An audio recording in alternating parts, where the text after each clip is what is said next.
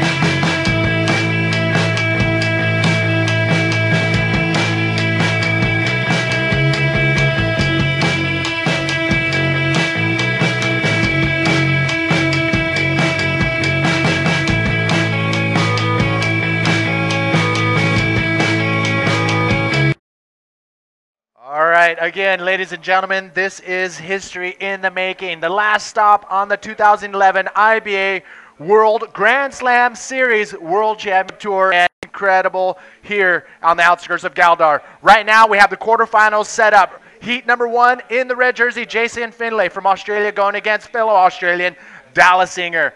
Ho, ho, ho. And let me tell you right now, ladies and gentlemen, the swell that we've been predicting has arrived, and it is massive. I don't know how the camera angles can justify how massive and how much water is moving out there.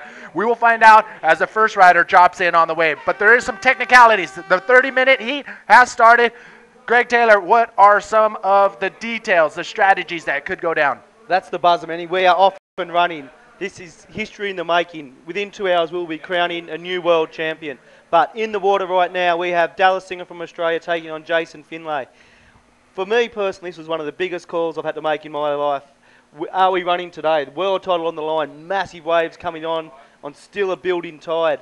We had to make some rules, some exceptions to make sure the rider's safety is looked after. So what we have board caddies out there. The board caddies can assist the riders at any point in time. So that is very important. So yesterday we spoke about the board caddy not being able to enter the lineup. Today is allowed. So each rider has a board caddy. Very important. We also have the Red Bull jet ski out there. They are able to assist the riders in get in and out of the lineup, but as soon as a rider opts to use the jet ski, they fall back to second priority. We have that priority system.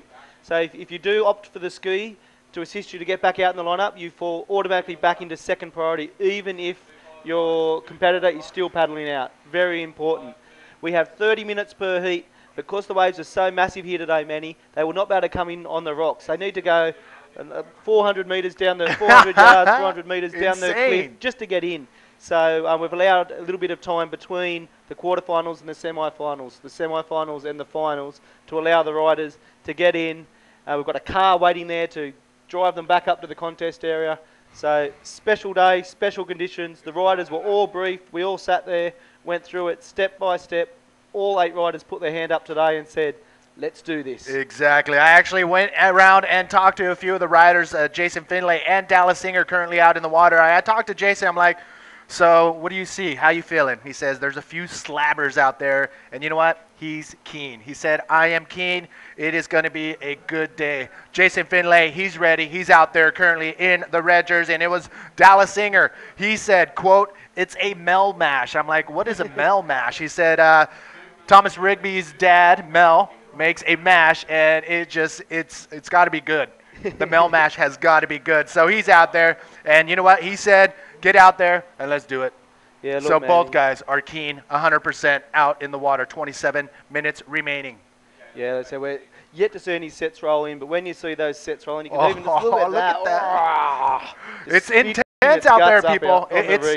It's really intimidating. We all showed up here at low tide, and it was just draining on top. I mean, you're talking about a massive amount of water just unloading on the shallow reef, and it was scary. It was ugly. Everybody waited for the call. High tide is coming. It started getting better, and now this is it. We are rocking and rolling. Heat number 1 of the quarterfinals out in the water. Dallas Singer in yellow, Jason Finlay in red. Yeah, Jason Finlay. He was the talk of the day yesterday. He was at an extraordinary heat against the contender, the 2-time world champion, Jeff Hubbard from Hawaii. Jeff Hubbard had to progress through that heat to take control of the world title race. But Jason Finlay, 10 seconds to go in that amazing first heat of the day, pulled off that air forward, and bang, he was through to the quarterfinals. Jeff Hubbard no longer in contention for this contest, but he's still in the world title chase, Manny. All right, out in the water as well, the fellow Australian Dallas Singer.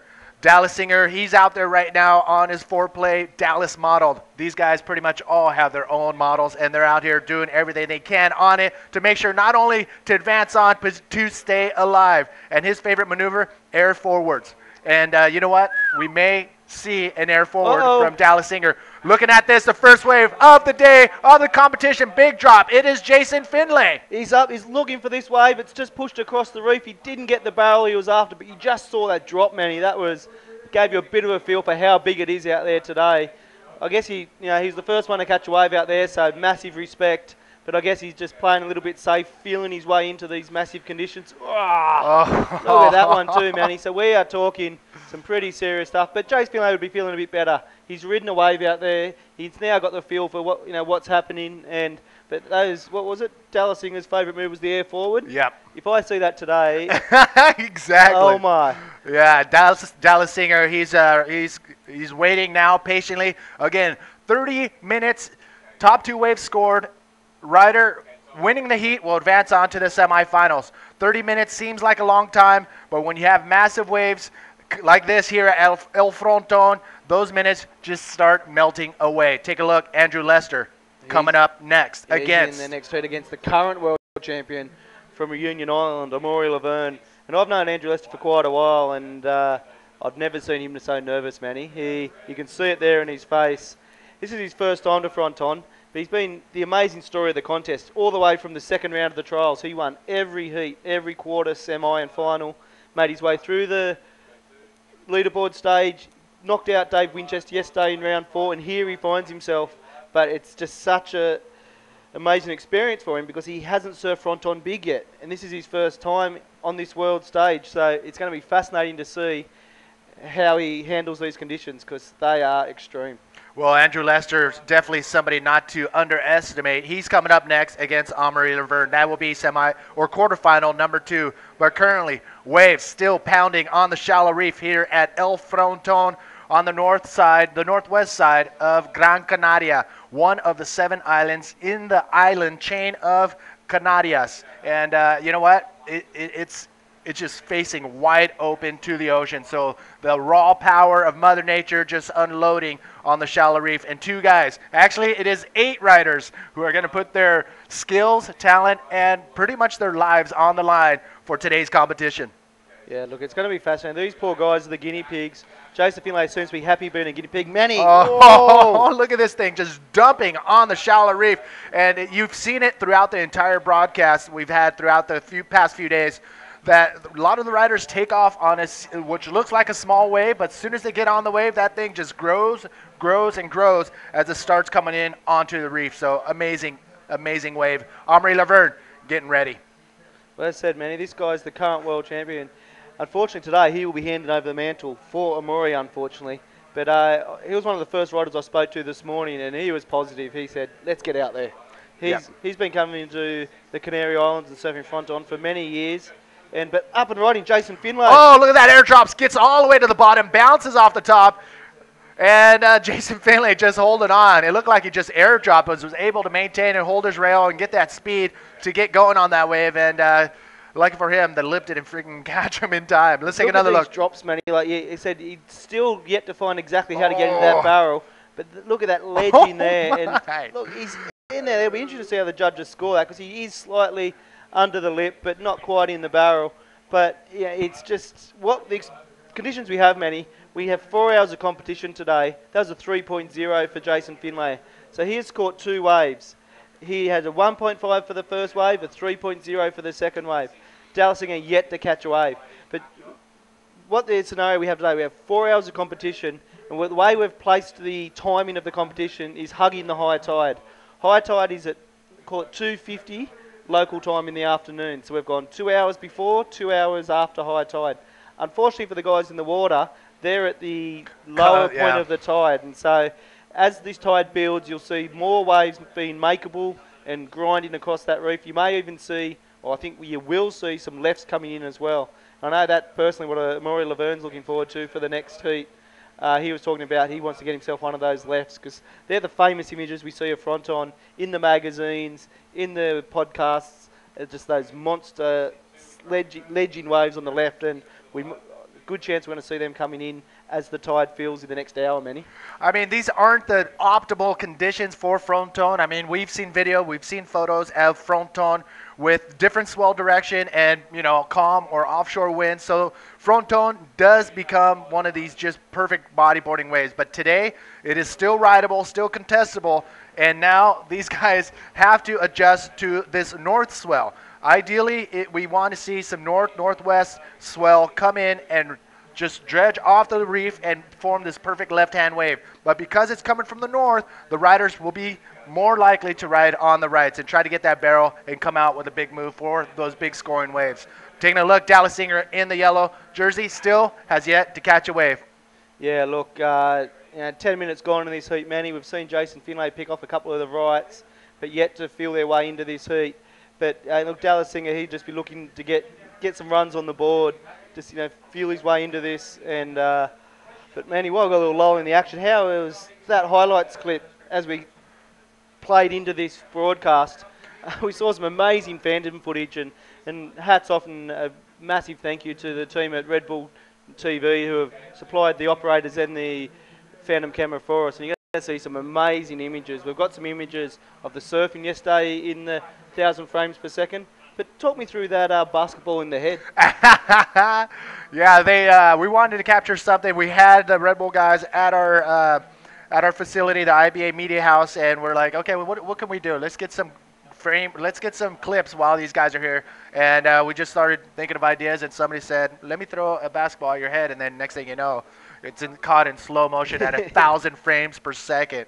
Was it more painful in slow motion, or was it more painful at the time? But Jason Finlay having another. Oh, look at this pushing! Oh, could not get over the ledge and drop into that one. Again, massive 4 to 6 foot, occasional 7, 8 foot bomb coming in.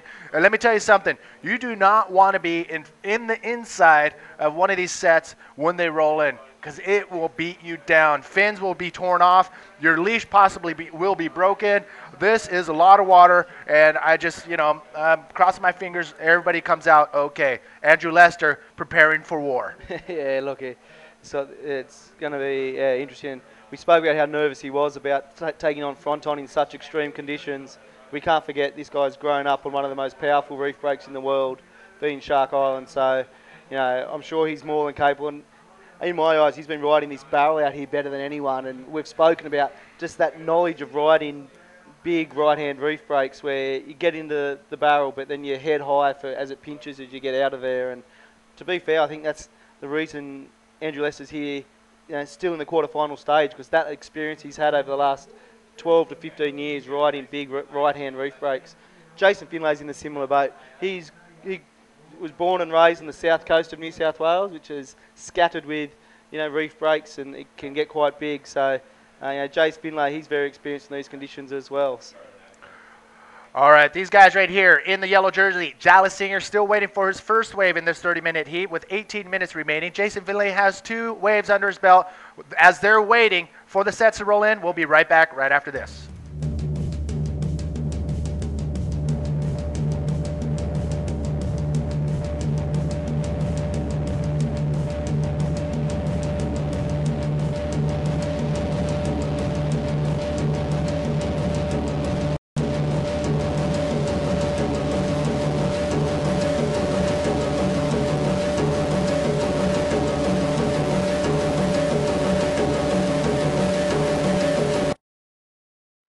All right, looks like it is Jason Finlay for his third wave. The big maneuver, the first big maneuver of the day. Wow, the wild card absolutely laying it on the line. Jason Finlay, the Australian, getting nuts and hitting the lip for the first time of the day in today's live broadcast. Jason Finlay now is ready. Woo! Well, as I said, Jason Finlay saw that amazing ad at the Stealth ad, one of the great sponsors of the competition. You saw Jason Finlay whipping into some very big dredging reef breaks, and he's doing it here again. The judges, they like that, Manny. It's a nice 7.25. Let's talk through this wave. He takes off. It's one of those ones that built across the reef. That's what they're looking for today. He gets up to the lip, and perfect timing. Bang, extension, invert. And to land this move with that sort of water movement takes some special ability. And Jason Finlay, the event wildcard all the way through to the quarterfinals, has nailed a 7.25. Wow. He now has a combined score of 10.25. Dallas Singer yet to catch a wave. He's in that horrible place, Manny. Horrible place. Combo land. Combo land, which means he needs 2 new scores. Actually, he needs a score to even be on the scorecard right now. He has yet to catch a wave, but the combination land, you may hear it again today, but combination land means that the rider who is in the combination land needs 2 new scoring, higher scoring waves to even consider getting into first place. Right now, Jason Finlay has Dallas Singer in combo land. Well, Dallas Singer now knows he needs to do something out of his comfort zone, and Manny, he looks at that, but I don't think that's anybody's comfort zone. Can you watch this one throw on the reef? It was actually a wise move. It was one of the bigger sets that pushes across the reef, so it was good judgment by Dallas Singer there. But with 15 minutes remaining, 15 and a half minutes remaining, Dallas Singer really has to push past that, that comfort zone and get himself in there. You've seen Jace Finlay sitting a little bit further inside, willing to look over the lip, look over the face of a couple of these bombs, to ready to pick off the right wave. He's been rewarded. He's in first place, holding down this heat. Dallas Singer, he's got to rethink his strategy. All right. Well, again, 15 minutes remaining in this heat. So Dallas Singer, he needs to get on the scorecard to even be considered of moving on to the semifinals. So what's he got to do? He's got to either come inside or keep waiting for that bomb set to roll through, and that could backfire. If one does not come through, the time will just, disappear from under his belt. So Dallas Singer, you need that. You need those two-wave combination to even think about advancing on. Jason Finlay, he's on a roll. He is, and Manny said some of this amazing invert. Again, just remind you, we've got the Phantom camera tracking this, so keep an eye on youtube.com, the IBA World Tour channel, to catch the highlights, because you're going to see that amazing Phantom camera footage of today's action. Next heat in the water, Amaury Laverne taking 2 boards down. He'll have a board caddy. He'll need a board caddy out there.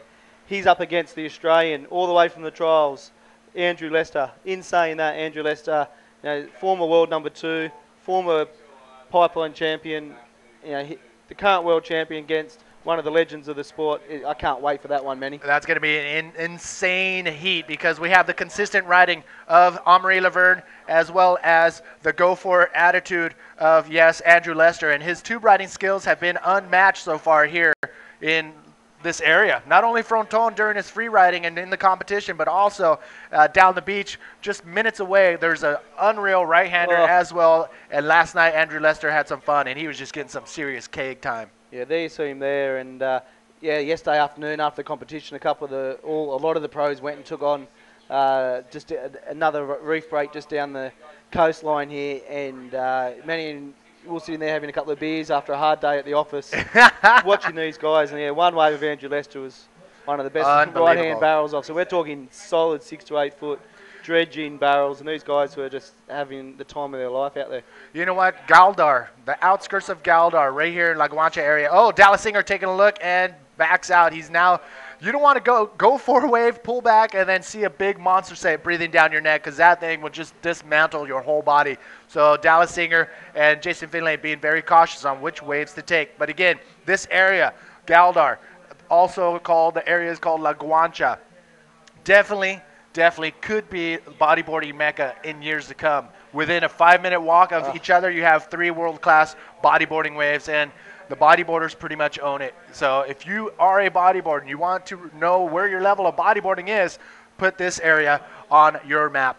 Oh, without a doubt, Manny, and it's such an amazing talent from the local riders here. And you've seen, like you saw Elliot Morales yesterday, you've seen, there's many legends, Diego Cabrera, another local, but they've done, amazing well. But it's not just the local riders, Manny. It's the local people.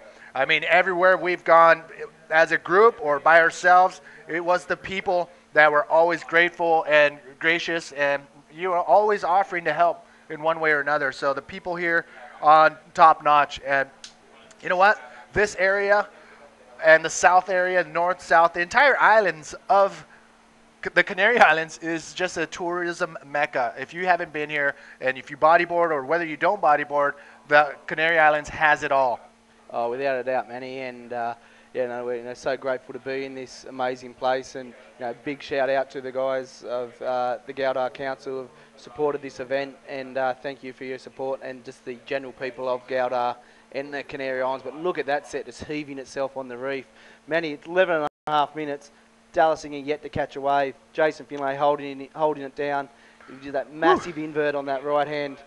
Dallas Singer, he's got to make a decision. He's got to go in there and put it all on the line, or just let this one go. But at the moment, seeing those sets just erupting on the reef, it is amazing. But we've got a replay here, Manny, of the 7.25 from Jace Finlay. Can you talk us through this one? Yeah, again? well, he took off on the bigger side of the wave, and again, it just gets bigger and bigger when he comes into that inside section. He sets his sights on that lip, perfect timing, just goes straight up and over the lip. Nice tweak, nice inverted aerial maneuver right there from Jason Finlay. And that right there solidified his first solid scoring wave of a 7.25.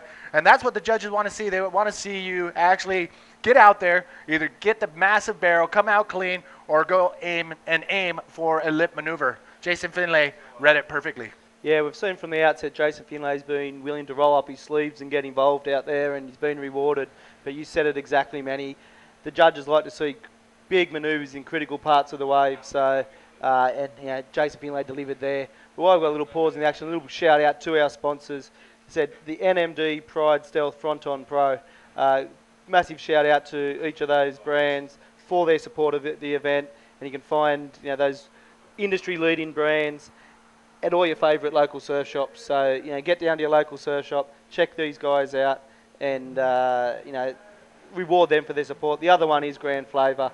Come on, they've decked us out in their latest threads. They've got an online store where you can hop on there and buy all your goodies online with the IBA, with the Grand Flavour shop. And they've got that special menu where you purchase $200 worth of clothing from the Grand Flavour online store, you get free shipping worldwide. So I would suggest getting your family and friends together, checking out the website, and buying yourself some goodies just in time. But the other one, Manny, is the IBA shop. We saw you on the Phantom camera throwing a bit of water on the IBA merchandise. Was it okay? Yeah, I just had to let it dry for about a half hour, and it was all good. But also, we do have the 2012 Grand Slam Series IBA World Tour. Oh, wait a second. Hold on. Look at this. Dallas Singer on his first wave, up and riding. Oh, he's got to skip out of that one, and it's built across. It just didn't do what he wanted. It looked like the section was building, Manny, and he sort of opted to go at the high part opposed to the low part. You've sort of got two swells coming, a bit of west and a bit of north, and it looks like there was a bit mushed up that wave, and I'm not sure whether it could have been ridden any differently, but hopefully we've got the highlight of that to walk through it again. But Dallas Singer, at least, he's got a score on the board. Now he's out of combo land, so he now needs a simple 9.15 to progress into first place with 8.5 minutes remaining. So 1.1 for that last wave of Dallas Singer. But let's just think about it. He's got in there, he's got rid of the nerves, he's out there. But Manny is big set rolling in now. Look at this one. Oh my, look at this. Jason Finlay putting his, I can't believe it. The first massive wipeout of the day goes to Jason Finlay.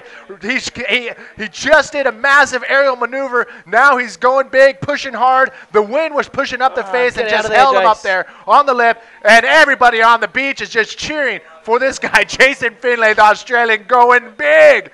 Oh my. Wow, that was huge. That is what it's going to take to win here today, to make history. It's putting it all on the line. And Jason Finlay, hat goes off to you, mate, because that is a beating you will not forget. And all us on the online land will not forget. Don't forget, we have that on the Phantom camera. Look at how big that wave just becomes. It is an 8-foot bomb, and Jason Finlay could not get into it quick enough as the lip just took his fins and up and over. He went head first straight down to the bottom and narrowly avoided the reef, obviously, because he looks okay, makes his way over to the channel. But Jason Finlay, now we can breathe deep. He's all right. Jason Finlay going big. I held my breath then, Manny, because you're going to see, these guys are really putting it all on the line. And again, total respect to Jason Finlay. He's shaking his head there. I'm not sure if he's shaking his head because he got a pounding. Or he's upset. He wanted to make that puppy, and he launched himself into it. And that's the commitment that, PLC or Jared Houston's going to have to take to decide this world title. You know what? I agree. Jason Finlay was shaking his head. It wasn't because he wiped out. It was because he didn't make the section. That's the kind of attitude Jason Finlay has, and I think that's the kind of attitude that a winner needs. So, you know what? He can probably take this whole thing. Oh, mate, with that commitment, most definitely. You see him there talking to Ryan Hardy. We spoke about at the start of the broadcast, Manny, that we have caddies in the water. Ryan Hardy unfortunately bowed out of world title contention. He's such a professional, such a gentleman.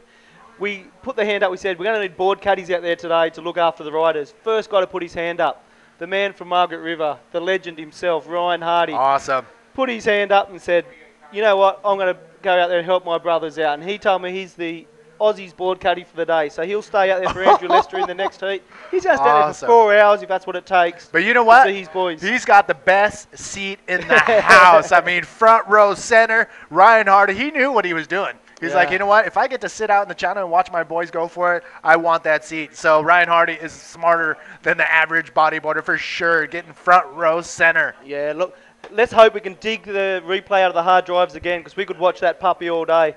But very interesting story. While we're waiting for that replay to come back again, Manny, is we spoke about Ryan Hardy's the board caddy out there in the water. I'm not sure if you remember back that memorable day at the box, Margaret River, when you saw that footage, that massive roll that Ryan Hardy did to win that event in his home break. If you look at the foreground of that thing, you'll see a man sitting there as the board caddy pumping his fists in the air. Yep. That man was Andrew Lester. Awesome.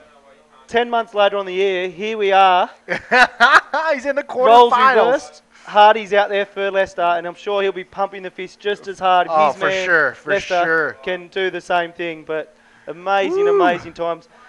Manny, we can't forget, this is all happening. This is just, these guys got nothing on the line. This is just all for a bit of, a bit of pride, a bit of showsmanship. Heat, final 4. We've got Pierre-Louis Costes taking on Jared Houston to win the world title. He's going to have to show that sort of commitment to win that heat. And remember the scenario, Manny. If PLC wins his quarterfinal, he is the new IBA world champion. But to do that, he's going to have to do what Jason Finlay did and a bit more, because Jared Houston won't hold back. We saw what he did in Mexico. Exactly. It is going to be unbelievable. We're about 1 hour away from that history-making moment. But stay here right now, because history is being made. That image of Jason Finlay will not be forgotten for a long time. 4 minutes, 20 seconds remaining in the first heat of the quarterfinals. Out in the water, Jason Finlay in a commanding lead of a 10.25 to Dallas Singer's 1.1. Dallas Singer only has one wave, and that is that 1.1. Jason Finlay, 3.0 and a 7.25. Amazing, amazing riding from Jason Finlay. So, ladies and gentlemen, this is it. The IBA 2011 NMD Pride Stealth Fronton Pro, brought to you by Grand Flavor. It all comes down to this for 2 reasons. The end of the tour, and as well today, we are going to see a world champion be crowned. Is it this kid right here, PLC? He is the one who controls his own destiny. He will go out in quarterfinal heat number 4 against Jared Houston. If he advances, he will become the 2011 IBA Grand Slam Series world champion. There's his beautiful girlfriend, Ruth, who is here in full support. Now, PLC. Imagine what's going through his head, man. He's sitting there knowing to win, to achieve the ultimate achievement in world bodyboarding, his lifelong dream. He has to go out there and do what Jason Finlay did. Not only do it, pull that off. And to think, having all that pressure of the world title, plus these conditions, I cannot even comprehend what is going through Pierre's head right now. Pierre realistically only needs 2 more waves. 2 more good waves to be able to, oh, wait a second, taking a look, that was Dallas Singer. 2 more good waves, and he will become world champion. Yeah, but Jared Houston, again, I've been watching some video, some of the Argentinian guys that videotape here, they have a crew called Performance, they videotape, and I saw some footage of Jared Houston's last trip here, and let me tell you something, Jared Houston, he knows Fronton.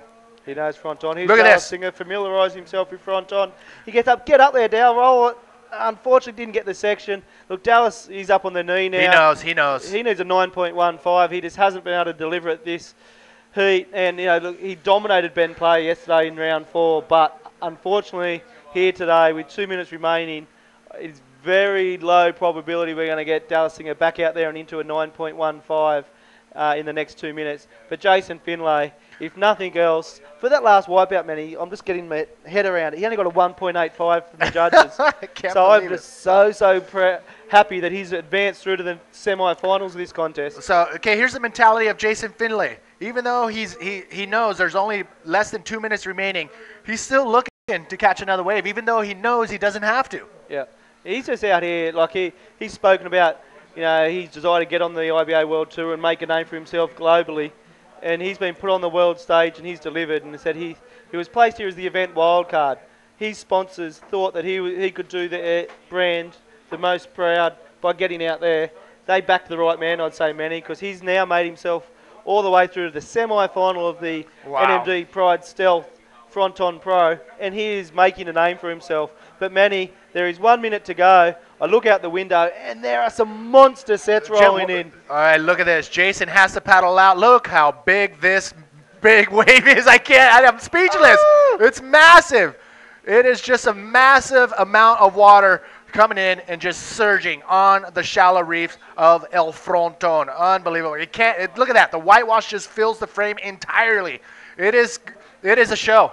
We have the show here today, ladies and gentlemen. Well, it's going to be a show. Look at that left. You can see that left. It's still a little bit low, but Amaury Laverne and Andrew Lester have both been talking about they want to get themselves one of those lefts because it bowls a little bit more and wraps in on itself, and you can get some very memorable waves. But as you can see there, it's starting to grind. You can see that left. Oh, it's starting. It's starting. Yeah. As the tide keeps coming up, more water will be on top of that reef, which means that left could be possibly ridden by the guy who loves the lefts, Amaury Laverne. So take a look at it. Jason Finlay dropping in on a wave. He doesn't have to drop in on, and here he is just making the bottom turn. Go roll! Made it to the top of the wave. Jason Finlay, he is setting the precedence now. This is it, ladies and gentlemen. Look at the crowd, the Aussies there clapping their hands in respect to what Jason Finlay's done out there. As you said, he had already had that heat in the bag. He didn't have to catch that wave. But he dropped into that monster set, and then once he got to the bottom, he said, you know what, I'm up there, I'm going to roll this thing. And it looks like, I think that might be Jones. Russell out there is the board caddy, is the other board caddy, I think it is. But he's sitting out there, I'm sure he was the board caddy for Dallas Singer out there. But again, great matemanship and commitment. There's Ryan Hardy. He said, I backed the right man there. Well done, Jace. Woo! Talk me through this last wave. Look at this. Again, Jason Finlay has already had this heat on lockdown, but he still wants to catch a wave. And look at this big thing just starting to surge onto the reef. You can't tell right now. Beautiful, perfect bottom turn right there. Just airdrops and catches the rail and then heads straight for the lip. Who in their right mind would think about even doing a maneuver on this big wave? But it is Jason Finlay who goes up and over for a roll at the end of that wave. Unbelievable. Jason Finlay. Woo! Look at that. He's a happy man. There he is. Great footage there from Seamus Markham. And huge respect. Again, you mentioned it earlier, but now because the waves are so massive, so much water is rushing up onto the reef and up and over the cliff, on top of the cliff, it is nearly impossible to get in. So now Jason Finlay is on the back of a jet ski, and we're going to take him about a mile up the coast to the small fishing village of Caleta. That's where they will jump in a car and get back over to the competitors' area where they can get ready for their next heat. Most definitely. Up and riding we have. Look at this. Amaury Laverne on his first wave of the heat. Big run. Oh, man, that looked like it just dropped right on top of his head. But lucky for him, he makes it to the end of the bowl. Amaury Laverne drawing first blood quarterfinal. Heat number 2 against, in yellow, Australian. This is Andrew Lester versus Amaury Laverne. We just started the 30-minute heat. Here we go. Amaury drawing first blood. Holy beep. Look at this again, man. He drops into this big, that huge queen. See him using his legs there to try to control. But it's just too big, too powerful. Then you had this, look at that water just explodes over him. He's so lucky he just got under the power of the lip because that could have just blasted him on the bottom of the reef. Luckily, he rode out of that. Unfortunately, the judges aren't giving him a massive score because he, 2.25 the judges give for that. And Manny, I can't even comprehend that. If I took off on that wave and put it all on like that, and then someone gave me a 2.25. But they've got to do that because you've seen what Jason Finlay did. When it's ridden properly, when you get that perfect wave. Yep, when you're lucky to get that perfect wave. Yeah, but you've got to do that. And so the judges are doing it entirely right. But all I'm saying is these guys are putting so much on the line, and it appears the reward is so little. But it's not. We've got a massive audience tuning in today, and they're putting it all on the line here for. But now you have Andrew Lester. He's still out there in priority. This might be the curse of the priority. You mightn't want priority out there because that means you've got to get one of these things. Exactly. You know what? This is the reason why I am not a bodyboarding judge. I would have given every rider who jumped in the water and even thought about dropping in on some of these monster waves a 10 just for being out there. But these guys want more than just dropping in. They want to get barreled, come out of the barrel, and do big lip maneuvers, a roll, air roll spin, or big inverts. It's all there for the taking. So out in the water currently, leading the charge, 2.25 on his first wave. This guy right here, Amaury Laverne. Current world champion, Manny. Today, less than 1 hour's time, he'll be handing over his world title to to Pierre-Louis Costes or Jeff Hubbard. But this man here, he's only 25. He's already one-time world champion. He's had a very strong year. He'll finish in the top 5 this year again. And he's a name that's going to be at the top of the rankings for many years to come. And, huge respect. And Now he's shown that in his big stuff he can mix it with the best of them, and yeah, he won't hold back. I can guarantee you that. Oh, no, we've seen some spectacular tube riding skills go down from Andrew Lester the past few days he's been here. And he's been just having a great time on the last few events that he's been to. And I think he still can't believe that he is where he is right now, but there's going to be a time where he's going to look up and say, you know what, I'm feeling good. I'm in the right place. Yeah, look, he was, he's seen us there. We've spoken about making it all the way from the trials. Not only that, he qualified for next year's World Tour, so he's now in the top 24 of the World Tour and will be a genuine contender for the 2012 World Tour Grand Slam Series. And it's shaped up to be an amazing year, Manny. While we've got a little lull in the action, Pipeline's the first event off the bat, starting on the 14th of February. It is going to be massive. We now have 4 contest days at Pipeline, and we're going to open up the 2012 World Tour.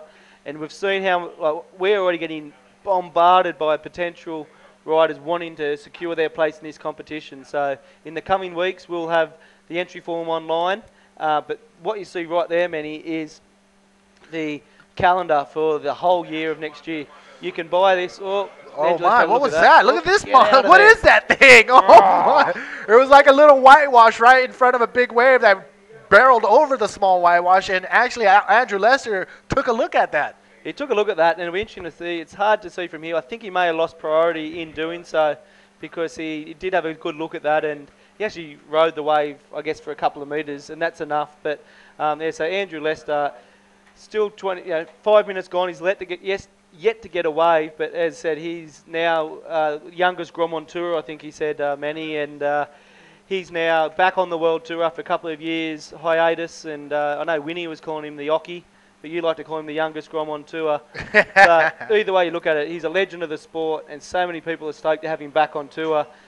The people who aren't so stoked are the riders, because this guy is a genuine contender. As you've seen here, he's surfed all the way through to the quarterfinals. He knocked out Dave Winchester yesterday, and it was interesting. We quite often get a lot of questions about what board the riders are using and everything else. Andrew Lester grabbed a board off the shelf. He went and grabbed a board, and he's just riding one of the stock boards. He's not precious. He just said, I'm out there, give me a board. And he's taken on the world's best, qualified for the next year's World Tour, and just shows that this guy has so much natural talent. Check this out. We got a live view of the competitors area, and this guy right here, Mitch Rollins, he is on fire. And you know what? I'm really excited to see what he's going to do out in these conditions. He'll be going against the Brazilian Udi Valadao. He's coming up next. Look at this. Amaury Laverne taking a look, and that thing just freight trained and just took off away from him. Look, you see the potential in that, Manny, that as the tide starts to come in, the wave's starting to wrap a little bit more on the reef and creating more barrels. So we're going to see some amazing action go down. Mitch Rollins in the next heat. He's another guy who's came through the trials, qualified, and he's also qualified for next year's World Tour. So, Amaury Laverne, he looks like he found a beautiful right-hand wave, and look at this, perfectly. You know what? The tide is coming up. It's just getting better and better out here, ladies and gentlemen. Amaury Laverne maneuvering through a nice cylindrical right-hand heaving barrel here at El Fronton. Once again, welcome everybody. This is it, quarterfinal number 2, out in the water. Amaury Laverne in red and Andrew Lester in yellow. Manny V and Greg Taylor bringing it to you live here for the IBA 2011 NMD Pride Stealth Fronton Pro, brought to you by Grand Flavor. We know you guys are watching. Chris Crunks, Adam Hendra from the Mega Movie crew. Take another look at this. Wow, look at that set, man. And amazing footage. Amaury Laverne gets under the lip. He's trying to stall, believe it or not. Oh, my. And he's sitting there, sitting himself perfectly in the pit, and he comes out of that safely, which he'd be happy with. The judges still getting their scores together, but it's just starting to turn on, Manny. This is going to be amazing. And don't forget, we have the world title being decided within the next hour. So, but Amaury Laverne right now, let's live the moment. He has dropped into a bomb there. The judges, they're still thinking about it. But now a similar situation before. The man in the red getting all the waves. On Andrew Lester yet to get a wave. 8 minutes gone, or 7.5 minutes gone in this heat. But Andrew Lester is back with priority now. He knows how to ride the big stuff. I'm sure he's going to have a crack very soon. I wonder if this is going to be the same situation throughout all the quarterfinals. One guy is pulling ahead, catching 2, 3, 4 waves before the other rider even catches a wave. I wonder if that's going to happen throughout the quarterfinals, because if it is, I would want to wear the red jersey.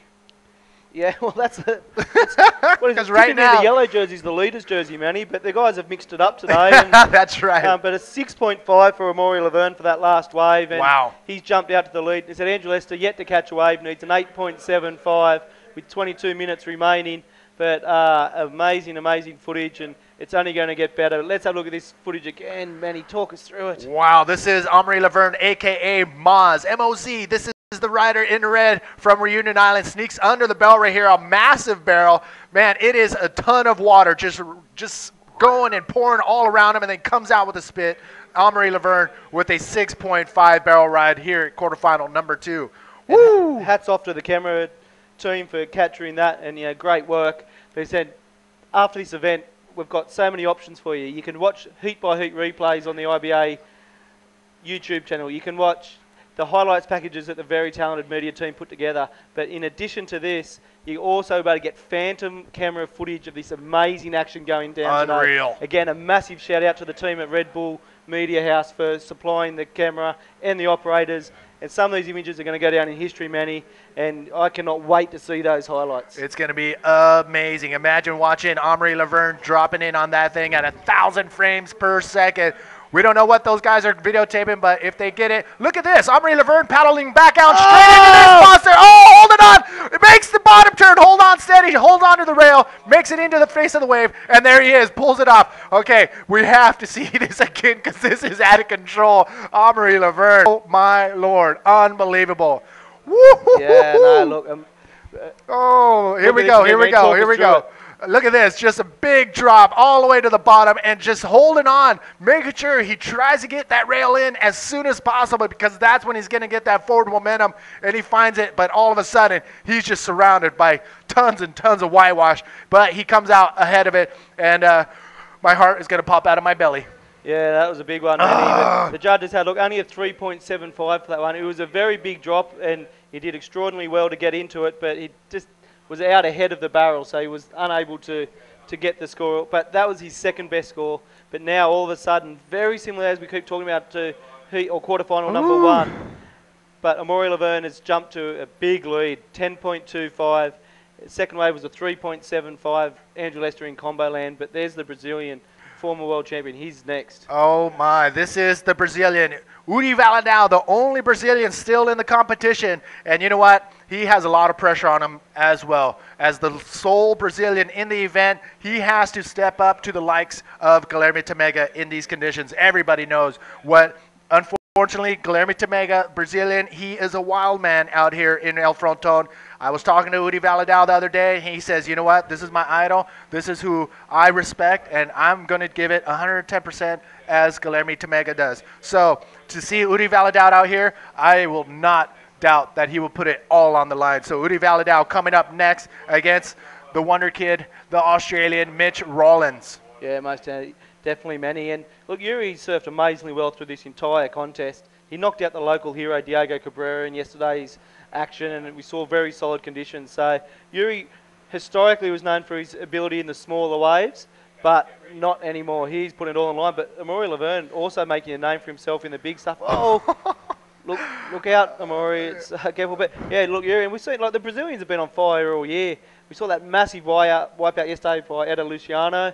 And then remember in the box again, we had Magno. He just put it all on the line all the way to the final. So the Brazilians, they have just been so strong all year, not in the small stuff, in the big stuff, and really redefining Brazilian bodyboarding, and that's great. And the exciting news is, Manny, that we're looking at taking the tour back to Brazil next year, and we want to have a look at big stuff. But Andrew, let's have a look at this one. All right, here we go. Taking a look. Andrew Lester slides. Perfect scooping bottom turn right into the barrel. Hits the brakes in the barrel, and he comes out of a deep barrel. Smaller inside wave for Andrew Lester, but still maneuvered perfectly. The tube ride master, Andrew Lester. We keep talking about Manny. He's been riding these barrels better than anyone, and it's his first trip to El Fronton. This is just the experience he's got. Let's see what the judges think. It wasn't quite as big a wave, Manny, as we see here. It's still very solid, but look at that line, that rail control, and he parks himself in the barrel and then goes in again. And look, that's one of the deepest barrels we've seen today.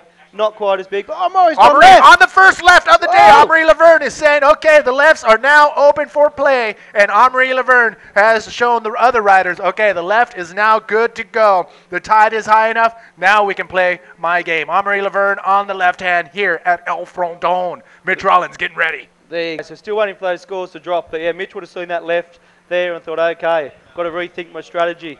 But again, we've still got 2 scores to drop. Andrew Lester opened his account with a very deep tube ride. I'm sure he's paddling back out there trying to secure a priority because he's still got 16.5 minutes left to get another wave. But that first wave is going to be very strong, I think, Manny.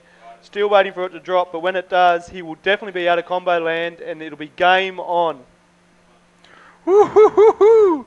I'm still trying to catch my breath on some of the drops these guys are doing. I mean, they're dropping from the lip to the bottom of the wave, 5-6 feet. And then, well, let's take another look right here on the left. Omri Laverne with a big roll on the exit of that wave and nice clean landing. And you can see now the left is now deemed rideable because of this guy right here, Omri Laverne from Reunion Island. As you said, open for business, Manny, and that just adds a whole new dimension to this. We've just heard the priority call comes out.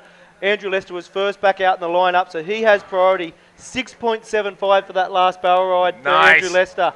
He's now back in the race, and he'd be very excited about the prospects of those lefts too, because he loves the left.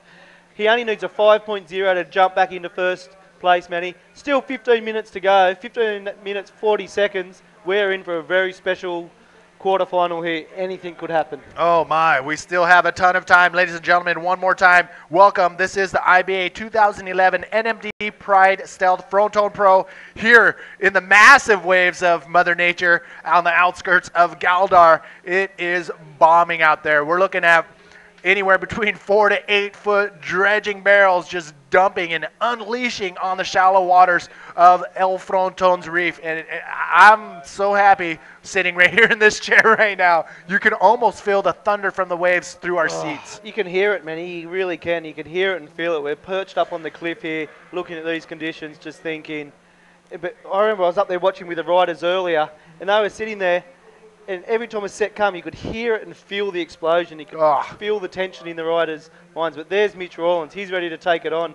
And what you saw there is the man in blue was actually Ed Luciano. He's going to act as the board caddy for Yuri Valadao. But there's Yuri. He's sitting there getting the liquids on board. And he's going to, I'm sure he's going to fly the Brazilian flag with pride. And he's going to take it on.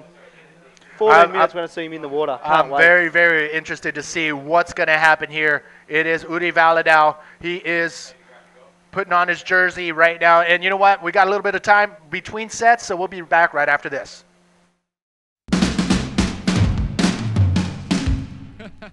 Okay.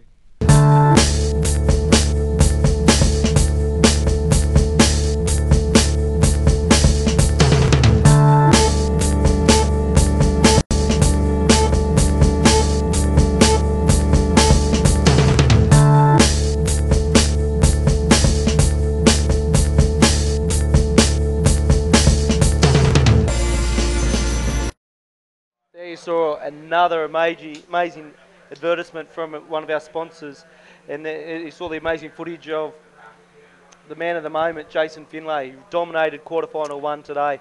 In the water at the moment, it's still very open. Andrew Lester sits out there with priority, needing a 5.0 to jump back into first place. And then don't forget the scenario we've got playing out. In 2 heats' time, we will decide the IBA World Champion. Pierre-Louis Costes is taking on Jared Houston, the Frenchman taking on the South African. And it's going to be memorable. People will be talking about this heat for a long time. But before we get there, we've got some more legends. Former world champion Yuri getting out there. He's got his board caddy Edda. And Mitch Rollins, he's out there. We've spoken about Ryan Hardy. He's not just put his hand up for one heat. He said, I'll be the board caddy. Look at this. Live action. Amaria Laverne one more time, holding on to that rail into the face of the wave to be able to make that section. Oh. Nice spin on the inside. Oh! Omri Laverne just losing the rail on that spin in the pocket of that wave as he was coming out and just gets sucked up and over. This is the first time we've seen that this morning. But look how fast the current is just washing across the reef. One more look, Omri Laverne. He gets into this thing. Look, again, he's doing well. He gets under. We're looking into the wave. He's not quite deep as the judges probably would have liked.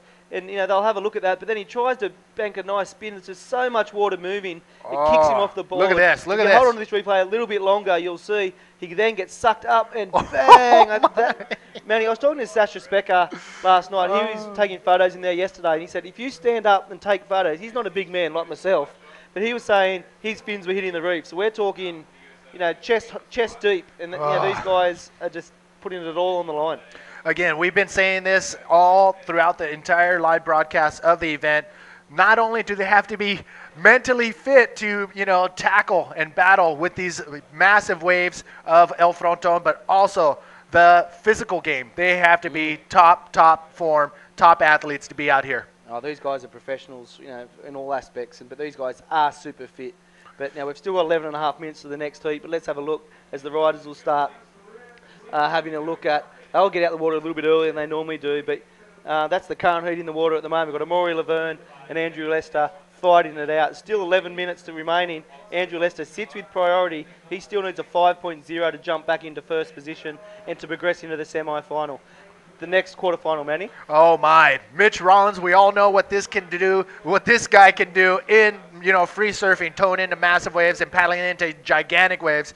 And Udi Valadao, you know what? He has nothing to lose now. He has everything to gain. And you know what? He's going to go out there with the respect of Guilherme Temega. He is the lone Brazilian out here in the competition as we speak. So he's going to represent Brazil and, the big wave riding skills that the Brazilians have now can call some of their own. Oh, for sure, Manny. And you always see a lot on the online media. The Brazilians and the Australians have a very healthy rivalry.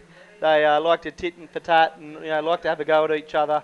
But I'm sure there's a mutual respect by all people involved. But without a doubt, I've got no doubt the Aussies and the Brazilians will be really looking forward to this next heat, because you've got the Aussie hero taking on the Brazilian hero, and the social media is going to light up because it's on. Brazil v Australia. Yep, that's coming up next. And we have 10 minutes remaining in quarterfinal. Heat number 2 currently out in the water. In red, Amaury Laverne is leading the charge with 11.75. His two combination waves of a 6.5 and 5.25. That is Amaury Laverne. In second, Australia, 7.5, is looking for a 5.0 for that first place spot. Andrew Lester caught up with him earlier this morning. I'm like, so what do you think? What's going on out there? He just said, it is crazy. Well, he said crazy, but there's a 7-letter word in front of that I cannot say. So check this out. We now have up in the commentary booth, while we've got a little lull in the action, Shaggy talking with the first quarterfinal winner.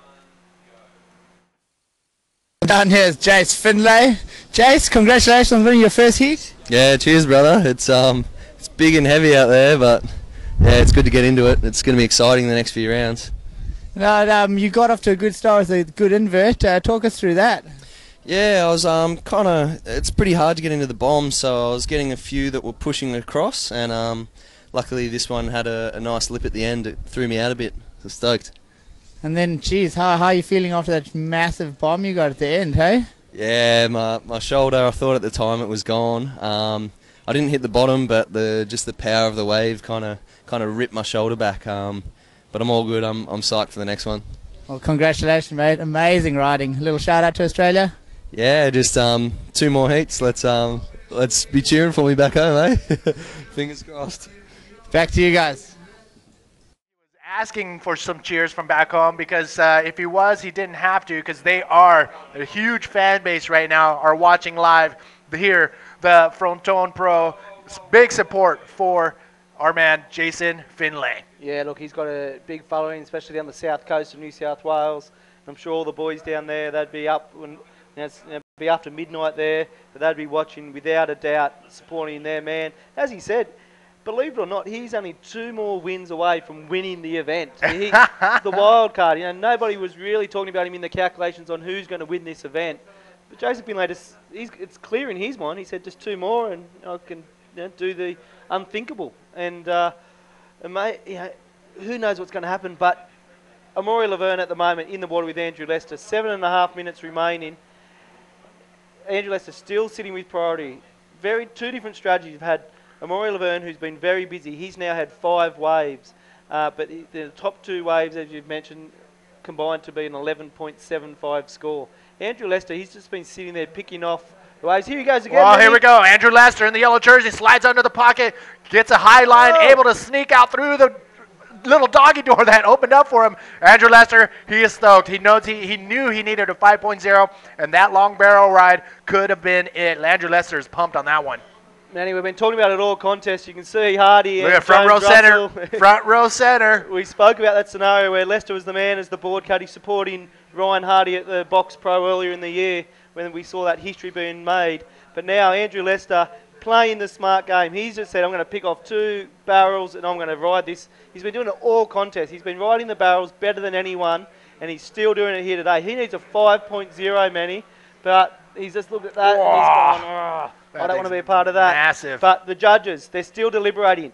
Andrew Lester needs a 5.0 to jump into first place and advance, believe it or not, the trialist all the way to the semi-final. Unreal. Judges' scores still drop, Manny. We're going to wait and see. That would look like one of the longest barrels we've seen all day, so I wonder what the judges are going to do. Here we Let's have go. a look. All right, look, right off the bat, he slides under the pocket, and then he creeps under this other section that formed up right in front of him. He's still in the pocket, and he's still in there. When you think he was going to come out, he still hits the brake, finds that high line, and is able to come out. Definitely the longest barrel ride of today. I wonder what the judges have given him. The judges, the scores have dropped 7.25 Whoa! for Andrew Lester. He's rocketed into the lead. 5 minutes, 50 seconds remaining. Amaury Laverne now requires a 7.5.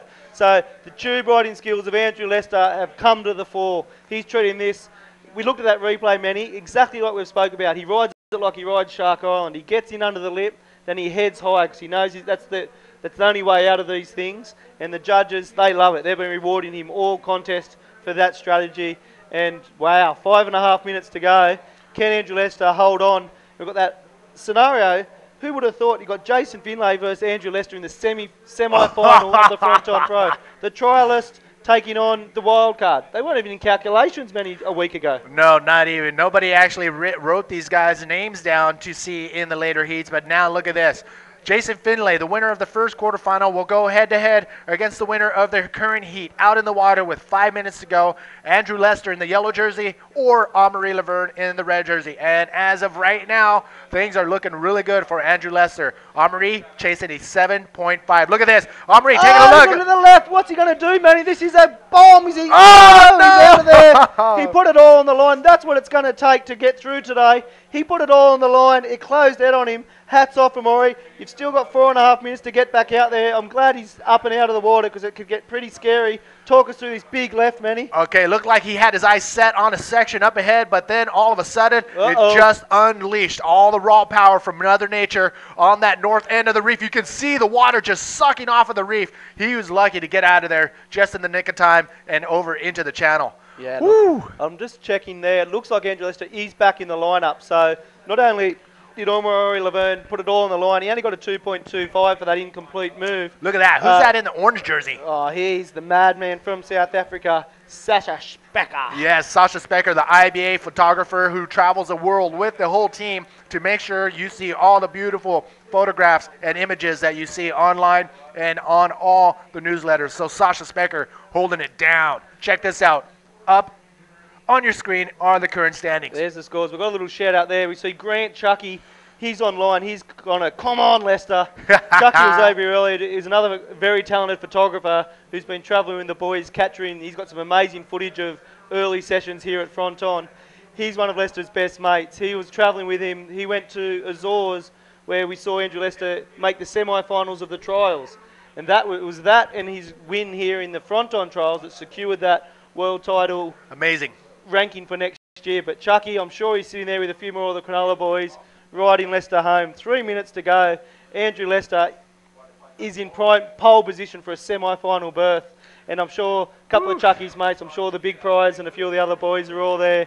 The Shark Island boys hoping that Lester can hold on. But there's a big group of Europeans, the French, and the guys from Reunion Island hoping that Amaury Laverne can pull out the miracle in the last 2 minutes, 45 seconds. Yes, thanks again, everybody, for tuning in. Elijah Welsh, Spirit Harrington, Mark Brightwell. Look at this. Amaury taking a look. Joao and David Pontes, Bruno. We know we are, and Elmo from Write It BB Mag Online. We know you're watching, brother, because Udi Valadao is coming up next. Elmo and the boys from Brazil, always full support of their Brazilian riders. So currently winding down, 2 minutes, 22 seconds remaining in quarterfinal number 2. Can Amaury find that 7.5 wave? Look at this, PLC. He's coming up in heat number 4. A lot of pressure. That could be your next world champion right there, PLC. David Winchester going around stealing somebody's hat. But this is it. Ladies and gentlemen, quarterfinal number 4 comes down to the world title race. PLC can walk away with it if he beats the South African, Jared Houston. Yeah, definitely. That is going to be history in the making. And as I said, we've got many people. We've got more shutouts for Leicester. He's got a huge phone. He's got Matty Lenton all the way. He's an ex-Cronulla boy, but he's up in Port Macquarie, riding Leicester home as well in this last 1 minute 40 seconds. And we've got the Brazilians. They'll be sitting there thinking, our man's next. And then Australia's hero, Mitch Rawlins, is next. There's so much action. We're skimming over what's coming next. But Amaury Laverne needs a 7.5, Manny. Here he is, Amaury Laverne on this big right-hander. Big section looking at him. And a big invert right there. Big airdrop all the way to the bottom. Amaury Laverne pulls it off. He likes that. He'll give the claim and say, that was it. I'll take that big air move right there from Amaury Laverne. Woo! He needs a 7. No, wait a second, look at this out the back. Oh, Andrew Lester sneaking in another big wave. And a nice big barrel for Andrew Lester. Oh, my Lord. It is insane out here, ladies and gentlemen. Woo! Lester was sitting there asking Hardy. I saw him say, what did Amaury do there? What's happening? He knows there's 50 seconds to go. Oh, no. Amaury Laverne needs a 7.5 to jump back into first place.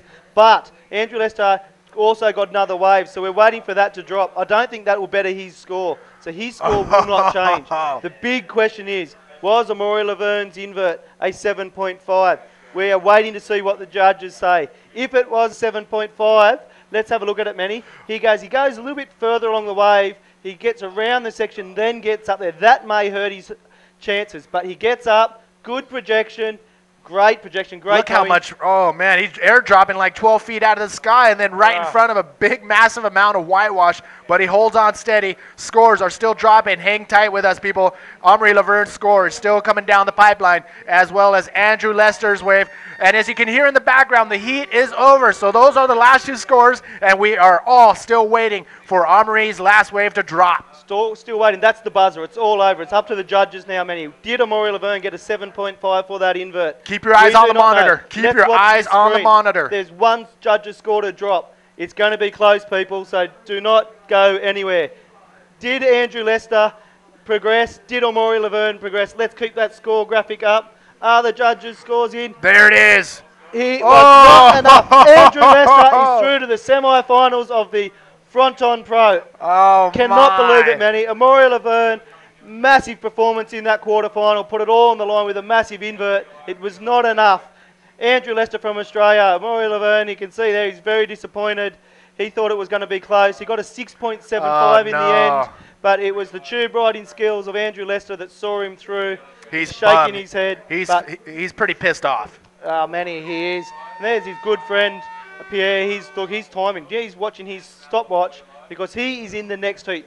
The buzzer's just gone. We have the Brazilian, Yuri Valadao, and I apologise for any pronunciation errors to my Portuguese and Brazilian friends, but he's up against Mitch Rawlins. I know I got that name right, but here we go. Woo! There it is. Andrew Lester has done the unthinkable. He has surfed his way through to the semi-final of the Fronton Pro, beating the current world champion, Amaury Laverne. That was a classic heat, Manny. I will be logging on tomorrow to watch that in its entirety on the YouTube channel because that was just something special. Wow. So there you have it. We have the semifinal heat number 1 situated. Jason Finlay will face off with Andrew Lester in semifinal heat number 1. Now, can I hear Brazil? Are you watching? Your boy, Yuri Valadao, is now in the yellow jersey facing off with the Australian, Mitch Rawlins, in the red jersey. These are 30-minute heats. Top 2 waves will be scored, and only one rider will advance on to semifinal number 2. So if anybody there, are you watching on IBAWorldTour.com/live. Let us know on our Facebook message board right there where you're from, and that's it. Tell us where you're watching from. For sure, Manny. And the important thing, if you're sitting there in front of your computer thinking, oh my Lord, I need to go down the street and do something, yes, I may miss the action. Thank you. We have a solution. This is being streamed via satellite on Red Bull TV. They have the iPad. They have the mobile app. So you Bingo. can get on your tablet, get on your mobile phone and watch it on Red Bull TV. So redbull.tv, that is where you'll see the action on your handheld unit. So you're not strapped to your desk, people. You can go wherever you need to watch this history being made.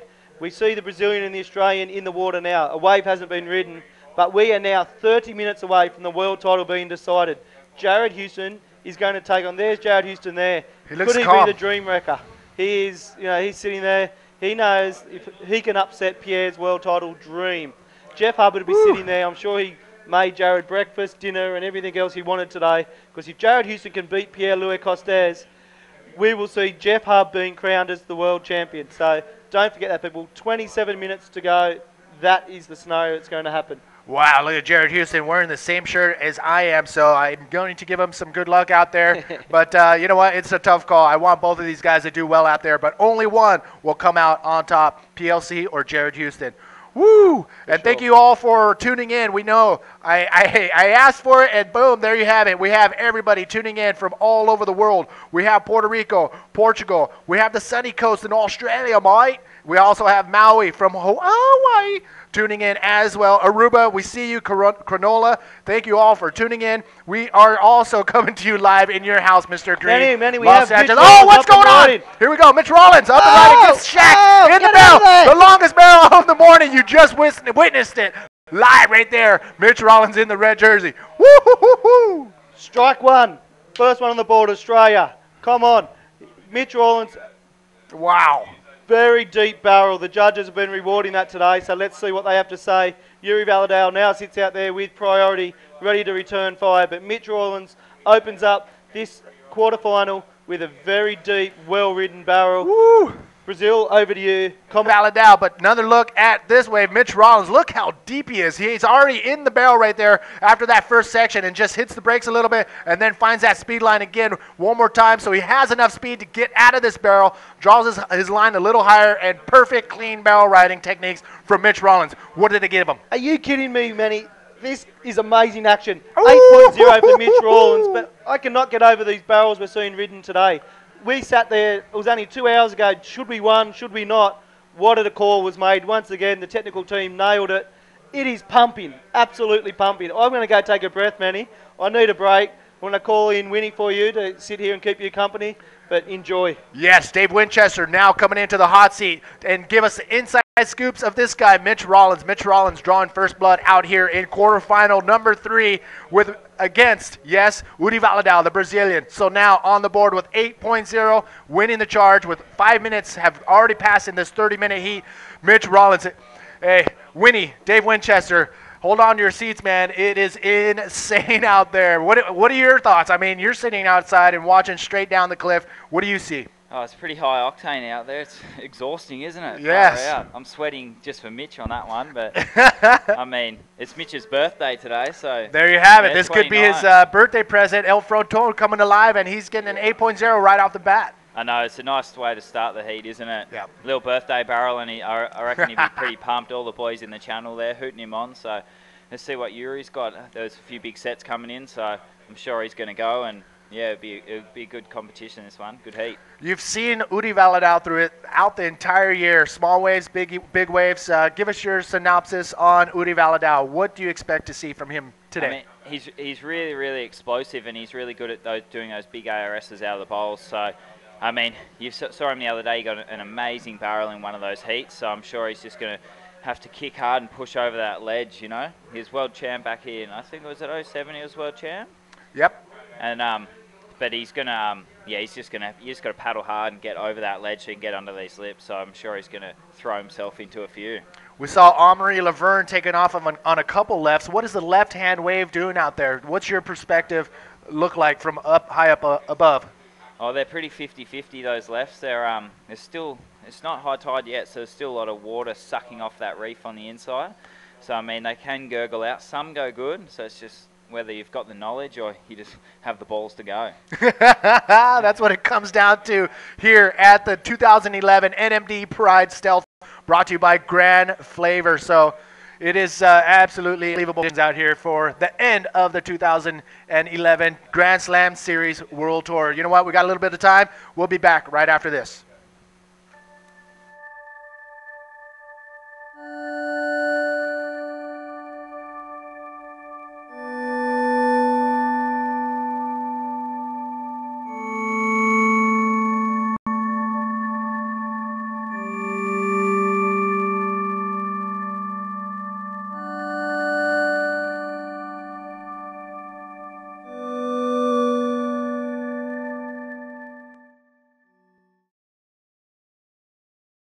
Welcome everybody on your screen right now, the South African Jared Houston. Jared Houston could make or break who will walk away with the world title today. It is PLC who has him in his heat. If PLC beats Jared Houston, PLC will be your new 2011 IBA world champion. But if Jared Houston knocks him out, Jeff Hubbard will be the new 2011 IBA world champion.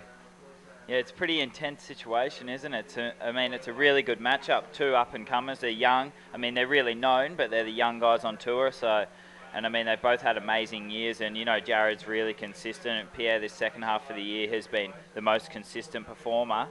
So, I think Mitch might have got a wave then. The last one you see him paddling over to the side there. But, yeah, so it is going to really be an amazing battle. And whoever comes out on top, world champion today, at least Pierre, if he does it, he's deserved it in these heavy conditions. And if not, I mean, Hub's been amazing all year, so yep, it'll be really, really good to see. I'm pretty nervous for this heat. I know Jared is as well as Pierre. Yeah, there's nothing you can take away from these guys. They have put on a show from day number one here on the Grand Slam Series Tour. And Pierre just having a great good luck streak towards the end of the tour, and that has catapulted him to be a world title contender. But it will come down to quarterfinal number 4 for Pierre-Louis Costa if he will have a dream come true, and that is to be crowned a world champion.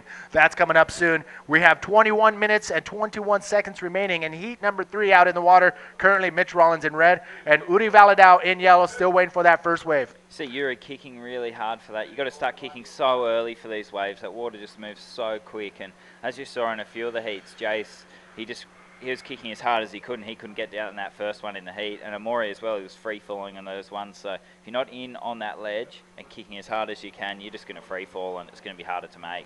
It's probably one of the most difficult conditions that we've seen throughout the entire year as far as competing in some heavy waves of consequence. It's very shallow. How shallow does it, when these waves that the guys are catching, how shallow are they riding above the reef? Out there today, I mean, on the lower tide, it's pretty much dead. It's dry, so out there on the high tide, there's maybe like a foot of water, 2 foot at best on those sets. So, yeah, you really got to watch you don't hit your head out there. So all these guys heading out into the quarterfinals, they know that, you know, possibly getting hurt out in your heat is definitely something that could happen. But is that what they're thinking about, or what are they thinking about when they're out in this heat? They just want to get those nice barrels and make them. They don't really want to get smashed because they want to go through that next heat. But Jace said, in that free fall one, he kind of hurt his shoulder a bit, but it's a bit better.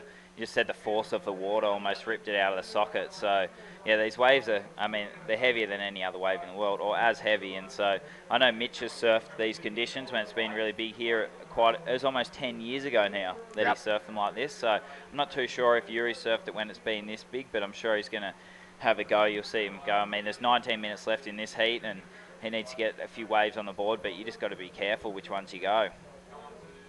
So wave selection and a little bit of luck has to be on your side to compete today here in these conditions. Yeah, we were saying, imagine Tamiga was here today. He's a psycho, so yeah, he would have loved it. Unfortunately, Guilherme Tamiga, he got knocked out early in the competition, so his world title hopes have pretty much just disappeared. He has family back home in Hawaii, so he got on a plane last night to be with their family during these holiday, times. There's nothing more that I'm sure he left the island with all the support from him to Udi Valadao to, do his best and advance on to semifinal. Yeah, I really want, hopefully there's a few more rideable waves in this heat and the guys get a few. Mitch must have got a little 1.5. He must have got smashed on that one, so. So Winnie, check this out. IBA World Tour 2012. We got a bunch of goods up for sale on IBAWorldTour.com. Just click on the shop button. I haven't seen this footage yet of all the goodies, but you can get an IBA shirt, an IBA hat, whatever IBA merch you want. Go to IBA. Whoa, I'm pretty buff. You can go to IBAWorldTour.com or shop.IBAWorldTour.com to get all the goodies IBA World Tour. So there you have it. Head over, pick up some goodies. Woo, they all. Nice. I didn't see that yet. That was the first time I saw that too. But they do have a pretty cool iPhone cover. Pick that up as well. Shop.IBAWorldTour.com. Here we are, 18 minutes remaining out of the 30 minutes. Mitch Rollins still ahead of Uri Valadao. Uri still waiting for that. Whew. Unbelievable. Before Mitch paddled out, then I said to Hardy's got some. Hardy's got some stealth for you. They never fall off. So he's sitting in the channel. He's like, oh, whatever. He goes, hopefully I don't get smashed. Hopefully I'll make all my waves. And here goes Mitch. He's on this left. Here we go. Drop it in on this left-hander. What can he find? Not much there for Mitch. But he has his eyes open and knows that that left is the door is open on the left as well. What happens on the lefts? I mean, we saw the rights. You're getting right, and you're actually getting pushed out over into the channel. But the water, because it's coming from the north, a lot of it's just surging back onto the dry reef, a really shallow reef. What happens on the lefts if you do a move and you don't pull it? Yeah, the water, when it's nor'wester swell, it just sucks in on that reef, so you can't actually get out of the way. If you're riding, but you keep turning, facing the shore, and you just can't get out because there's too much water, and the reef gets so sucky there, like a little waterfall. And so, you just scary. Can't get out of them. Yeah, you just got to go and hope. Well, a lot of these guys know that is going to happen. See, you can look on the right side of your screen. It's just sucking off the reef into that little keyhole, the channel that all the riders are paddling out in. And it's just crazy to me that to be able to come back out of the water, to make things go smoothly, you have to jump on this jet ski and go a mile up the coast to get out in this little fishing village, Caleta. Look at this, up and riding, taking a look. Uri Valadao still waiting for that first wave. Yeah, you just saw him paddling there, but you really got to be under that lip and committed to go. If you're on top, you're just going to free fall, so they're going to have to kick really hard to get into these ones. 16 minutes to go, so hopefully Yuri can muster up a couple of scores, but Mitch, you'd say, is definitely in the box seat with an 8.0 on his first ride. That barrel was pretty amazing. Incredible. That is what Uri Valadao is chasing, is a nice, perfect barrel. But look at this. Charging up with the Red Bull is PLC, the Frenchman, the wonder kid, the French phenom is what I like to call him. Most consistent rider towards the last end of the tour, now in the hunt for a world title. He's always been dubbed as the next world title, to win a world title at about 17. And there's the man, Jared Houston. Can he wreck the dream? Hand it to Jeff. That's it right there. So if I was Jeff Hubbard, I would be walking around massaging Jared Houston. Whatever Jared needed, I would make sure Jared had. You want some water, Jerry? Here's some water. Here we go. Taking a look. Woo, look at that thing just dump on the reef. I'm scared. Gosh, you can hear it. You just hear the slap from the outside. It almost rattles these flimsy doors, doesn't it? Unreal. I don't know if we can pull up that 8-point ride again from Mitch Rollins, but it's great to look at as we wait patiently for Uri Valadao's wave. Still, his first wave has yet to be clocked. We don't have a wave yet for Uri, but Mitch Rollins has 3 waves. And take a look. Talk us through what we will see. Hopefully, we're trying to pull up that Mitch Rollins wave.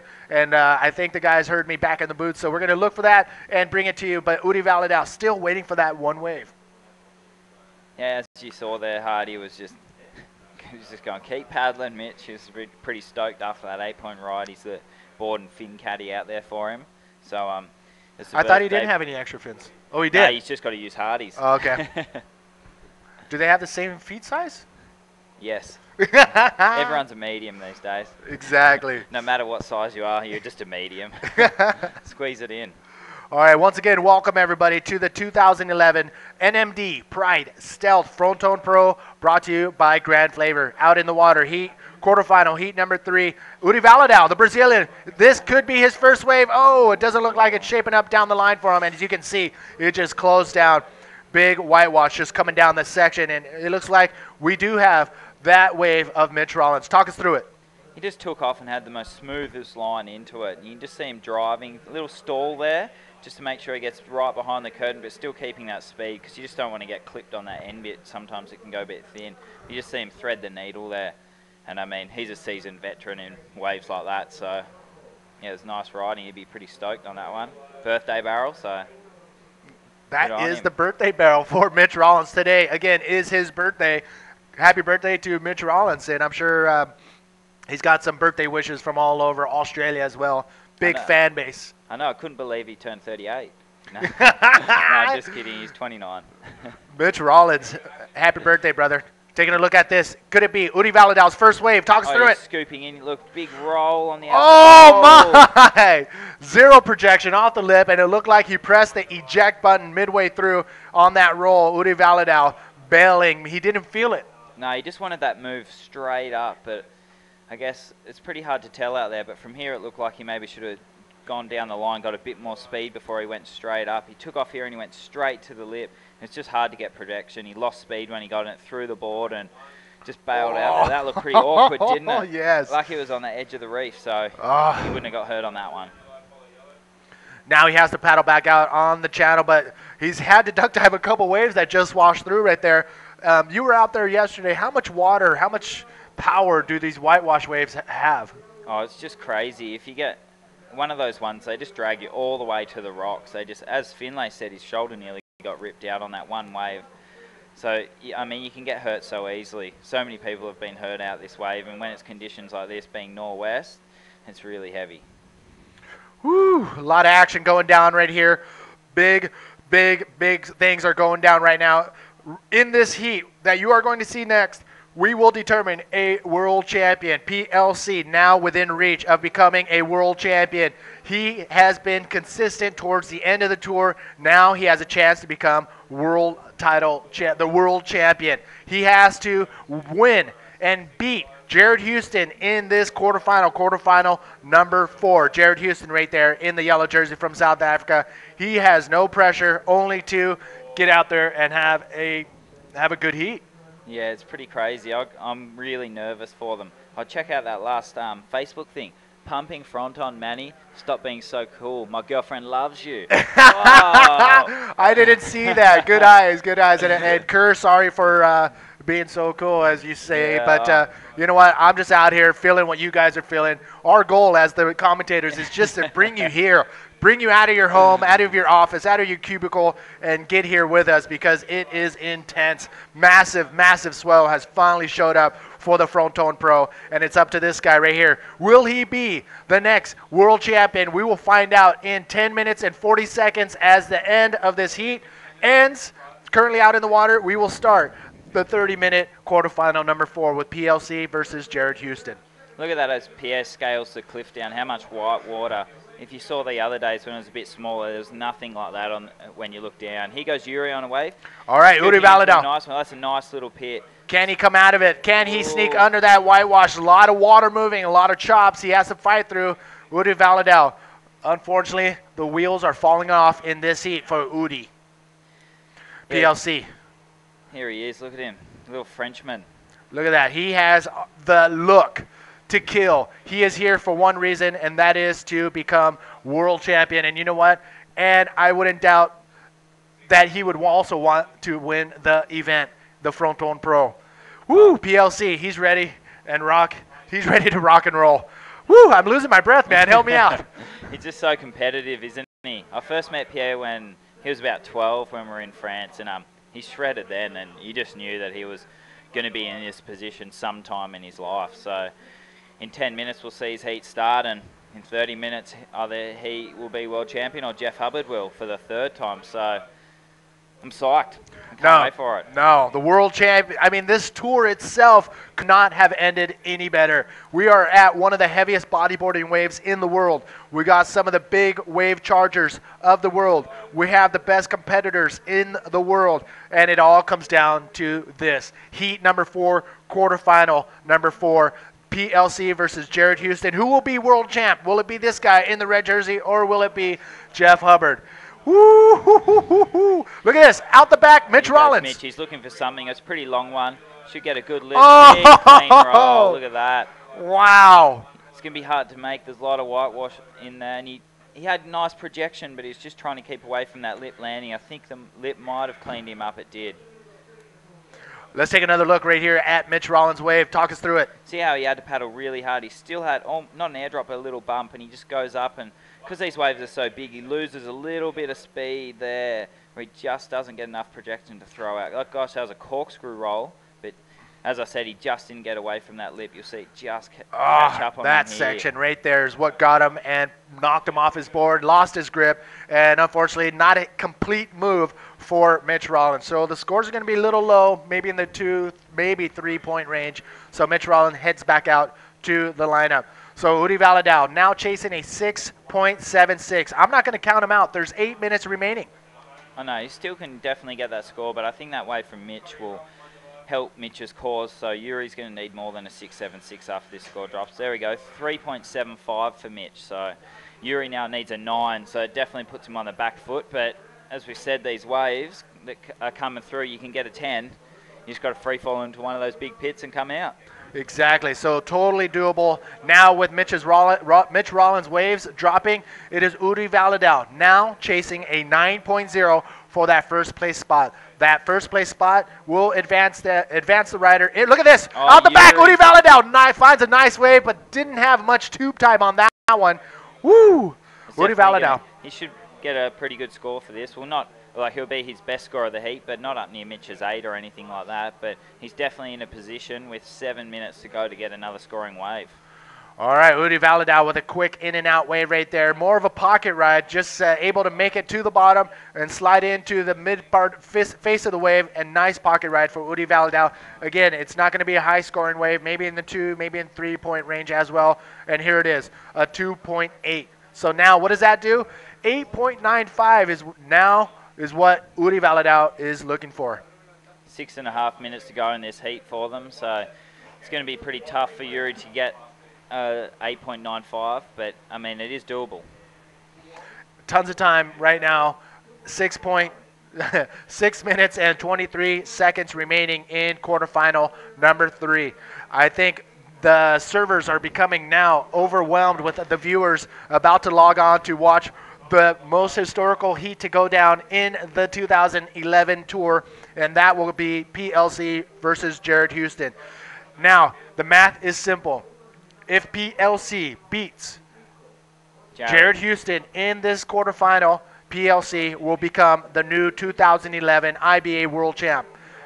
Now, if Jared Houston, the South African, becomes the spoiler and wins that heat, it will be Jeff Hubbard who will be world champion for 2011. I like the last Facebook comment. Come on, Jared, go big or go home. There you have it from Jose. Check this out. We got Shaggy with the winner of the last heat. Shaggy, where you at, brother? Guys, I'm down here with Andrew Lester, the winner of the trials. Nice, just won his quarter. He's into the semis. Congratulations, Andrew. Yeah, cheers, Shaggy. Can't believe it's the roll's still going. So I'm pretty heavy out there, so I'm stoked to make it through that one. Oh my god, if Jason Finlay's here was crazy, he was even crazier. How are those barrels? Talk us through that second long one you got. Yeah, I was pretty stoked that second one. It took me a while to get my first, and then then the second one came, and it was a few little steps and that in it, but I had to duck and weave. But yeah, managed to make it to the channel safely, and I'm stoked to get the score. Is this the biggest contest you've ever surfed in? For waves, yeah, it's the biggest waves, I think. Back in the 2000, we had the Tahiti skins at Chopu, and it was really big, but this is just crazy. I was paddling out in the channel, I just wanted to come back in. I was scared. Oh, well, you can get scared one more time in the semis, so congratulations. A little shout out again. Shout out to all the guys at home. I know Chucky's watching, so big shout out to Chucky. But also everyone that's been messaging me on Facebook and that. I've had a lot of support, and I just want to say thanks to everyone. Yeah, I'm loving it. Keep it going. Well, there you go. Back to you guys. All right, bring us back. What are your thoughts on Andrew Lester right this moment? Gosh, what a roller coaster ride he's had. Oh, wait a second. Here we go. Udi Valadao way out the back, sneaks in under the pocket, and goes straight through the lip. I think he was going for a lip maneuver, but Udi Valadao looking a little shaky on the bottom turn, but maintains his rail, and I don't know where he is right now. There he is. Oh, my. Just couldn't get through that frothy lip at the end. I think if that stayed clean, he would have got a good roll out of it, but better get out of there because look at that. You see how sucky and heavy that's getting in there? Here we got the replay, and he just had a pretty nice bottom turn into it, but then, as I said, it just got a bit frothy for him. It was so hard to get up to that because the waves are pretty solid. So he's got to climb the mountain. You've got to have a lot of speed, but he just couldn't even penetrate that lip, could he? No, there was no speed as he was going up for that lip, but he's going for it. I mean, who in the there's only a handful of riders that will drop in on a big wave like that and even consider about hitting the lip. Udi Valadao is one of those guys. So now 2.65 dropping in for that. Check this out. Red Bull is one of the main sponsors behind this charity. It is Wings for Life. And you know what? The cool thing about them as being one of the main sponsors, it is that 100% of your donations goes straight into the funds that research spinal cord damage. So if you want to help out in any way, this is Wings for Life. If you want to be a part of something pretty cool, this is it. So wingsforlife.com, go in there, get all the information that you need. Thanks again to Red Bull. Woo! Here we go, out in the water still. 2 minutes, 42 seconds remaining. Mitch Rollins in the red jersey, Udi Valadao in the yellow jersey. Udi chasing an 8.95 to catch up to Mitch Rollins, but Mitch Rollins may have it in the bag. Yeah, he's got priority and there's only 2 minutes to go, so I mean, Mitch isn't going to let a good wave slide under his belt for Yuri to go, but Yuri might not be out the back yet, so. Oh my, did you hear that? That was like thunder. I can't believe that.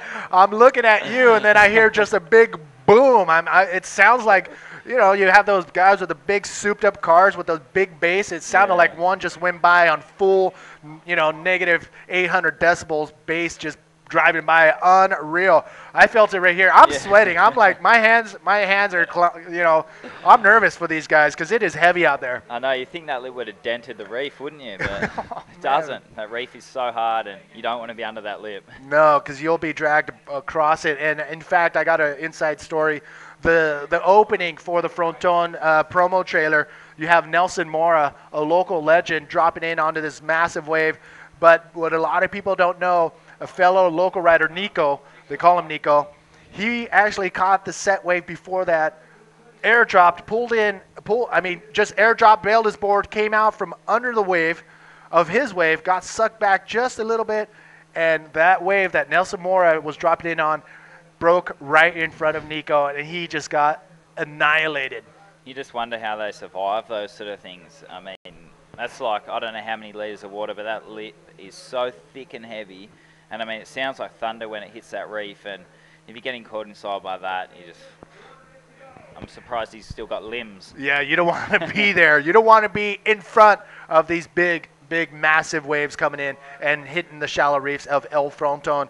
Welcome, everybody. Once again, Manny V coming to you live with David Winnie Winchester, the Australian who unfortunately got knocked out of a prior heat, but he's here giving some inside scoops on what's going on in the water. You're having a little scrap for this one? No. So you got to be right in on that ledge. It's touch and go. It's like a double-edged sword. You be on that reef and you'll catch the wave, but if you miss it, you can get the next one on the head. So, yeah, I mean, you don't want that. You got to be right in the spot. Mitch, you see paddling a bit deep here. He's waiting for one of those little wedgie rights to get an easy run into it. Well, we got about 10 seconds remaining in this heat, and it looks like Mitch Rollins may have locked it in. And Udi Valadao coming in second place. Udi making a good charge, but unfortunately not enough to advance on to semifinal number 2. It is Mitch Rollins winning this heat and now advancing on to semifinal number 2. Any last words before we get Greg Taylor in here? Oh, get pumped for this heat because this is it. The whole year comes down to this heat, doesn't it? I know. This is it. All right. Thanks again, Winnie. No worries, Manny. And have fun out there. It's going to be amazing watching all the riders, all the eyes, the spectators, the fellow competitors, and everybody watching live on Red Bull TV and IBAWorldTour.com. It all comes down to this for the world title. Heat number 4, quarterfinals. It will be Pierre-Louis Coste in the red jersey, the French phenom, going against the South African Jared Houston. Ladies and gentlemen, the world title race has now come to this. PLC must beat Jared Houston to become the new 2011 IBA World Champion. If he loses to Jared Houston, it will be Jeff Hubbard who will walk away as the world champion on the 2011 Grand Slam Series. Greg Taylor, Woo! This is it, people.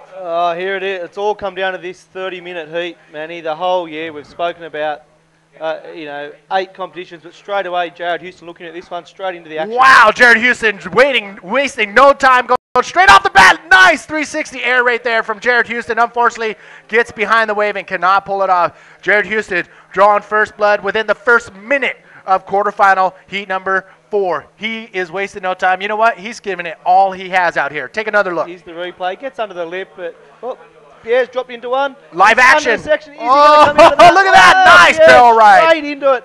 Returns fire. Woo. He's here to win a world title, people, and he's going to do whatever it takes. I'm assured of that. And he starts off with a nice barrel ride. First wave exchange. I think both these guys would be happy to get a wave under their belt, get rid of the nerves, and get ready for action. There it is. The first wave exchange going down in the first minute and a half of quarterfinal heat number 4. Once again, ladies and gentlemen, this is it. We are coming down to this heat. This is another look at Jared Houston's first wave. He comes off the bottom and goes straight into an air reverse an air forward spin off the top right there, but unfortunately does not pull it off in front of the wave. Gets pushed behind the wave. That wave will be incomplete. It is Jared Houston on his first wave. Just a 2.5 for that one, Manny. He said timing wasn't perfect, and we've seen some big stuff go down. We saw Jared do the 9.25 earlier on in the competition, the 9.0 yesterday for that move, but it was perfectly executed. So he has the potential. He showed his cards. He's not just here to ride barrels. I'm sure he'll go and have a look at them, but he's going to boost, and that's what it's going to take to win this heat. These are 2 of the most exciting young riders in the world, and I just cannot believe it's come down to this, Manny. The world title has come down to this amazing battle. Pierre dropped a 4.0 for that first wave of his. I doubt that's going to be one of his keepers. To win this heat, to win this world title, it's going to take something special, and we have 27 minutes, 15 seconds remaining to see this unfold. But where is Jeff Hubb? I couldn't see him out there. He's watching from the cliffs somewhere. You know what? Jeff Hubbard is definitely just hiding out somewhere with his blue hoodie over his head, probably earphones in his ears or earplugs or some music or something. He is actually probably hiding out somewhere for sure. He's watching. All eyes on this heat. PLC in the red jersey versus Jared Houston in the yellow jersey. The world title race has come down to this heat right here. Can PLC live a dream of becoming a world champion? It all comes down to the next 26 minutes. It all comes down to 2 waves for PLC. Oh, here he is, the contender. Within 26 minutes, we will know whether this guy is the new IBA world champion. Only 21 years of age. Amazing how young he actually is. Feels like he's been around forever. He's coming off a win in the Puerto Rico Encanto Pro. He has got all the momentum. He has been surfing amazingly all through the competition. He's got the form on the board, but standing in his way of glory, of achieving that dream, is the South African Jared Houston. And with 26 minutes to go, we're going to find out who it is. But Jared Houston sits out there with priority now. But a massive thought goes out to Jeff Hubbard, who's watching this, I'm sure, up on the cliff somewhere with the thousands of other spectators up there. He's just taken himself away from the crowd. But the massive following Jeff Hubbard's got around the world, all the Hawaiian brothers, I'm sure they're all watching. They're all just saying, what's happening?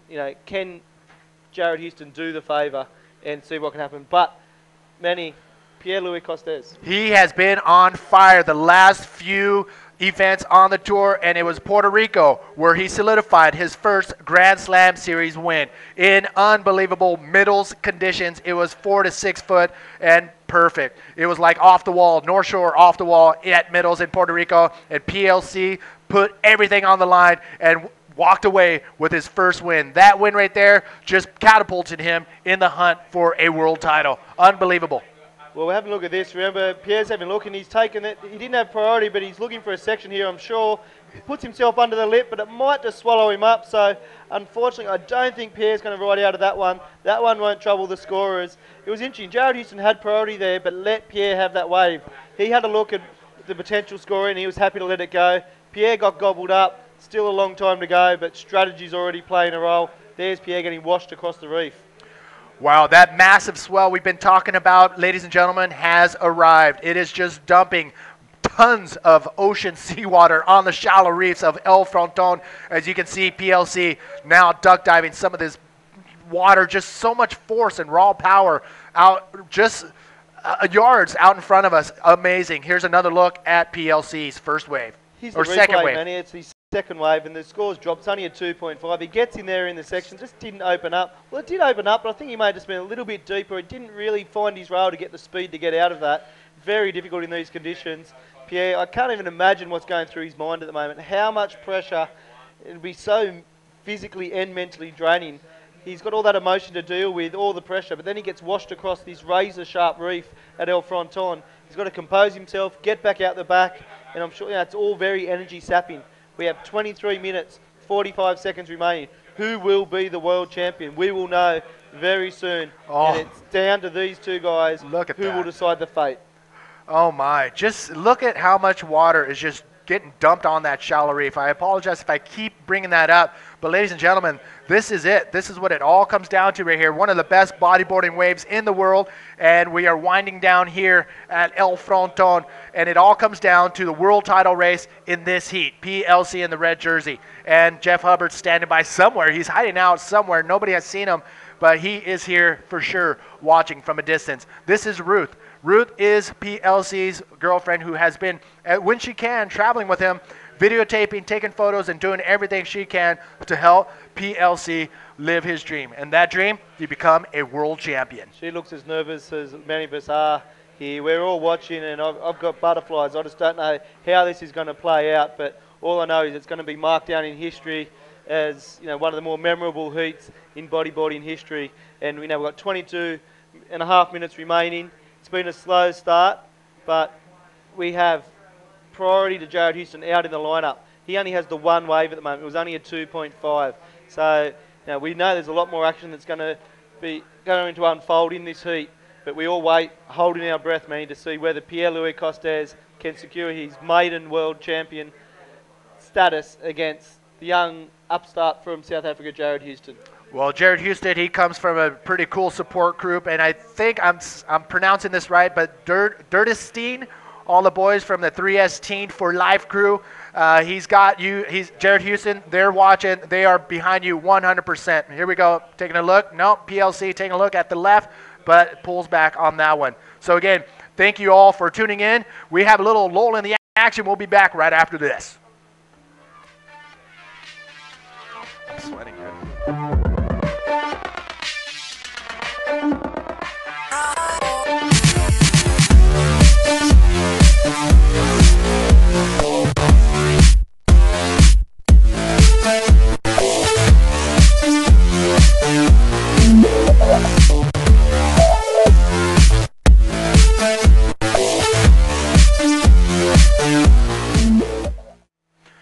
Welcome once again, ladies and gentlemen, to the IBA 2011 NMD Pride Stealth Fronton Pro, brought to you by Grand Flavor. Ladies and gentlemen, Manny V with Greg Taylor in the commentator's booth, bringing you the live action on the outskirts of Galdar here on the beautiful island of Gran Canaria for this event, the Fronton Pro.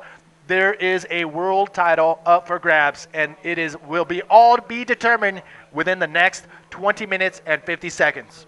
Yes, Manny, it's all going to be told right now. We've got some sets marching in. You can see the two riders, Pierre-Louis Costes and Jared Houston, looking out at the horizon, seeing what's going to be served. I believe Jared Houston has priority, but he's going to use his selection wisely. But we saw that ad, but it looks like Pierre's going to paddle into this one. Manny, no, he lets it go, and quite wisely, I believe, because that one just spat, and there's Ruth. She's feeling the pressure, the whole of France. Wow, she looks stressed. The whole of the bodyboarding world is feeling now for Pierre, because this guy is such an amazing talent. He's only young. He's only 21 years of age. And, Manny, I remember you talking at the start of the year that, the next best thing. He's always had all this pressure on him that he's a potential world champion.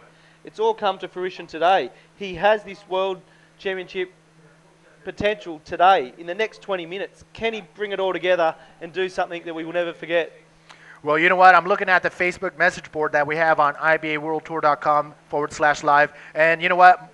Martin Juregi pretty much nailed it. Go big or go home. As cliche as that sounds, you have to abide by that little strategy, because you have to in these conditions. It is a massive swell that just came in overnight, and it is 8-foot bombing on El Fronton Reef. Look, this is what we all wanted. We all wanted the World Championship to be decided in heavy wave conditions and coming down to the last event, and that's what it's got. And Pierre's had a very tough run through this entire contest. He's had hard heats. He's having a look at the left, man. He's up and riding Pierre-Louis Costes. Oh, comes around. Oh, he flips on the left, but Kenny right out. He just got exploded. I don't think.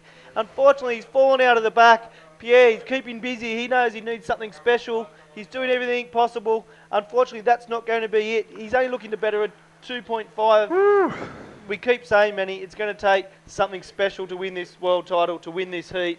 And let's see what that's going to be, because I know these guys are going to go big, and let's see who's going to go the biggest and who.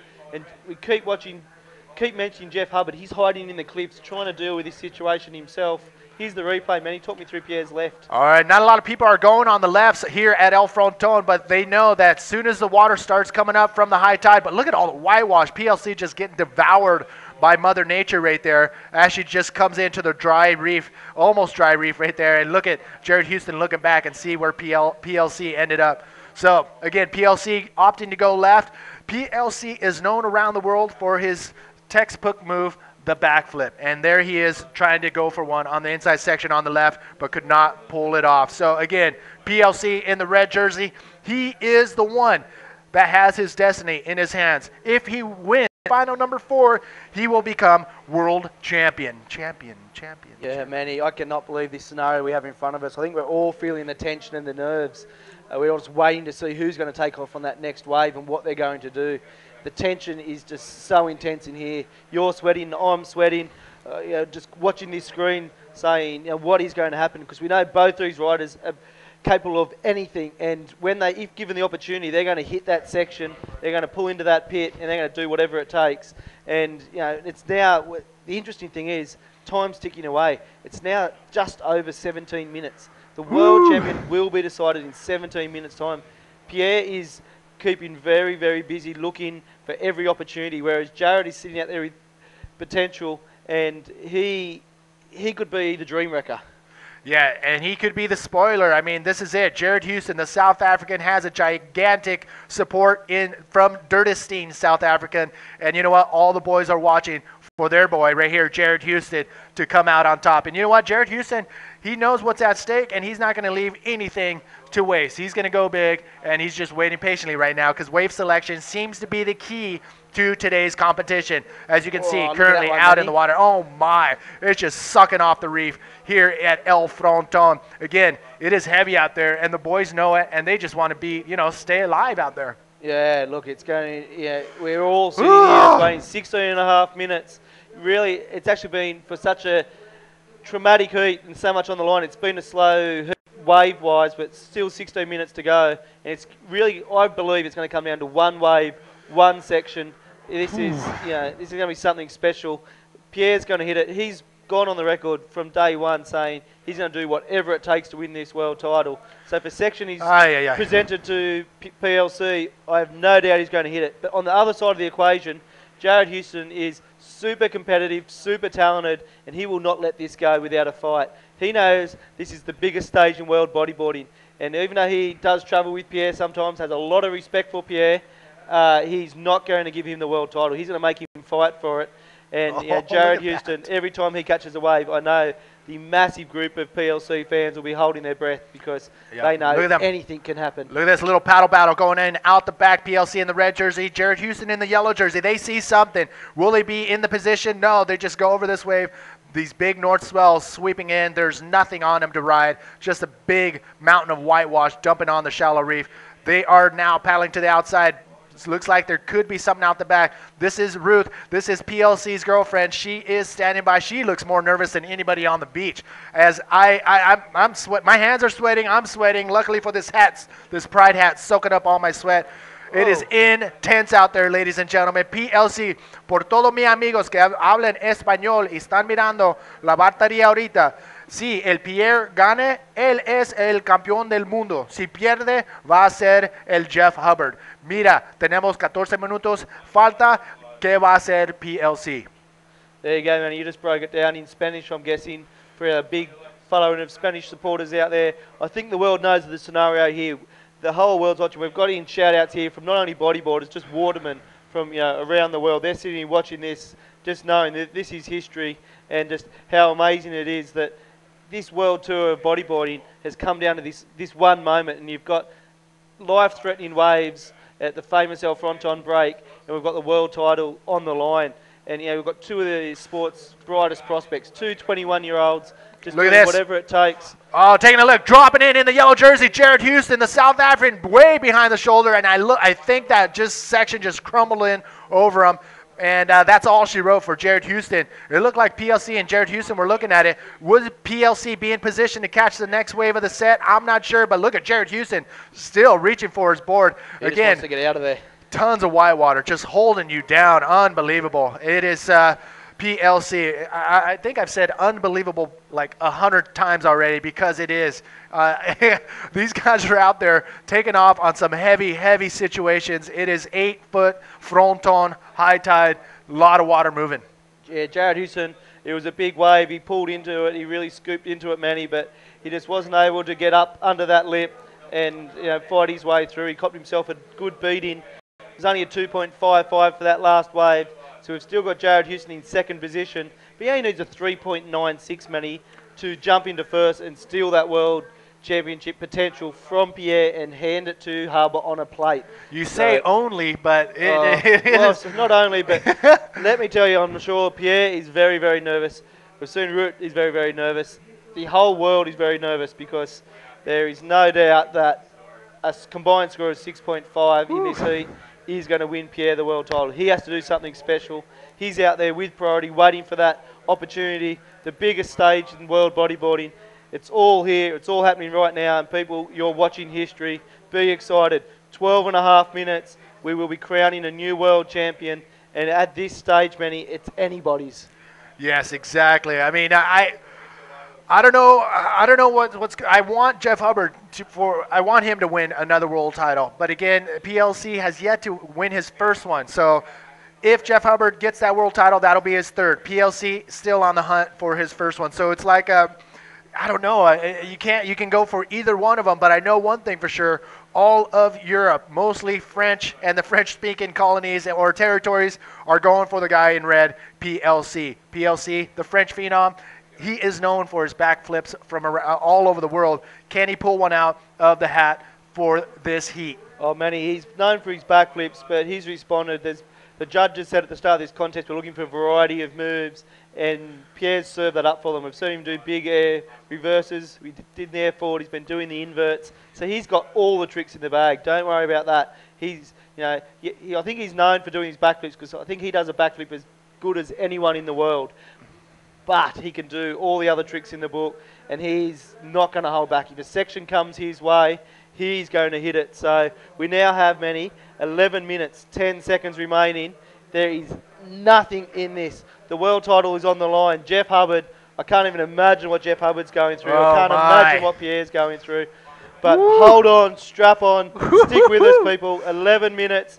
It is going to be all decided. Let's see. Jared's having a look. All right, here we go. Up and right in the South African, taking a look. Oh, pulling back on that one. He must have seen something that we didn't. Must have seen something down the line where it was just breaking and closing out for him. So he pulls back, makes his way back out. So now, with priority, is PLC. Most definitely, Manny. PLC has priority, but I think the way he's looking at this, still 10.5 minutes to go. Priority just gives him the option to choose the best wave. It's way too early to be blocking and playing too strategically, because we saw yesterday that amazing scenario with Jeff Hub where Jace Finlay was on the inside. He caught that little inside wave and pulled off the big air spin, rode it and knocked Hub out of this competition and really opened the door for Pierre to win the world title. So you can't take anything for granted. If a wave comes, you've just got to take it. I'm looking at our message board, our Facebook message board right below our live feed on IBAWorldTour.com/live, and Jared and Bergonia are biting their nails all the way to the skin, and I agree. This is a nail biter out in the water with 9 minutes and 50 seconds remaining. PLC could be our new world champion if he beats Jared Houston, the South African, currently in the water. 9 minutes, 40 seconds remaining. Do not go anywhere. Anything could happen in these last few minutes. PLC, will he become the world champion? or will Jared Houston knock him out of the event, and will he give that world title to Jeff Hubbard? Woo! I'm nervous. I'm nervous, Benny. Jeff Hubbard, he must be more nervous than anyone. I guess one situation is Pierre's out there with the weight of the world on his shoulders, but he controls his destiny. Jeff Hubbard's been sitting there. He's been the front runner of the IBA World Tour all year. He has not been, nobody's been ahead of him all year. Now it comes down to this quarterfinal of Stop 8, the final event of the World Tour. Could be the first time that someone is ahead of Jeff Hubbard on the World Tour rankings. And it just must be so hard sitting here not controlling your own fate. You see your two different strategies here. You've got Pierre. There must be a sense coming. Pierre's going out. My. Jared Hubbard's going in. I Jared hear Houston, something. have a look at this, Manny. Jared Houston in the yellow jersey from South Africa finds a wide one. Look at this section dropping all low. A big barreling lip just goes over him on the inside section, and he kicks out of that one. Great water angle right there from our waterman. PLC deep on this one. Will he punch through? He's in He punches through the section, and PLC may have solidified his biggest scoring wave right there. Look at the French crew. Everybody just cheering on their feet, and PLC getting a solid wave on under his scorecard. That right there may have solidified his first place spot right here in quarterfinal number 4. This is Ruth, his girlfriend, watching and waiting for the scores to drop, as we are as well. If all of France is watching, please let us know. Put something on our Facebook message board. Here is another replay. This is it, man. Could be the world title in this wave. Oh, my. Look at the size of this. He's under the lip. We all thought, is it over? Will he come out of there? There's no way. Where is he, Benny? Is he gone? Is the world title over? Oh, right my. He was deep. Look at the score, Manny. What was it? The judges have given that wave of PLC a 9.0. Unbelievable. There's no way I thought he was going to be able to come out of that section. The whole wave just came out over him, and a big old whitewash session just dumped right in front of PLC. I didn't think he was going to punch through that. Oh, Manny. 7 minutes, 15 seconds remaining. Jared Houston now needs a 9.25. There's Jeff Hubb. Oh, he came out of the woodwork. He's out of the woodwork. He's sitting there. Terry's McKenna there with him. That's Terry McKenna with the big star hat. He is the tour manager with Jeff Hubbard and Andy Lawrence right there, giving probably some condolences. But you know what? 7 minutes remaining. It's not over yet, ladies and gentlemen. Jared Houston, the South African, now looking for a 9.25, and Jared's last wave came in at a 3.75. So can Jared Houston still pull it off? PLC nailing a 9.0. Oh, Manny, that might just be history in the making. Pierre sits there. He actually has priority still, so now he can play smart. But Jared Houston in second place. A lot of people are thinking this is all over. He needs a 9.25. He has already dropped a 9.25 in this contest. He is capable.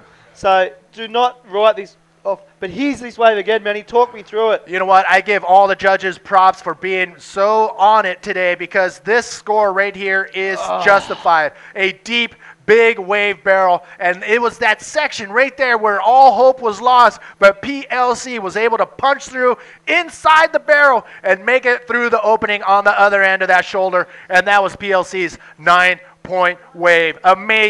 Amazing tube riding skills for PLC. Woo! Jared Houston now, he is in search of a 9.25, and Jeff Hubbard still has his fingers crossed for Jared Houston to come up big. And take a look at this. Jared Houston taking a look at this right-hander. Is he going? Manny. Is this the 9.25? Oh, look at the section. Jumping over. Can he get out of there? I think he has been swallowed by that monster. I am not sure if he can get back out there. Well, he can, man. There's still 5.5 minutes to go. Plenty of time, but it gets that little bit closer for Pierre. He can touch it. His fans can feel it. They can taste it. Will it happen? There's poor Jeff Hubb. He's sitting there thinking, oh, no. I can't believe it's come down to this. I now need Jared Houston, after copying a beating on the head, to ride back out there and get a 9.25. But Jeff Hubbard, he's the ultimate professional. But, look, he's waving to his fans, his family. They're riding this with him. He's given up, but I would not give up yet. 5 minutes at El Fronton. Jared Houston could pull it out of the bag. Yeah, he has done the unthinkable. He rode the 9-point wave, the monster barrel of the wave, to win the world title. But, I feel for Jeff. I really do. Oh, my. Do you hear that?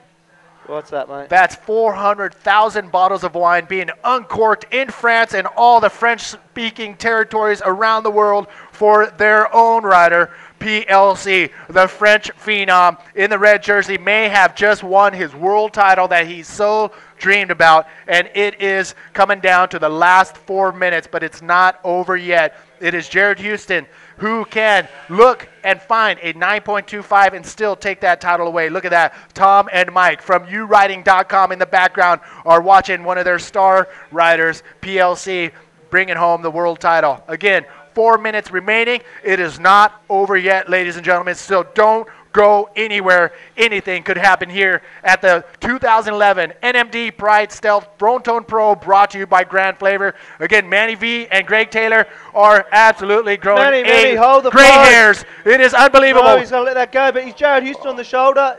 No, he's let that go as well. But people, be aware, Jared Houston is in the lineup. Pierre paddling for that. I am not sure if he lost priority. That is a critical call for the judges there. Waiting for the judges' call. I do not think he lost priority. Either way.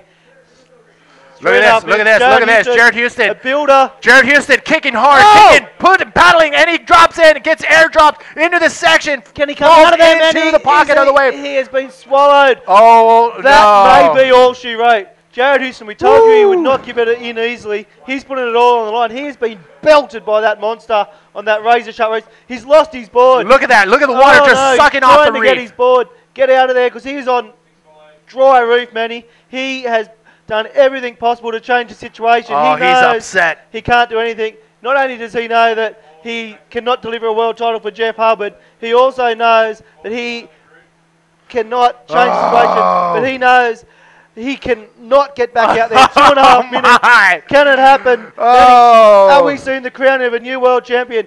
Jared Houston, let's have a look. I'm going to pop up there. He's a long way inside, Manny. I do not think he can get back out there unless he catches an inside drainer.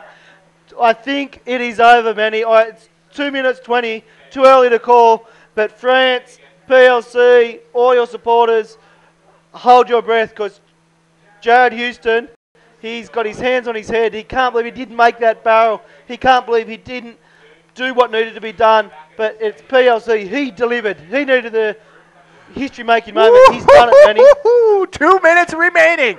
Countdown is on. Will we see the first, PLC's first world champion go down here at El Fronton for the NMD Pride Stealth Fronton Pro? Brought to you by Grand Flavor. It is PLC. Now, the time on PLC's watch is going absolutely slow-mo as Jared Houston, he wants to get back out there and still have a chance. 1 minute, 30 seconds remaining. PLC. Breathing the big ones like the whole of France, is the whole of Europe. Pierre is out there. Jared Houston, he's got 90 seconds to get back out the back and change history. He still has time to get out there and get a wave, but Pierre is in the box seat, people. We are about to see the new world champion being crowned. Jeff Hubbard, my heart goes out to you. You have been a great ambassador all year, but it's not over. Please, just see what... It's now down to a minute. On the official clock, we have 1 minute, Manny. What is going to happen? PLC's girlfriend, Ruth, in the foreground, along with the French team right behind her, all winding down. It is 53 seconds remaining. In the light blue...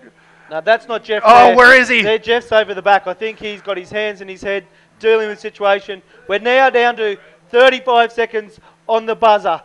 We're going to be, I know we're a little bit ahead on the webcast, but we need to tell you exactly how it's going down.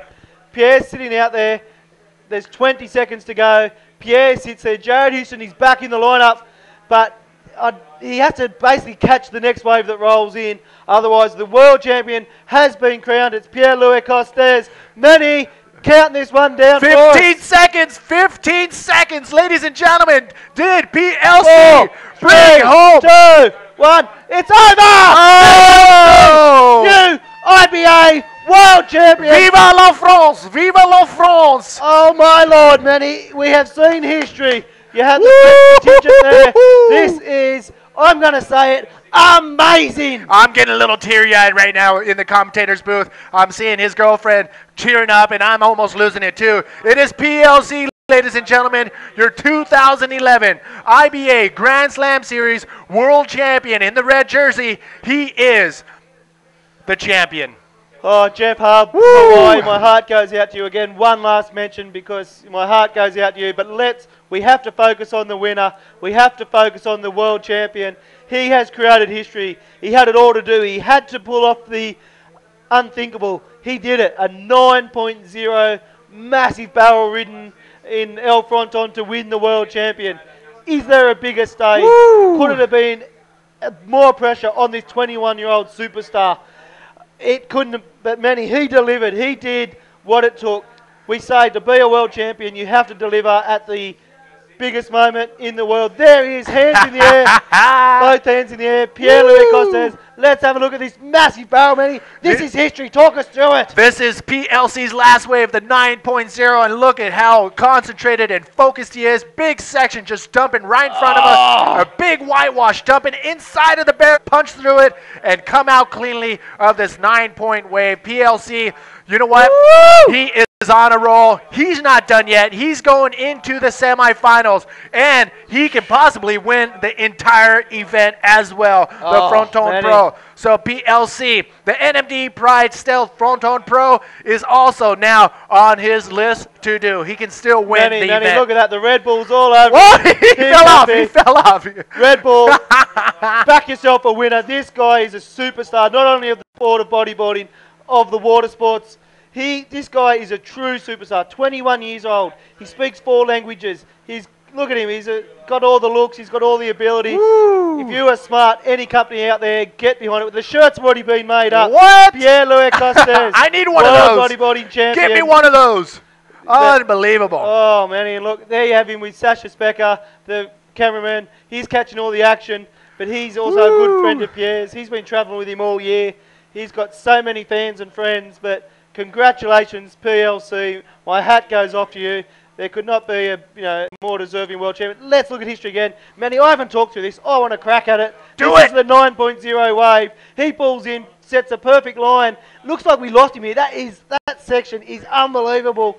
He held on for dear life, set the rail, rides out of that with his hands in the air. He knows that is the moment that secured the world champion. History has been made. There's Amaury Laverne, the current world champion, who is, I'd go as far to say, one of Pierre's, if not Pierre's, best friend. And we're going to have a 10-minute break in action, but we're still at a contest to run here, Manny. Unbelievable. There it is. It is the second world title in a row that has been brought home by a French-speaking rider. PLC now has his first world title under his belt. He is still in the event. Semifinal number 2 going against Mitch Rollins. That is going to be another amazing showdown right there. Semifinal number 2. Semifinal number 1, we're going to look at the underdogs. Jason Finlay, who has been absolutely on fire the entire event, going against Andrew Lester, coming to us all the way from the trials. 2 semifinals. Incredible. When are we going to see it? Yeah, good question, Manny. Keep in mind, Pierre still has to surf this competition because the scenario was if he won this heat, he was the world champion. We only have 3 heats of competition left. Well, 3 heats. We have 2 memorable semi-finals and a final in these pumping Fronton conditions. So people hold on. I'd say in 1 hour and a half, we will be crowning the new world champion. Champagne will be popping. The monster, the massive world champion trophy will be handed over to this man, Pierre-Louis Costes. But viewers, you need to stay with us for the next 90 minutes because we still have a contest to win. Pierre still, I don't know how he's going to do. He's got to regroup, get back out there and take on Mitch Rollins in the semi-final. I know Pierre, he doesn't want to stop there. He wants to win this event. And so people, hold on. 90 minutes we are going to secure. But look at that. Roots put on the world champion shirt and there couldn't be a better model to be displaying that new riding shirt. But there is one, me. I need to get one of those shirts. So somebody send out somebody. I need to grab one of those shirts before they get, out of supply. I need to get one of those. Those are insane. Congratulations to PLC for winning the world title after winning his quarterfinal against Jared Houston. Jared Houston put up a good fight. Unfortunately, he wasn't able to dab some of those good open-face barrels, but PLC was able to with that 9.0 ride. Unbelievable. Yeah, look, he did everything. He pulled into the monster waves. He pulled into the pits. He just kept getting caught. He couldn't ride out of them, and that was the difference. Pierre showed what it takes to be a world champion, and that is the pressure moments, delivering. And they are massive wave. That was a massive wave he pulled into. He had the world on his shoulders. He had to hold the rail. He had to ride it high. He did that. He held his composure and secured what will go down in history as the world champion. But we've got many. There was that world title defining moment. But the quarterfinals have just gone down. I'm going to go as far as say some of the best action bodyboarding history. We've got some highlights. Let's have a look at them. The decision went down early, whether to have the event or not. The riders, the organizers, and the directors, including some of the judges, sat down and said, okay, what do we have on our hands? Do we run the event? It is massive. It is low tide right now. We don't really have a good grasp on what could happen at high tide. That went down at 9:30. We re-engaged at 10:30. What is going to happen? Do we run it? It is massive. It is changing. It is looking a little better. Then 11:30 rolls around. The go-ahead, the green light went down, and this is what went down in the quarterfinals. Here we go. Let's have a look. We've got those highlights coming now, Manny, so I can't wait to see some of this action. It started early. It started with Jason Finlay. This is the first heat in the water. He didn't know if these waves were rideable. Jason Finlay said, hell yeah, and he boosted that massive invert and got the ball rolling. And Jason Finlay, a lot of people will be talking about his performance at this event as well. That was a massive invert, but he had more to say than just that invert, Manny. I hope we've got the barrel because that was something memorable as well. Yeah, and that right there was the first wave of the day, and Jason Finlay was the first guinea pig out there. Again, it is massive and it is shallow, 1 to 2 feet. Look at this, airdrop all the way to the bottom, maintains and holds his rail, is able to pull up into the section, and you know what? Who in their right mind would think about doing a move? Jason Finlay is, and he goes for a nice clean roll. So a big drop, not a high scoring maneuver wave, but you know what? That drop alone would have scored a 10 on my scorecard. Oh, I'm not sure if we've got in here the hard drive. This may be the drop he took. Look at this, Manny. Massive drop. This is actually Maury Laverne in quarterfinal too. He got under that lip just, and keep an eye on the highlights because the next day on YouTube, you'll see the massive wipeout of Jason Finlay. That will go down in history as well, but here we have Maury Laverne putting it all on the line. Maury Laverne sliding in, holding onto his rail again, a very difficult drop, and that inside section is just absolutely somewhere where you don't want to be. That wave is actually just pouring on a shallow reef, and a lot of these riders, if they make it to the shoulder, they survive. Look at this, Maury Laverne. This is his second wave. This was a nice barrel. He got under there. He started this heat on fire. He got the first 3 waves. He's up against Andrew Lester, had him against the ropes. The current world champion. Then he saw here his big roll. This was the first left ridden of the contest, and it looked like Amori was the front runner in this heat. But then the youngest Grom on tour, they call him, the trialist, Andrew Lester, put on a tube riding display, Manny. You know what? Andrew Lester has been showing in top form his deep tube riding skills. He's actually maneuvering inside the barrel to maintain the best line to be able to come out, and there he is, very happy and showing it with that little fist pump right there from Andrew Lester. And this was Amaury Laverne. He came out. He was chasing a big score to try to peg Lester back, but he got up there and did a big invert, rode it out nicely, and the world held its breath. Was that going to be enough? But we had, it wasn't. The judges' score dropped. Yeah, best friend and current world champion Amaury Laverne, he was unable to progress to the semi-final. But Mitch Rollins, look at this barrel, Manny. Yeah, Mitch Rollins came out firing as well. He was one of those guys that said, you know what, let's do this, and look at that. Nice long barrel ride right there for Mitch Rollins right off the bat in his heat. It was Mitch Rollins versus Udi Valadao, the Brazilian, and you can see Jones Russell in the shoulder giving cheers to this guy, Mitch Rollins. Yeah, one of the board caddies, I'm sure Jones is out there, the board caddy, this man, that big powerful roll, Manny. We haven't seen many of them today because there is just such a heavy section, but Mitch put it all on the line. I don't think he rode out of that one, but it was enough just to show the commitment, and we're going to see him in the semi-final up against the new world champion. Here he is, Manny. This was it. This was the 9-point ride. This what won the world title for the Frenchman, Pierre-Louis Costes. Amazing deep barrel, ridden perfectly, spat out of the barrel, and there it was, 9.0, world title, Pierre-Louis Costes. Congratulations, you are the man. It looks like PLC is going to stay out there for his next semi-final because he has only 30 minutes to the next semi. It is very difficult to get in and out of the water. I think he's going to compose himself, stay in the water. But in the background, Manny, we are about to hear a buzzer. That buzzer is semi-final number 1. Who do we have in the water?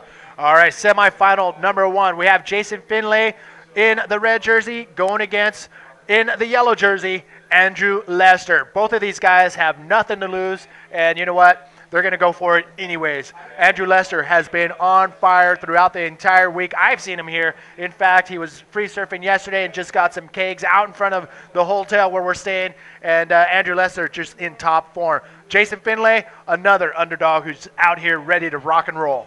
Underdog, Manny, but he's been making some big headlines here. We saw him knock out Jeff Hubbard yesterday. That was huge. Then we saw Andrew Lester's having a look at this one. Manny, is he going to go?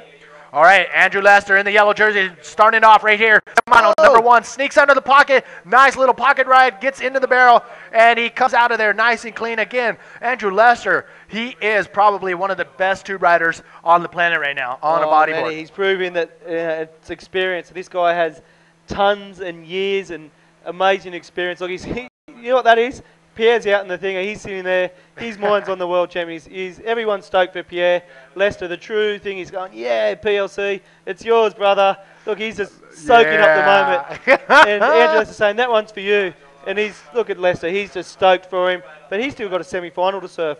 That first wave, nice big barrel. Judges' scores dropped 5.0. Let's have a look at the replay, Manny. All right, Andrew Lester again putting down his tube riding skills. As you can see him, he's actually maneuvering high up just above the shockwave and just finds that nice trim line, and he comes out nice, smooth, and clean. It wasn't a really deep barrel for Andrew Lester, but he was able to maneuver and come out to the shoulder nice and clean. And when he comes out, giving a shout to PLC, who is sitting in the channel. Yeah. Again, welcome, ladies and gentlemen. If you just tuned in, I apologize. You have messed up because you missed live the new world champion win his quarterfinal to become the world champion. PLC, the French phenom, is now the 2011 IBA Grand Slam Series world champion. That is PLC. You're going to see him next, semifinal number 2, going against Mitch with the entire event. Semifinal number 2, 1 out in the water, number 2 coming up next. That will be followed by the final. Woo! 3 Aussies, 1 Frenchman. Manny, we've got a couple of shout-outs there. We've got the crew. We're decked out in the Grand Flavour gear. They've got the promotion on at the moment. Buy $200 worth of goods. You're out there, you get free shipping worldwide. So that's a massive special. But let's not forget the naming sponsors of the event as well. NMD, Pride and Stealth.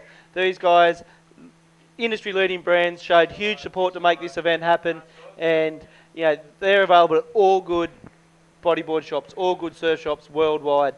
These guys, get out there and support them, people, because they've supported the sport, and that's what this. We've seen the sport of bodyboarding take a massive leap forward in the year 2011, but how we're going to keep going all the way to where we deserve to be is for more support from the industry. These guys have showed it. You as consumers support these brands, and whoever else backs events next year, support these guys because they're making bodyboarding what it is today.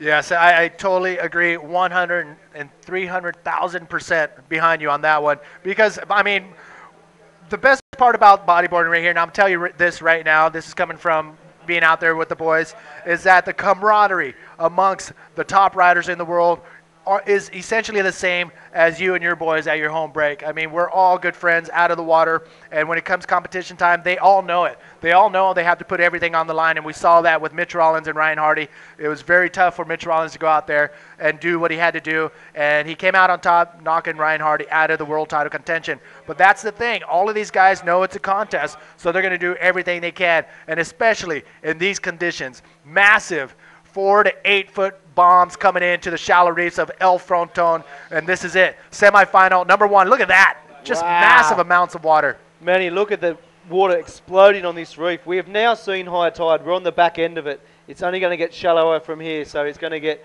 more intense. More history-making moments are going to go down. And it said, don't forget, we've got the whole, no, Jace isn't looking at that one. We've got going to catch all these replays are going to be on the IBA YouTube channel. So tomorrow log on and check out this action because you've got heat replays. But there's the graphic. Become a subscriber. So then you'll get an email every time a new clip drops. We've got over 300 bodyboarding clips from this year on this channel, Manny. And I know personally I want to be logging on checking this because the stuff that went down today, I want to see again.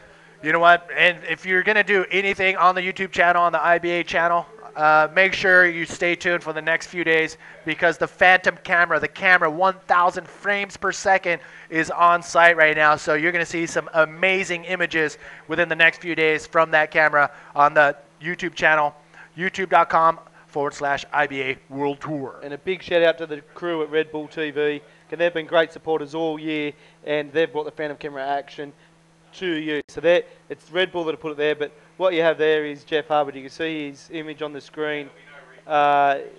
He is, a devastated man right now. It was a toss of a coin, and let's see what happened. But unfortunately, believe it or not, Manny. You know what, Greg? Check this out. I mean, he just got knocked out. He's done. He is in second place in the World Tour. Jeff Hubbard downstairs.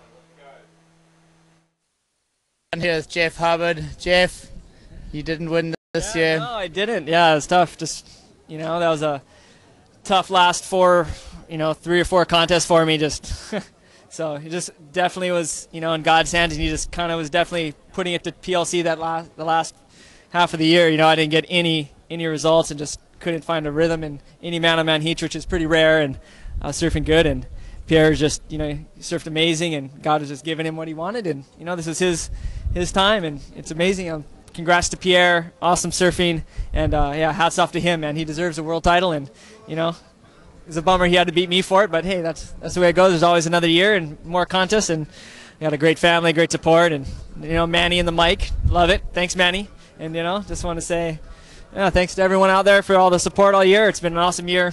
Yeah, no regrets. Love you guys. Aloha. Well, thanks, Jeff. Congratulations for coming second, but next year. Yeah, thanks. Yeah, I just wanted, it's kind of, wanted to make sure everyone remembered Eddie too. I didn't get a chance to dedicate anything to him, but Eddie Solomon is one of my good friends, passed away this year, and if I had one, I was going to dedicate this to him, but we're all still thinking of him. We love him. Thanks, Jeff. Yeah, we miss him. We do miss him indeed. Here's to you, Eddie, and back up to you, Manny.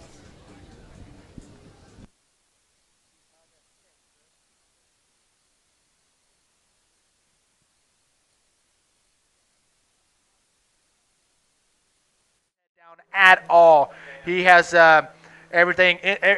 What he's done so far has been absolutely amazing. So, Hubby, you did a great job. You still have all your support crew behind you 110% come 2012 for sure. Oh, man, I'm a bit choked up at the moment. Jeff Hub, the ultimate professional, and you just saw it right there. What he, moments after having the world title taken from his grasp, he's the ultimate professional. And for me personally, Jeff Hub has been a massive supporter of the new movement of IBA World Tour, and he has done more than any other rider this year and last year in the planning process to ensure that the sport got to where it needed to be.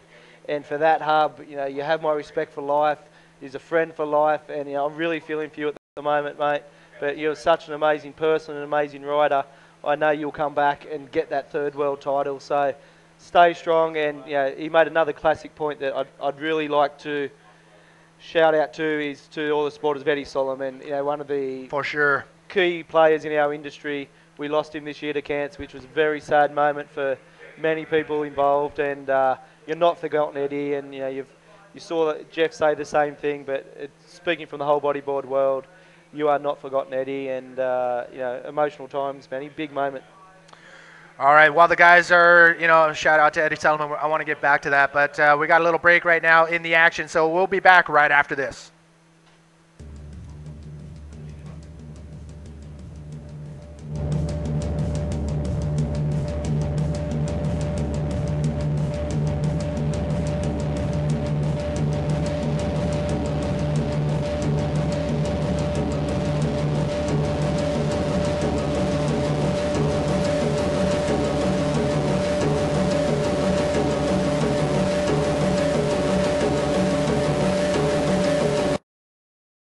See some more amazing footage from the Stealth, one of the event sponsors, and again, massive shout out to the sponsors of this event. NMD, Pride, Stealth came on as naming sponsor. Huge support, respect to you guys. Grand Flavour as a media partner, and I think all the other brands will be clamouring over themselves now, seeing the exposure these guys got from taking the risk, taking the punt to support what will go down as one of the most amazing events in history, Manny.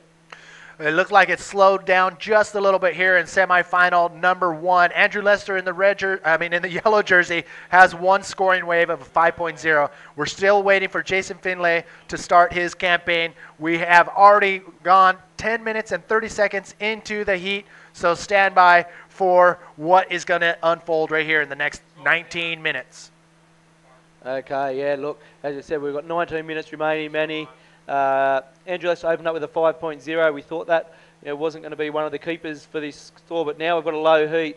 All of a sudden he sits in that position where he's got the one solid scoring wave and all the pressure's on Jason Finlay. He now needs 2 solid scoring waves to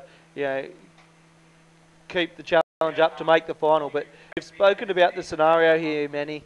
These are 2 guys that were never in calculations to be in the semi-final of this event. Exactly. Nobody would have told you neither Andrew Lester nor Jason Finlay will be in the semi-final, let alone both of them.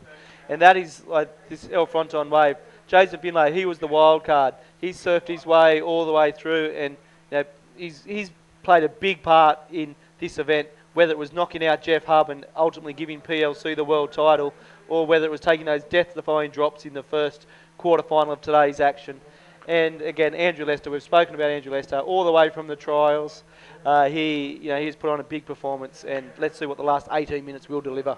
All right, these guys are waiting patiently. Now we have a couple minutes or a couple seconds to tell you about a very cool Red Bull sponsored charity. This is it, Wings for Life. The cool thing about Red Bull is sponsoring this charity is that 100% of your donations go to the funds that will go to the research of spinal cord damage, and that is huge. Wings for Life, if you want to know more details, everything is online for you, and you can also contribute on wingsforlife.com. Yeah, great initiative, Manny, and it says it's from the Red Bull group, and I encourage all viewers to click online, find out a little bit more about it, but it's that key initiative of spinal cord research, and we've seen in the sport of bodyboarding many injuries onto spinal cords, and it's something very close to our heart. And for sure, get on there, get online, support that initiative, and hats off to the team at Red Bull for such an amazing charity. All right, here we go, ladies and gentlemen. 17 minutes, 13 seconds remaining in semifinal number 1. The winner of this heat will go on to the final here for the NMD Pride Stealth Fronton Pro, brought to you by Grand Flavor. And you know what? PLC is waiting patiently in the channel. And you know what? This guy is phenomenal. The French phenom PLC waiting in the channel.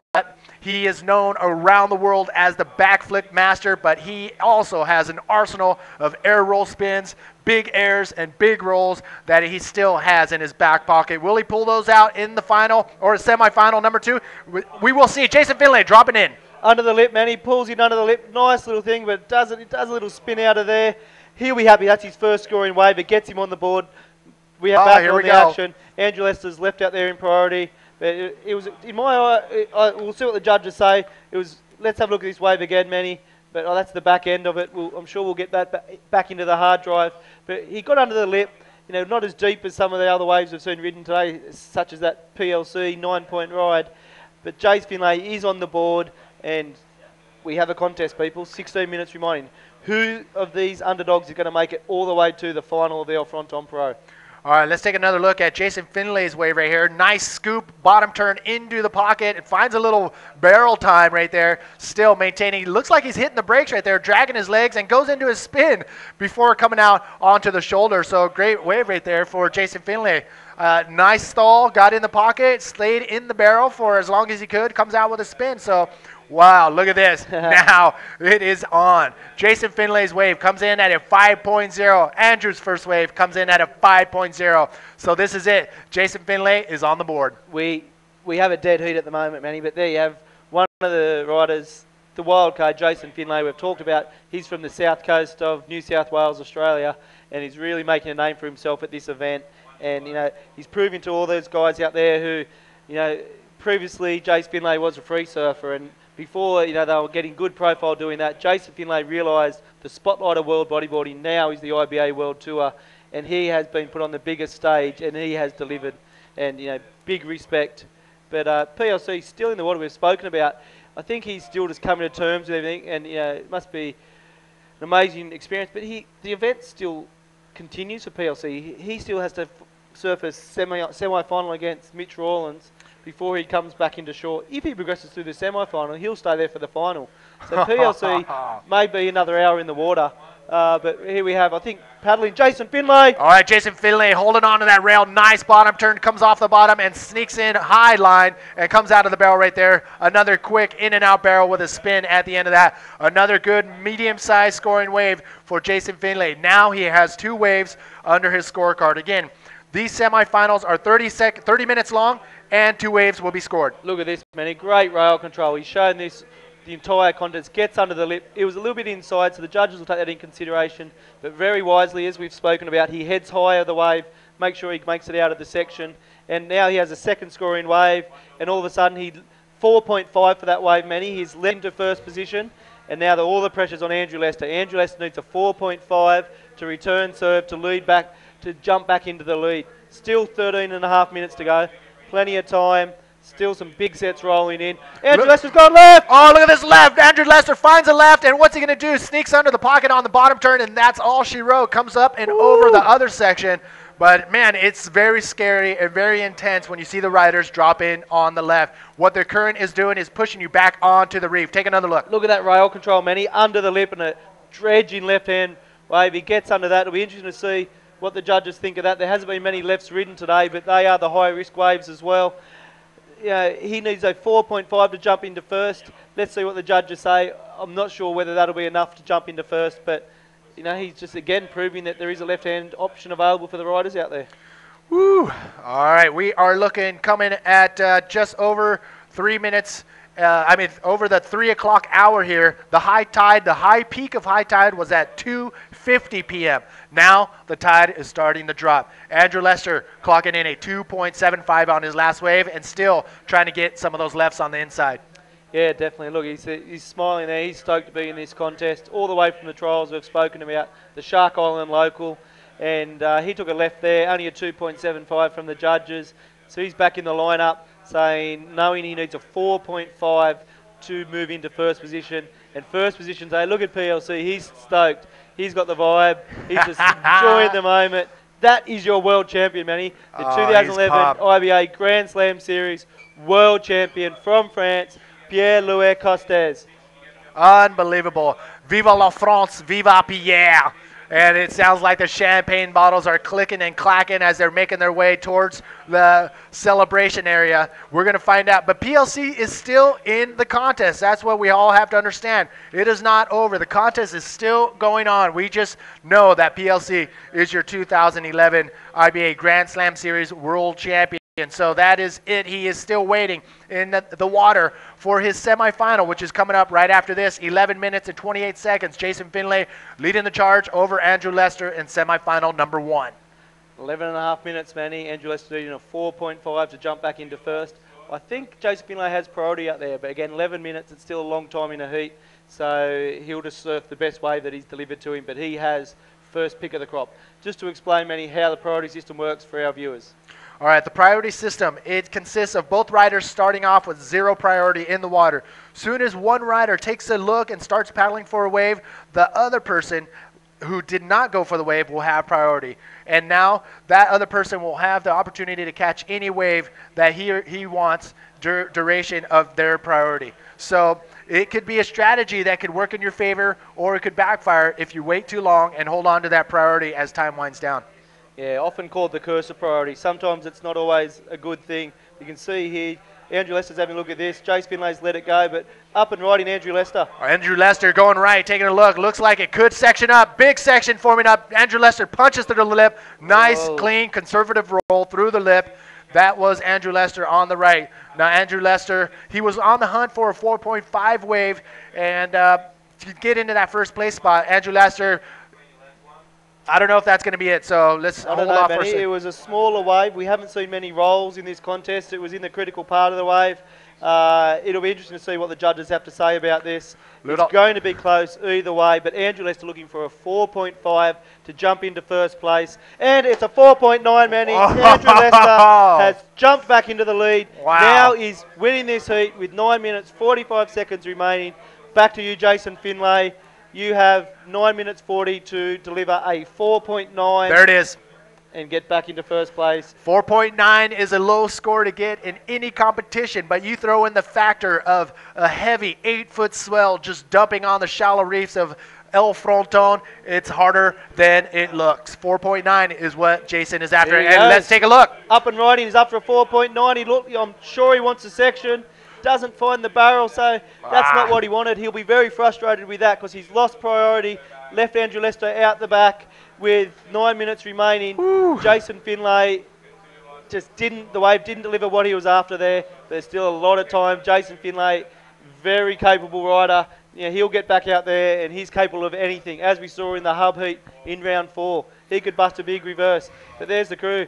Dowsinger's already on the beers. It's going to be a big night in El Fronton tonight, Manny Vargas. That's right. The champagne bottles are now situated for PLC as he exits the water. He is your current now he is your new 2011 world champion. Look at the Australians, Jake Stone and the boys having a good time in the competitors area here at the NMD Pride Stealth Fronton Pro.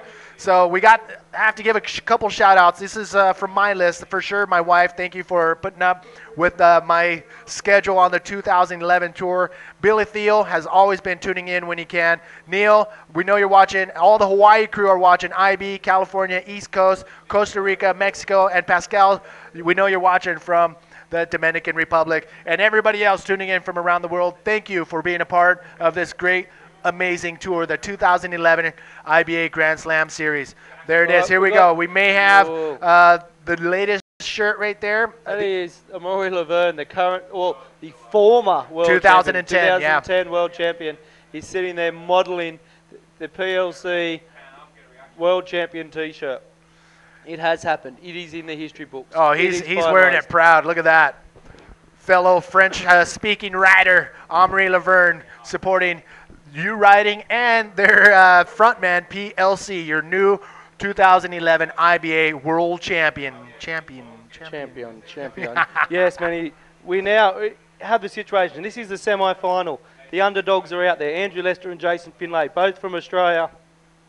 Andrew Lester's got a slight lead, 9.9 combined score over Jason Finlay's 9.5. Jason Finlay requires a 4.9 to jump back into first place. Interesting situation here, Manny. I think it'll count back to the third wave if he does get a 4.9, and that would be Jason Finlay's third scoring wave, which is a 4.5. So interesting scenario there. But, hopefully it doesn't come down to 0.1 of a point. Oh, no. Let's see what is happening. But 6 minutes 40, but this is next. Louis Costes is still out there, but there comes Mitch Rawlins to face him. This is it. This is El Fronton. This is where the free riders of the island of Gran Canaria have to deal with when they come out and ride this wave at this size. They have to walk down a sharp, rocked cliff. And look at Mitch Rawlins running to the edge of the reef right there very cautiously because it is very slippery on those rocks. And he has to jump in and on top of that little keyhole right there, and then he hits the gas and goes into the channel. Look at the water just sucking off of the reef right there. You've got to be like an amazingly talented man just to get out there, let alone ride any of these waves. But Mitch Rawlins, it's crazy. It's going to be fascinating to watch this next semi-final because you've got the new world champion. Must be going through a set of emotions that none of us could even imagine. But he is going to have to surf against one of the superstars of world bodyboarding, Mitch Rawlins. So it's going to be interesting. But we have just over 5 minutes remaining. 5.5 minutes remaining. Andrew Lester holds down the lead. Jason Finlay from Australia, also from Australia, sitting in second place, needing only a 4.9 to jump in there. So I have a feeling, Manny, more waves to be ridden in this semi-final. Let's see what happens. Oh, for sure. I mean, this has been an amazing year. I mean, I'm sitting here right here standing next to you, and I'm so proud to be a bodyboarder because of what the guys did during the entire year. Mitch Rawlins and PLC did what they did throughout the tour, and just, going back, seeing PLC, Ryan Hardy, Jeff Hubbard at maxing out Porto Escondido and doing what they did and bringing it all here to the very end. And all the riders, you know what, putting their hat in the ring for riding serious waves of consequence throughout the world. Even Arica was gnarly. We always talk about it. Guilherme Tamega's role on the inside in Arica during the Arica Challenge was amazing. And here it is. These guys are going all out at Fronton. The tide is dropping. Andrew Lester in heat semi number 1, semi number 2, and the final are all coming up in the low tide. It's going to be absolutely crazy. It's going to be. We've crowned a world champion, Manny. History has been written, but we're also going to crown a winner of the inaugural IBA Fronton Pros. Naming sponsors of NMD, Pride and Stealth. Last year we had an exhibition. Up and riding, looking for a 4.9. Can he get out of this? Jesse Finlay just pushing over the edge right there. Can he? Oh! He had to force himself down into that wave, and he just did it in the very last second. Able to maintain his rail, able to sneak in under the lip and hold on tight and come out at the other end of the barrel. He saw the light, he went for it, and he came out on top. Jason Finlay in search of a 4.9. I'm going to say that was definitely a 4.9 or higher. Look at that. Man. Look at great barrel riding. Gets up, sits up high. Knows his way through a barrel as well, Jace Finlay. And look, he's nice and deep, and he's going to ride out of that and put the ball squarely back in Andrew Lester's court. Look at that. Yeah, we only needed a 4.9 on that wave, and there is no doubt the judges are going to give him that. Oh, my. Look at that. An 8.25 for Jason Finlay's deep barrel riding skills on that last wave. Jason Finlay, he even came out of there with one hand on the board. It was amazing to watch. Jason Finlay, Australia, we can hear you. This is your boy, Jason Finlay, putting on an amazing show. Semifinal number 1. There you go. Andrew Lester now needing an 8.25 in the last 3 minutes of this semi-final to progress into the final. Jason Finlay, he had all the pressure. He stole it under Andrew Lester's nose. Andrew Lester had priority out there, and Jace picked that wave off. And look, Hardy's going, come on, you've still got 2 minutes 50 remaining. But, the ball is now in Andrew Lester's court. Can he be served up from Mother Nature what it takes to get an 8.25? There's some big sets rolling in, Manny, and I can hear them exploding on the reef. But there you have, out in the water, Andrew Lester with all to deliver. There's a big waves coming, but I'm not sure if he's in the right position. Look at that. Look how big it is out there. Yeah. Now you have a better perspective from that angle right there. It is massive out there. The swell we've been forecasting has arrived, and it is unleashing here on Fronton. We have semifinal number 1 in the water with 2 minutes to go. Coming up next, semifinal number 2. Yeah, look, with great support. You got Jace Finlay, all the Aussies supporting both Jason and Andrew, but it's 2:30 in the morning, but they don't care. Mark Brightwell, he's saying, I don't care. This is I don't need sleep. This is what I want. And he's delivered it, perfectly. So, 8.25, Andrew Lester needs 1 minute 50 remaining, 1 minute 40 remaining, Manny. Will Mother Nature serve up the opportunity for Andrew Lester to return fire to the current heat leader, current semi-final leader, Jason Finlay? Who would have believed it? Jason Finlay may have just surfed his way into the final. You know what? I don't guarantee a lot of things, but I will guarantee you this, Greg. You will see an Australian in the final here at the NMD Pride Stealth Fronton Pro, brought to you by Grand Flavor. Jason Finlay and Andrew Lester coming down to the wire. 1 minute to go. Here, it is either going to be Jason Finlay or Andrew Lester. It's been a memorable year, Manny. This is going to be a memorable heat, but IBA, the brand is growing. If you want to grab yourself some official merchandise, the only place to do this is amazing phantom footage of you. But look at that skill getting that hat on the head, and the basketball head. But the IBA hat, the IBA t-shirt, the IBA calendar. Jump onto IBAworldtour.com, click on the online shop, and there you can get all the official merchandise. So I look so angry. Oh, Manny, I don't know why you're angry. That shirt has been ruined. Did you pay for that, Manny? Actually, I still have it. You know what? There it is, shop.ibaworldtour.com. Get all the goods, shirts. We have that cool iPhone cover, and you know what? It's all there. We are winding down semifinal number 1. Andrew Lester. Is he going to get a wave in the last 10 seconds? It doesn't look like. So Jason Finlay. Wow. the wild card, making it all the way to the final. We will see coming up next the final, actually semifinal number 2. Jason Finlay will wait in the final heat, waiting for either Mitch Rollins or PLC. Again, welcome everybody. This is the IBA 2011 NMD Pride Stealth Fronton Pro, brought to you by Grand Flavor. And here it is, semifinal number 2 matchup. Whew, this is going to be an absolute cracker, Manny. You've got the new IBA world champion from France, Pierre-Louis Costes. He is in the semi-final. He's still in the race to win this event, but he's up against the superstar from Australia, Mitch Rawlins, who is capable of anything. Another man who has surfed all the way from the trials, so that is massive, massive achievement for Mitch, but he will not want to stop there. In my eyes, I know Mitch, it was very hard for him when he knocked out Ryan Hardy out of the world title race, but I know Mitch, he said, I'm just going to make it count.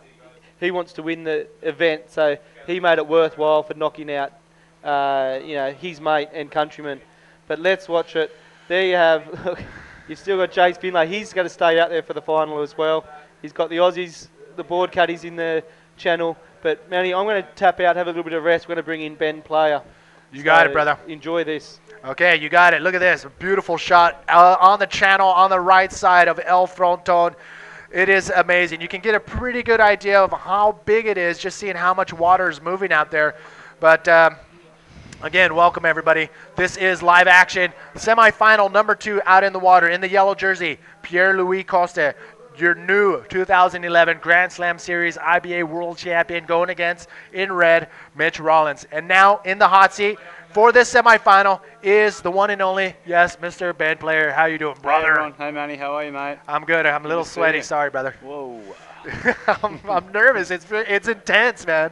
It's intense. How exciting has today been, mate? It's been out of control, hey? What do you see from up there? You've been hanging out with the other guys, and you've been watching straight down on down to the cliff. What do you see? What are you feeling? There is, like, so much emotion going buzzing around up there. Like, everyone's kind of feeling the vibe, and, there's good vibes, there's bad vibes, and there's just, like, my ones are just completely wild. Like, I don't know what to feel. I don't know whether or not to be stoked. I don't know whether or not to be upset. I mean, part of me is, like, fearful of what Pierre's, like, he's won this first world title, 21 years of age, yeah? And he's at the start of a massive kind of campaign. Like, who knows, he might just kind of bankroll this and just keep going for another 5 events. And that's a little bit scary. And then, Jeff too, like seeing him lose today. And he's had such a successful year and ripping the whole way through the year, been ahead the whole way through the year, and then gets pipped right at the post in this last event here. And, I feel pretty sorry for him. And, like, he handled it like a true champion. He didn't I agree. get upset, he didn't get angry, and he just kind of got up there and congratulated everyone like a true hero should. Yeah, very, very much of a class act, Mr. Jeff Hubbard, who unfortunately just saw the world title just sneak away from him as PLC won his quarterfinals against Jared Houston, the South African. Jared Houston put up a great fight, but PLC is your new world champion. Yeah. Again, class act, Jeff Hubbard. We will definitely see him again in 2012. Firing on all cylinders. But now, currently in the water with 27 minutes remaining, we do have PLC in the yellow jersey and Mitch Rollins in the red jersey. This is going to be interesting to watch. This is going to be a great heat. I mean, these guys done a lot of trips together, like photo trips and film trips, and there's like the level of riding that both these guys are capable of. So high, look at Pierre here. That was a beautiful takeoff, trying to push forward. He's done great to get that far. Oh, no, I think that's too much water under his board. He's not going to pull out in front of that whitewash. It just bails. Free fall, man. That was pretty wicked, wasn't it? That's the thing out here at El Fronton. I mean, you've got to be able to handle that free fall because most of these riders are doing that. Another look. Talk us through. Look at that free fall. He tries to grab his rail straight at the bottom and get some forward drive. That's why he's pushing forward so hard. But unfortunately, Fronton is such a heavy wave that if you get hit by that shock wave, it actually pushes you back into the barrel. Oh, my. It doesn't help you in any way to push forward. So unfortunately, that's what happened to Pierre in that last one. And, but, like, who cares? I mean, he's world champion, for Christ's sake. Look at him. Look how excited he is. But you know what? I think he wants to top it off with a win as well here at the Fronton Pro. Yeah. Why not? Why not? Yeah, why not win everything? Exactly. Jake Rosenberg, even from Hawaii, says, why not? And we want to thank you all for tuning in here for the NMD Pride Stealth Fronton Pro, brought to you by Grand Flavor. If you're watching on IBAWorldTour.com or on RedBull.tv, thank you for tuning in. This has been an action-packed day. The massive swell finally came in, and the riders put their hat into some serious waves of consequence for the competition. I went for a little paddle down at Chubarita, which is just down the kind of bay from here this morning, and there is so much power in that swell at the moment. It's got so much power, and my hat does go off to the competitors who are out there today, putting their life on the line to get results. And you know, Pierre put it on the line. He got the scores, and you know, he came through, and he came from behind, and he won. And what a bloody little legend, eh? That's it. What a bloody little legend is correct. Yeah. I mean, this guy has been on fire for the last half of the tour, so well deserved. Look at this, out Mitchell the back. Rollins. Oh my God! When you look at that pit, that's a big barrel. Mitchell Rollins, did you see that thing? Oh my, he's stoked right there. Mitch Rollins drawing it all the way down the line into the channel. He's happy with that one. Oh my God, that was a really strong ride. That's like an 8-foot wave and so much power. Do you see that power? Here we go. Hopefully another look. Look at, you can actually see how high the cliff we are. So the justice is not served when we get those angles from high above, because we are about 100 feet above the water. So looking down, we really don't see how massive these waves are until we get. Check this out. Oh, look at that. That's a big pit. He's putting the brakes on right there and pulling back up into the barrel. And that's a hard section with all that crumble. And look at that thing. It's just spinning away underneath him, pushing down back on the shock wave. Oh my God, my hat goes off to Mitch Rollins for that. That's a big score. He's looking at 8 or 9 wave. for that. He's actually hitting the brakes right there. He's dragging his feet, trying to wait for a lip section. Yeah, exactly, to try and roll out or something like that. Ooh, a nice wave right there for Mitch Rollins. Wow. Oh my, I don't know if you can, if there's someday we're going to have to hook up just the, I don't know how we would do it, but just if you can feel and hear the sounds of El Fronton as these sets come in, it is just massive out there. I mean, Imagine if Mitchell Rollins makes this heat, right? We've got 2 guys who have come through the whole way. We've got a trialist who's Jace Finlay, who's already into the final, and Mitch Rollins, who's come through from the trials, Imagine that. Oh my, it could definitely happen, but Mitch has to fight off PLC. PLC is in a rhythm right now, and right now he's only chasing a 2.51 in the last 23 minutes of this semifinal number 2 to knock out Mitch Rollins. Still a ton of time, though. Still a ton of time, that's correct. But both of them would be super confident right now. I mean, PLC's just won the world title. He's like right now thinking, I've got nothing to lose. Mitchell Rollins with that opening wave of what did it even score? He got a 5.75? No. I feel like maybe he should have got a little bit more than that. There was a big set wave. He was really deep. You know what? There's actually a little controversy yesterday, and you know what? What we see are the unreal camera angles that the crew are setting up. Yesterday we saw a wave looking into the barrel, and the rider looked like he was in the barrel the entire time. And I think that's what we may have fallen into as well as we look into the barrel, into Mitch Rollins' waves. But the judges, they don't have those camera angles. They see what's right in front of them. So I'm guessing that could have been it. Fair enough. And I'm not a judge. I mean, I'm actually not that good at judging waves. Like you get guys like Jeff Hubbard or Mark McCarthy, and they get it like to like 0.2 or 0.3 every time. Exactly. I mean, being a judge is probably the most important and the most thankless job in the whole setup here, because their eyes are focused and they're, they have to be on. Completely. And they always just get everyone's complaints as well. And I'm a sucker for that. Like you don't get the score that you wanted and all that kind of stuff. And you take it out on the judges sometimes. You can't help it. And also, they cop it. And they never get congratulations. I have to make sure I give a shout out to Wave Streamers and the guys from Snakes and Ladders to do what they're doing, not only for the live stream, but the entire production of the media throughout the entire year of the IBA Grand Slam Series. So they've done also a great job behind the scenes to make it all go down. So again, Wave Streamers and Snakes and Ladders holding it down on the media side of things. Here we are, semifinal number 2. Slowed down just a bit. Mitch Rollins in red, Pierre-Louis Costa in yellow. We'll be back right after this.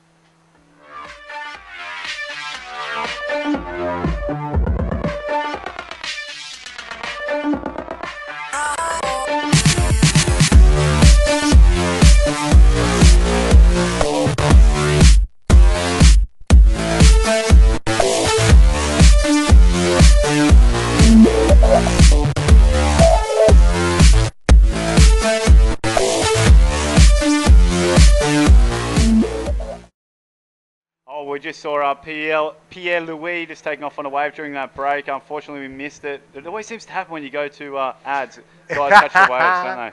But you know what? It wasn't much of a high-scoring wave. It came in at a 4. 4.5, but he's making his way back out into the water as my Mitch God. Rollins is on the outside. Mitch Rollins kicking in his bomb of a wave.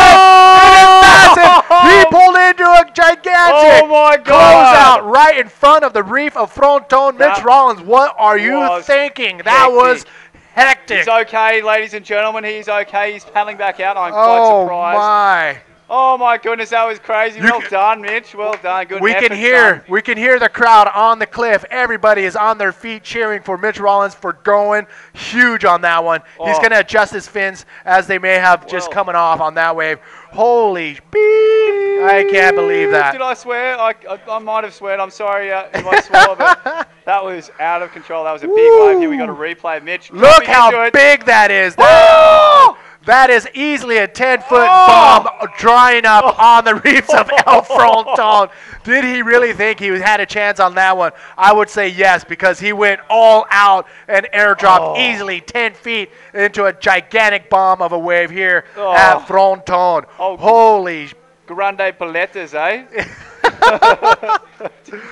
Woo! Oh my, I'm so happy he's okay. I am really surprised he's okay. I mean, the reef is so shallow right there. When he was dropping then, he would have seen the reef completely dry underneath him. He would have seen all the different colors, all the different movements on it, and he just went for it, didn't he? Oh my, let me pull my heart off of the table and put it back in my body. That was amazing. Look at that. Oh, he barely makes it under the lip right there, and the shock wave and the big old trench that may have formed inside of that barrel just got engulfed. What a lunatic. Oh my. He probably would have got a cover shot on that one though. Oh, for sure. Our boys Sasha Specker, the IBA World Tour photographer out there in the water, along with Seamus Makeham, the videographer. Let's just have a look at that score that he got. He got a 4.1 for that dedication right there. I mean, that's pretty amazing to get a score like that. A 4.1 is probably going to be the highest score you're going to get for a closeout on the entire tour. And that right there is the reason why Mitch Rollins, holy that was amazing. Well done, Rollins. Well done, Pierre. These guys are really pushing the limits out there. I mean,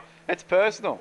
It's personal. Like, Mitch is probably what I see the best, or like up there in the top 5 bodyboarders in the world, and Pierre's like nipping at the heels of these guys, and you know, Pierre's trying to like, you know, he's taken over, and then you're seeing Mitch like pushing back, and this is like the whole kind of, you know, social life of the World Tour right here. Unbelievable. PLC in second place in the yellow jersey, chasing a 5.36 because of this wave. Mitch Rollins' second giant bomb of a wave. Oh my gosh, how did he do that?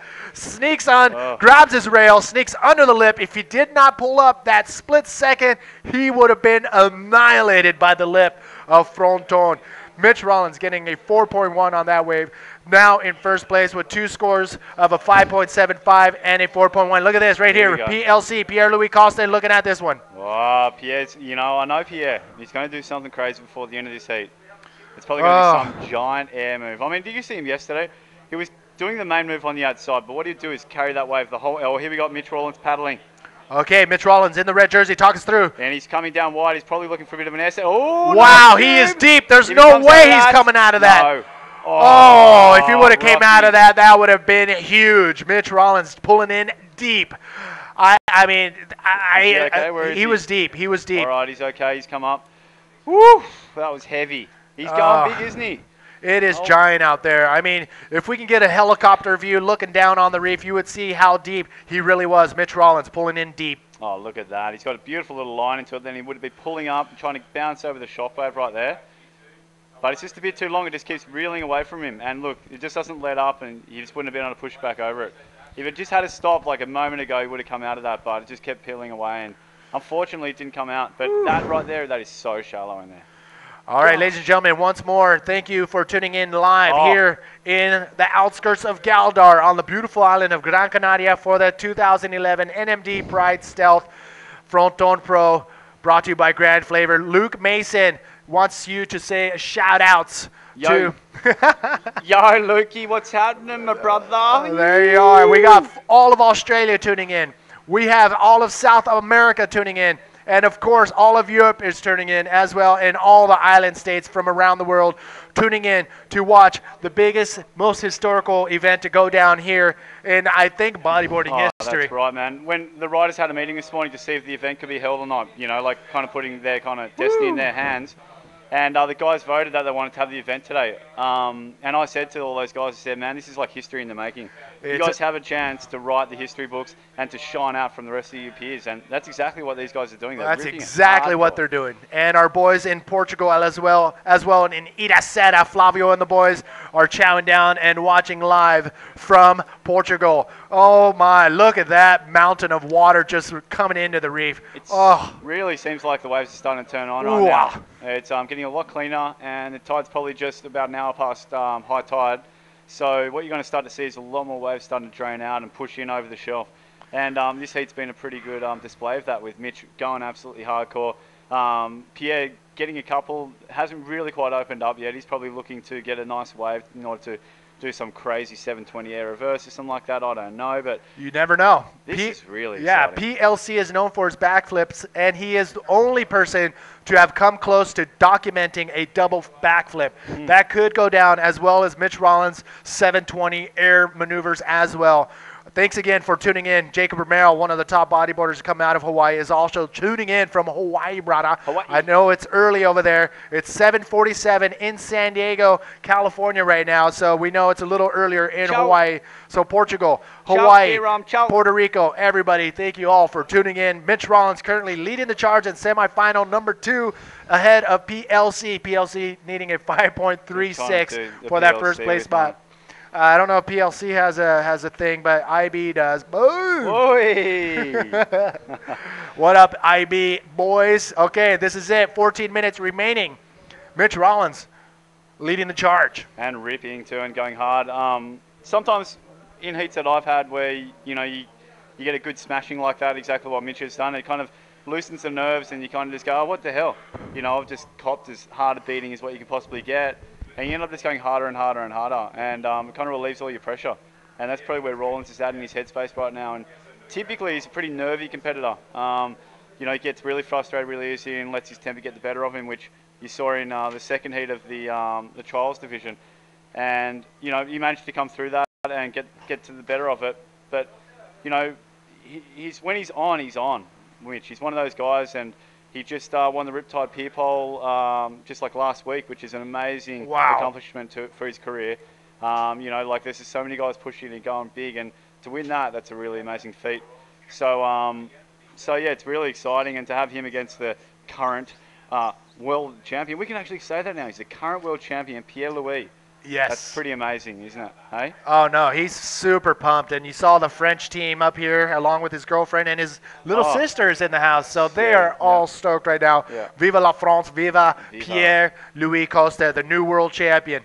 So unbelievable. How's his, let's talk more about that Mitch one, hey? That was absolutely nuts, wasn't it, hey? Oh, unreal. I think we're going to see a quick little look at that wave as the guys sit waiting patiently. Look at this. Oh my God, that is just so heavy. I haven't even got any words to describe that. I would be crapping myself if I was Mitch Rollins right there. I mean, he's so lucky to get on that lip. If he had got that lip on the head, seriously, he could have got seriously hurt. I'm talking hospital, maybe worse kind of hurt. It is shallow and dangerous out there. That is the level of bodyboarding that we are at right now, ladies and gentlemen. I know, but I don't want to. I just want to have fun. Look at this. Look at this. I know we all do. Here we go, Pierre-Louis. He's looking for a little spin into that by that leg store. Oh, nice section. Is he going to come out? Look at this big backflip right there. PLC, is he going to come out? No, he does not pull off that big backflip at the end of that wave right there. Yeah. 5.36 is what he's after, and you can see the frustration right there from PLC for not pulling off that maneuver at the end of that wave. You can kind of see what he was going for from the takeoff. From my perspective, what he was trying to do was actually he was trying to see he's holding low. He was thinking maybe a forward in the pit right there, but instead decides to pull up, maintaining control the whole time. This whole time he would have the end flip in his mind, just waiting for it, and he was waiting for it and waiting for it. But unfortunately, it just didn't really come over quite enough for him to push forward. He's kicking like a madman there to get back on top, but unfortunately he didn't make it. But it's not really, he got a 3.9 on that wave, which isn't going to fall into his top scores. Oh, actually it does, a 3.9 and a 4.5, sorry. So now he's sitting on an 8.4, but he's still chasing a 5.36, which is a doable score out there. Especially for a guy like Pierre, all he needs is a little short kind of ramp.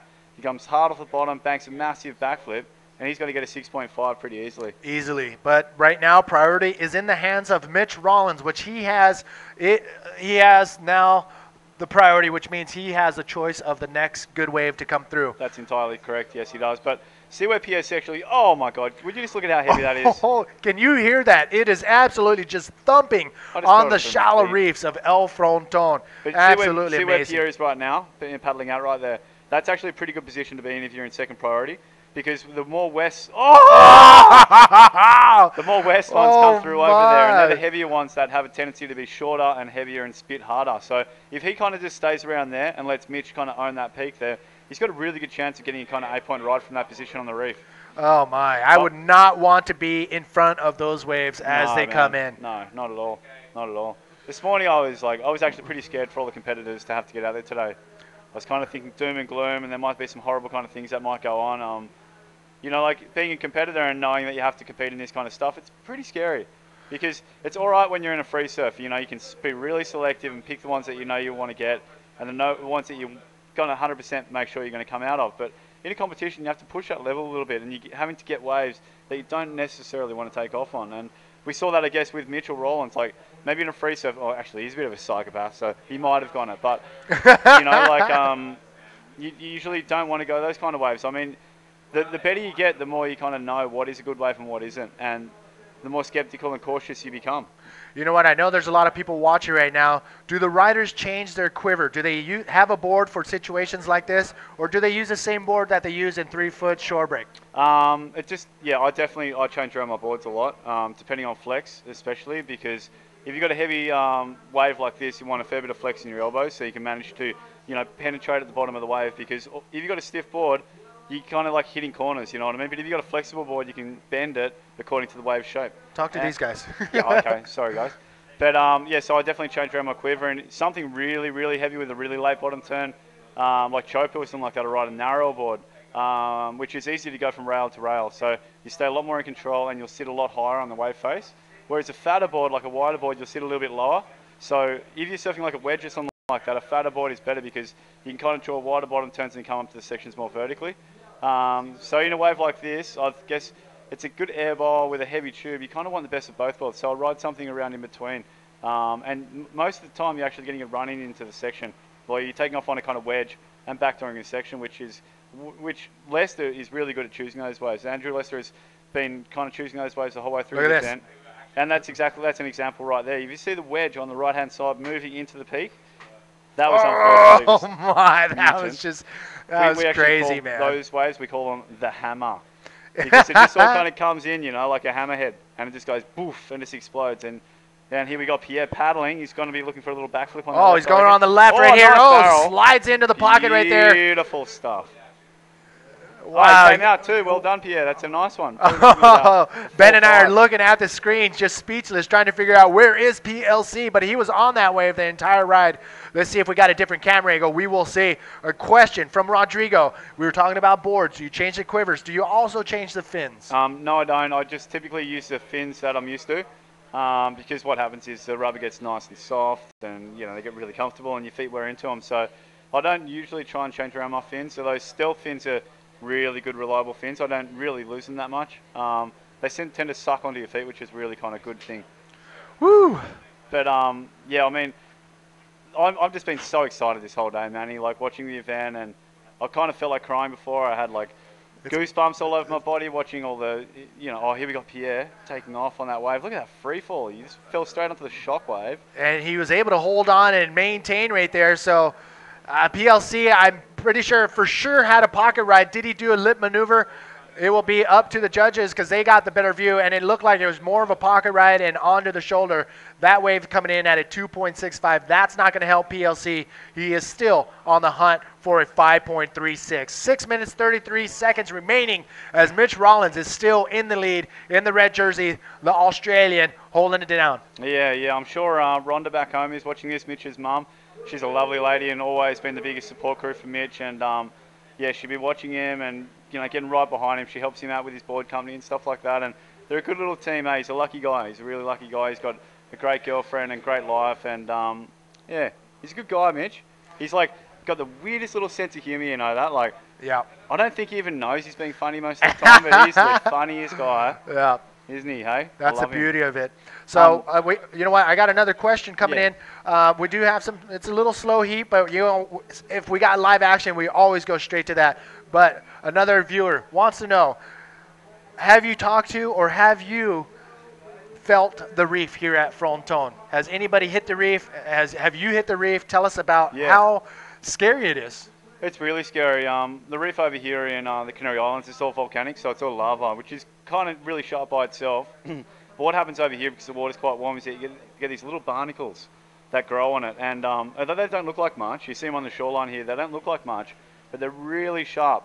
And what happens is you hit it with your flesh, and it will grab hold of your flesh and actually split your skin like that, like so easily. So that's the problem out here. It actually happened to me at Confitail a few years ago. Razor sharp. Razor sharp. It's not not actually the razor sharpness of it. It's just the splittingness of it. Because you got the wave's power moving against that part of your flesh, and it will split your skin. And you know, you're always seeing guys getting stitches and all kinds of stuff out here. And we saw Jared Houston last year. He blew his whole foot out. He hit the reef so hard, and it's such an easy thing to do. And look at this wave. We got Mitchell Rollins paddling, Pierre in second priority paddling. All right, Pierre kicking in. Pierre kicking in into this one. Oh, nice, clean bottom turn. He stalls. Nice face turn. Looking for the barrel. Yeah. And I don't know if that was going to work for him. No. It's just a clean ride, and that's all she wrote for Pierre as he ducks in right before the water just comes onto the shallow reef. So PLC, not much there. Time is winding down. I don't know if that was a smart choice, but he is anxious to get into a solid wave. That looked like it could have been forming into a big section for a big move. Look at this. I think what he was thinking right there, he's thinking big air move, and then he's thinking it's too long, I'm going to go for the tube. And he's in two mindsets about the whole thing, and he didn't really know what he wanted to do. So sometimes that happens. Sometimes you take off on a wave and you think, okay, air forward this wave, air forward this wave. And the wave will just change shape on you, and before you know it, it's an air reverse bowl, and you got air forward in your mind, and you just completely blow the section, and it happens to everyone. It's hard. It's really hard sometimes. Because, like, before any one of us would take off on a wave, you probably know what you're going to do on that wave, and you know what you're going to go for. And because, like, you look for that section that whole time, you know.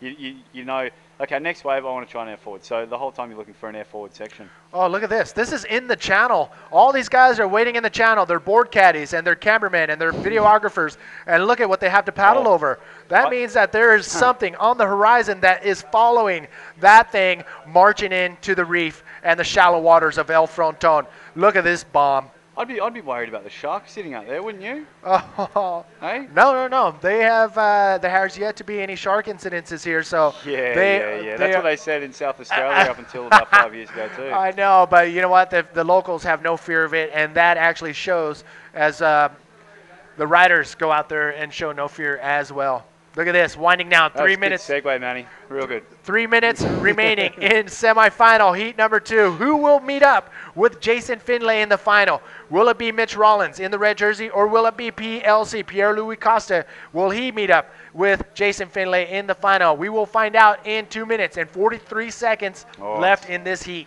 Closing down, Pierre. You need to try and make a bit more of a move right now.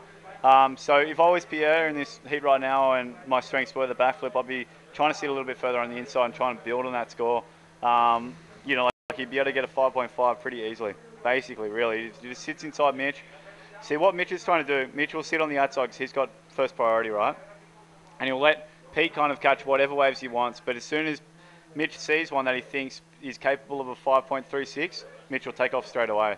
It's kind of like, it's blocking and, you know. It's a strategy. Yeah, it's a strategy. It's not anti-competitive because it always happens. Like, it's just part and parcel of competing. And you can use it to your advantage and you can use it to your disadvantage, because if that happened, if Mitch did catch that wave, there might be an even better one behind it. So sometimes, it can happen quite a lot, and, you know, it's a tricky game because you're dealing with Mother Nature and you're never sure what else might be out there. I mean, so many finals, so many semi-finals have been won and lost in the last couple of minutes of the heat. That's right. And not only do they have to play with the mental part of the game, the competition part of it, but they also have to deal with Mother Nature. And today, El Fronton has come alive with a massive north swell. Not the ultimate prime conditions for this place, but it is big enough and good enough to run a contest at this caliber. That's right, yeah. I mean, everyone's pretty aware that there's danger involved with riding all kinds of waves and riding these waves, and you know, the competitors who are in this event know that all too well, and you're pretty aware of it the whole time. But you also know that there's a chance of getting a 10 out of 10 ride out there, and you want to push it and you want to get that opportunity. And this is kind of history books in the riding right now. I mean, guys are out there pushing the limits and going as hard as they possibly can. It's exciting to see. It's really exciting. Listen to this. Less than 1 minute remaining in semifinal number 2. As of right now, it looks like Mitch Rollins will face off with Jason Finlay, but this could be an upset wave right here. PLC dropping it in the yellow jersey. Can he get a 5.36 on this wave? Comes around the section, and there is nothing for PLC. We have seen PLC's last run in the event, but that will not take away his world title. That's completely correct. Yeah, that is right. I mean, he wants to end on a good note, though. He wants to win this event and go as hard as what he possibly can. But sometimes the waves just don't cooperate with you. And, I mean, all due respect to Jeff, like, that exact same thing happened to him. You know, he was, like, surfing the best. Oh, and the heat just wrapped up. There it is. You can hear the horns in the background. And, ladies and gentlemen, we have an all-Australian final here at the 2011 NMD Pride Stealth Fronton Pro. In the final, you're going to see the wild card, Jason Finlay, face off against the wonder kid from Australia, Mitch Rollins. That is going to be insane. How good's that? I think that's the first time all year we've actually had that. An Australian versus an Australian in the final, mate. Don't go anywhere. That's coming up next. The last 30 minutes of the NMD Stealth Pride Fronton Pro is coming up next. Ben Player, your thoughts? Oh, man, I'm just so stoked to be here and watching this and being here live, you know. Like, it was amazing watching Pierre win today. I seriously teared up a little bit. I was watching his girlfriend, Root, and she was completely bawling her eyes out, and all the French guys were right behind there. I mean, it's an amazing feat, and that's the second year that French guys have won the IBA World Tour. That's right. Amaury Laverne, your 2010 world champion. Now 2011, the French-speaking PLC. Yep. And then we're going on to Mitchell Rollins. And in the final, we got Mitchell Rollins and Jace Finlay, both extreme wave riders. Jason Finlay is used to the heavy waves of the South Coast, going big, going crazy. I mean, I hate surfing with this guy. I absolutely hate it. And you know why? Because he just pushes a little bit more than what you feel comfortable doing. And Mitchell Rollins is exactly the same, which we saw in the last wave, going absolutely nuts. Got the best invert in the game, one of the most extreme power surfers, all around, great guy. And I just love both these guys, and I'm really excited to watch this final. Woo! All right, Ben Player, before you leave the hot seat, I'm leaving. I'm joking, mate. Any last words you want to say to anybody watching live from around the world? Just want to say hi to my brother Tobes, if he's watching back home. Yeah, Tobster. Yeah, Toby. Wait on, brother. And my mum and my dad and my stepdad and my brothers and my dad and my stepmom and everyone else. Thank you, everyone, for watching. And, hey, I'm just so stoked to be a part of this and watch PLC win. Big congratulations to him and all the French guys who are there to support him.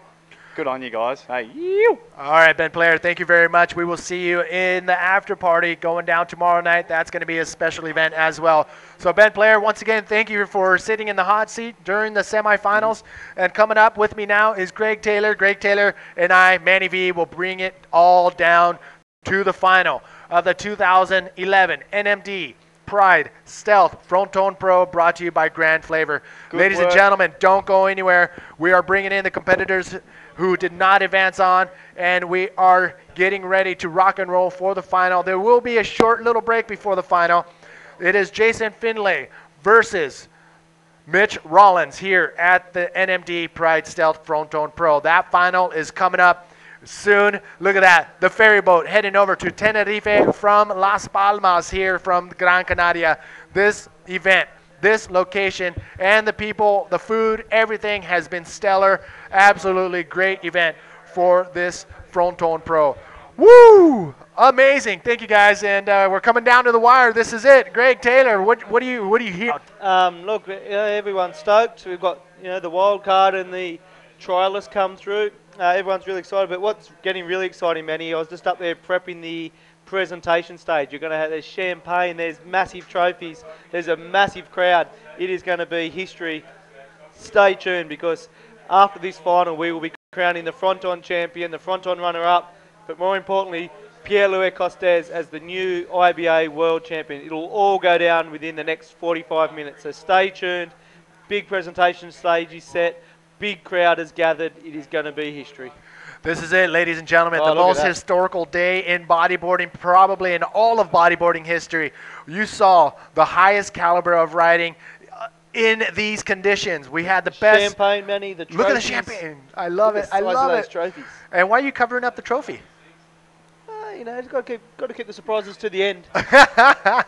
All right, so that's coming up right after the final. We have an all-Aussie final ready to rock and roll. We have Mitch Rollins in the yellow jersey, and we have Jason Finlay, the wild card, coming in as the underdog in the final.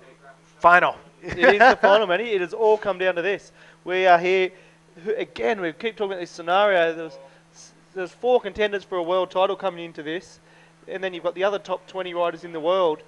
None of them have made it through to, well, we had PLC was the furthest seeded rider through to the semi-final. Yeah. But we've got, a wild card all the way from a free surfing guru has come through and just shown up the world's best on the biggest stage in the world. You know what? I like this scenario because it does one thing. A lot of underdogs, a lot of riders from around the world, in fact, are looking out there and say, hey, where's Jeff Hubbard? Where's PLC? Where are these guys who we normally see? And you know what? It opens the doors for underdogs from around the world. Look at this. Mitch Rollins and Jason Finlay taking a look, but it is Mitch Rollins giving up priority to it is Jason Finlay. Yeah, I think so, man. It'll be interesting because we start the heat or the final without priority. So it's, I guess, because Mitch was on the inside there, he had priority. But now since he paddled for that, it'll be interesting to see what the judges decided. But that's the view from the grandstand. Wow, look at this. Out the back. It is Jason Finlay in the red jersey. Nice bottom turn. Sneaks under the pocket and gets a little bit of tube time. And you know what? That's all she wrote. I have yet to see somebody come in all the way to the inside and hit this section on the inside, which is pretty much a death trap. So nobody's coming all the way in. Jason Finlay starting it off. Yeah, strong start by Jason Finlay. He's really making himself at home at Fronton, and he's just been tube riding like a champion. Be interesting. Let's have a look at this replay, man. He big set, and he gets in there, and he parks himself in the pit. That is so hard to do, and he did it with such control. But the judges have been very, very picky. We've seen some, we saw that Pierre 9.0 right being ridden.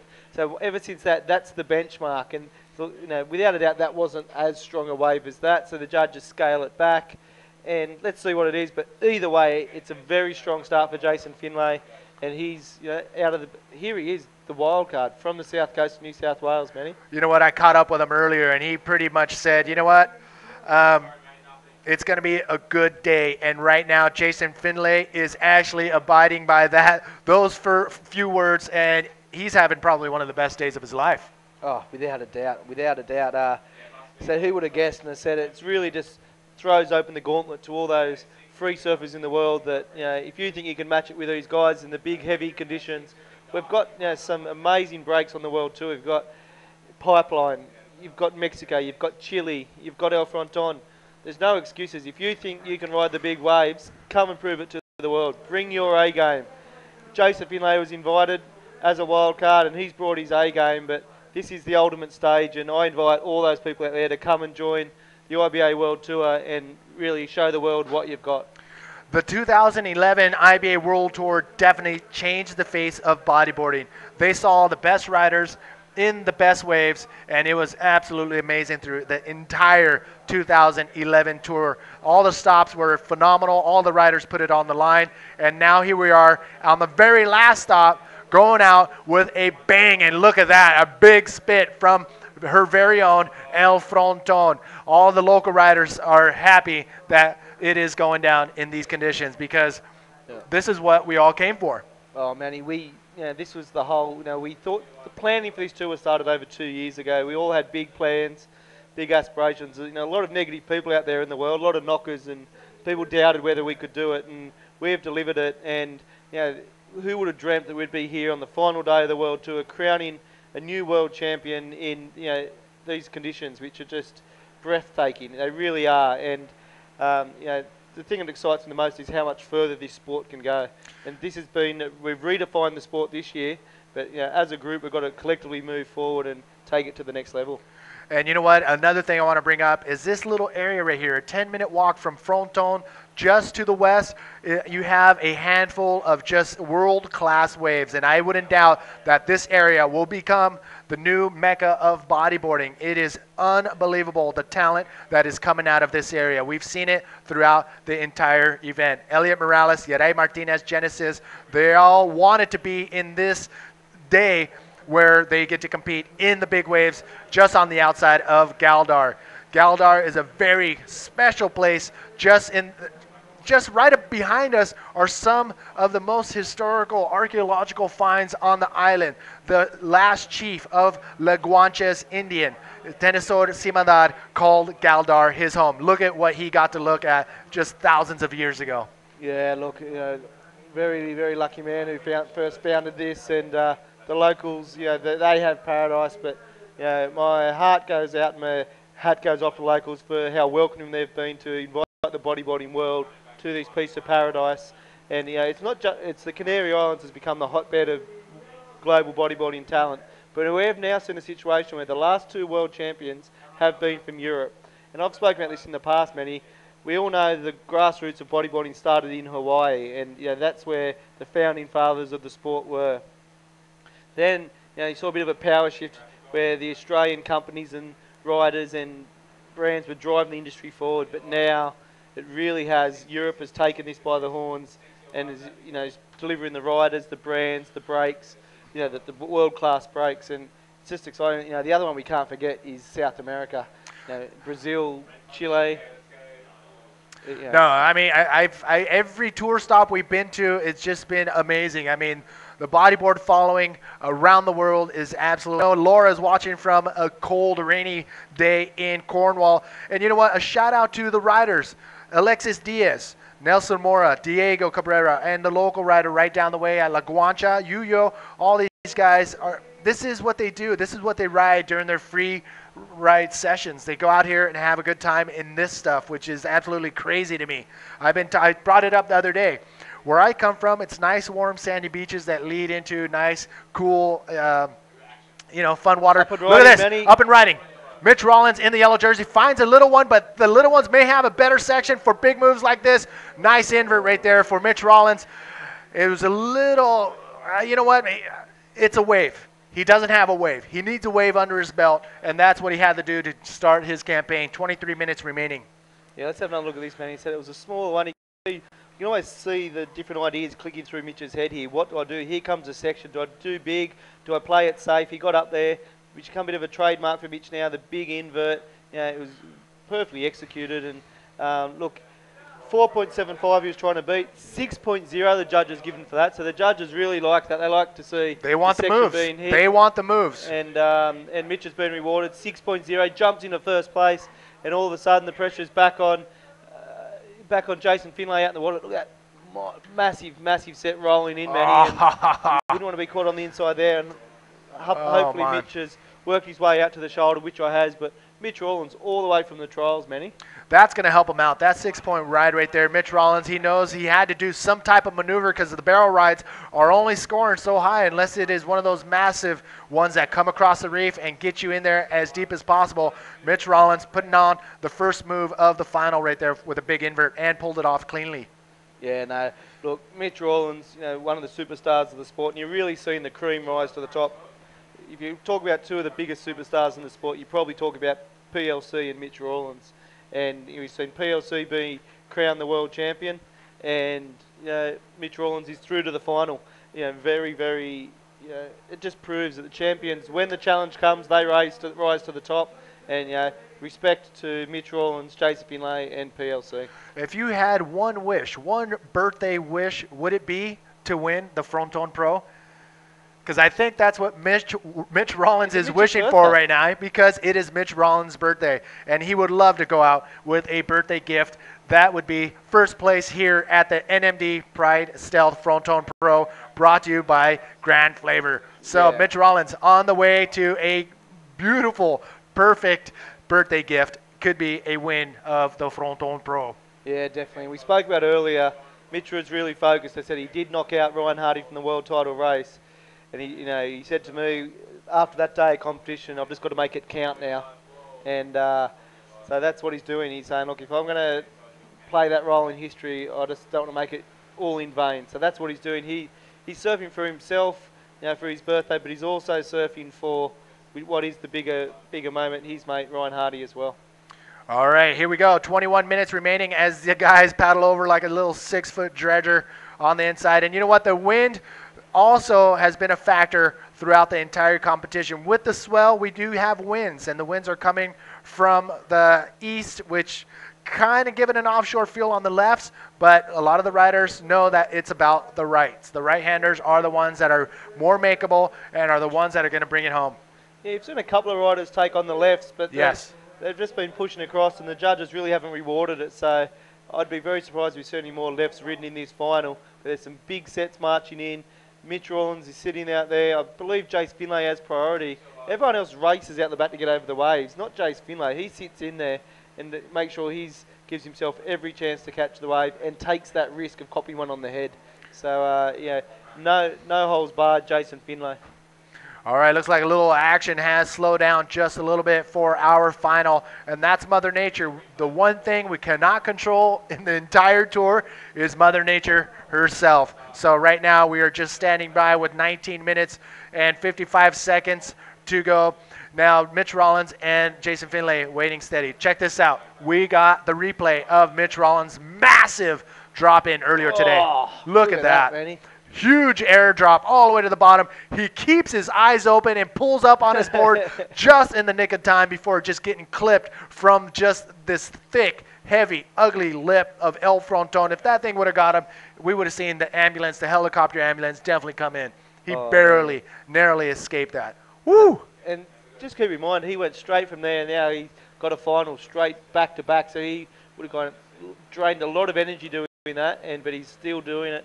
Out there in the final, willing to take those risks to do what it takes to win the world title. But Mitch Rawlins, 19 minutes remaining. He's in the lead here, Manny, with a 6.0 for his first invert. Jason Finlay found himself a barrel, 4.75 for that. So I think we have this in the archives. Let's have a look if we can bring up Jason Finlay's barrel. Oh, yeah, Jason Finlay found a nice, clean right-hand barrel and just timed it perfectly. You don't know it, but inside he's actually maneuvering his board to avoid the shockwave and the lip, and he finds a high line and is able to make it out of there nice and clean. That was earlier in today's competition. Jason Finlay, semifinal. Jason Finlay's semifinal wave.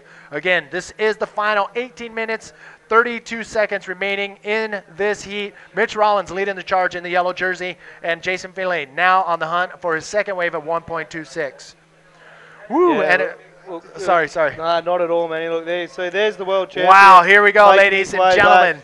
It is PLC from France, and he is your new world champion. And look at all the French friends that I have on Facebook. Going on my personal Facebook account, Pascal is tuning in from Korea. Arnaud, Henri from France, and Cedric, everybody watching, giving a shout out to PLC, your new 2011 IBA world champion, making his way over to get ready for the celebration. But that's going to have to wait until 17 and a half minutes from now, until we finish who will be the winner of the actual event itself, the NMD Pride Stealth Fronton Pro, brought to you by Grand Flavor. Yeah, hold on, people. In about 30 minutes, you see PLC's made his way back up to the presentation area, but I can't believe that what he has done out there today, that 9.0 barrel that he rode to secure the world champion. But what we've got is we're going to finish this final, Mitch Rawlins v Jason Finlay. We'll get the finalists up on the stage and we'll do the big presentation all together, Manny. So we're going to have the winner of this event announced, the runner-up of this event crowned, and then the world champion will be crowned. So history is going to be made, so please, people, stick with us for the next 30 minutes, and it's going to be something special. All right, check this out, Greg. The guys are waiting. We're waiting. You know what? Check this out.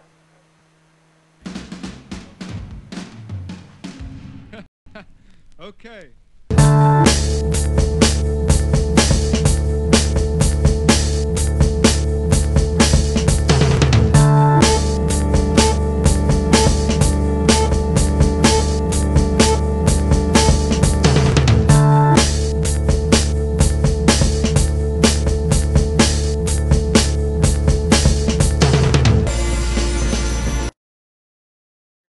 Once again, welcome. This is the IBA 2011 NMD Pride Stealth Fronton Pro, brought to you by Grand Flavor. We are live on the outskirts of Galdar on the island of Gran Canaria.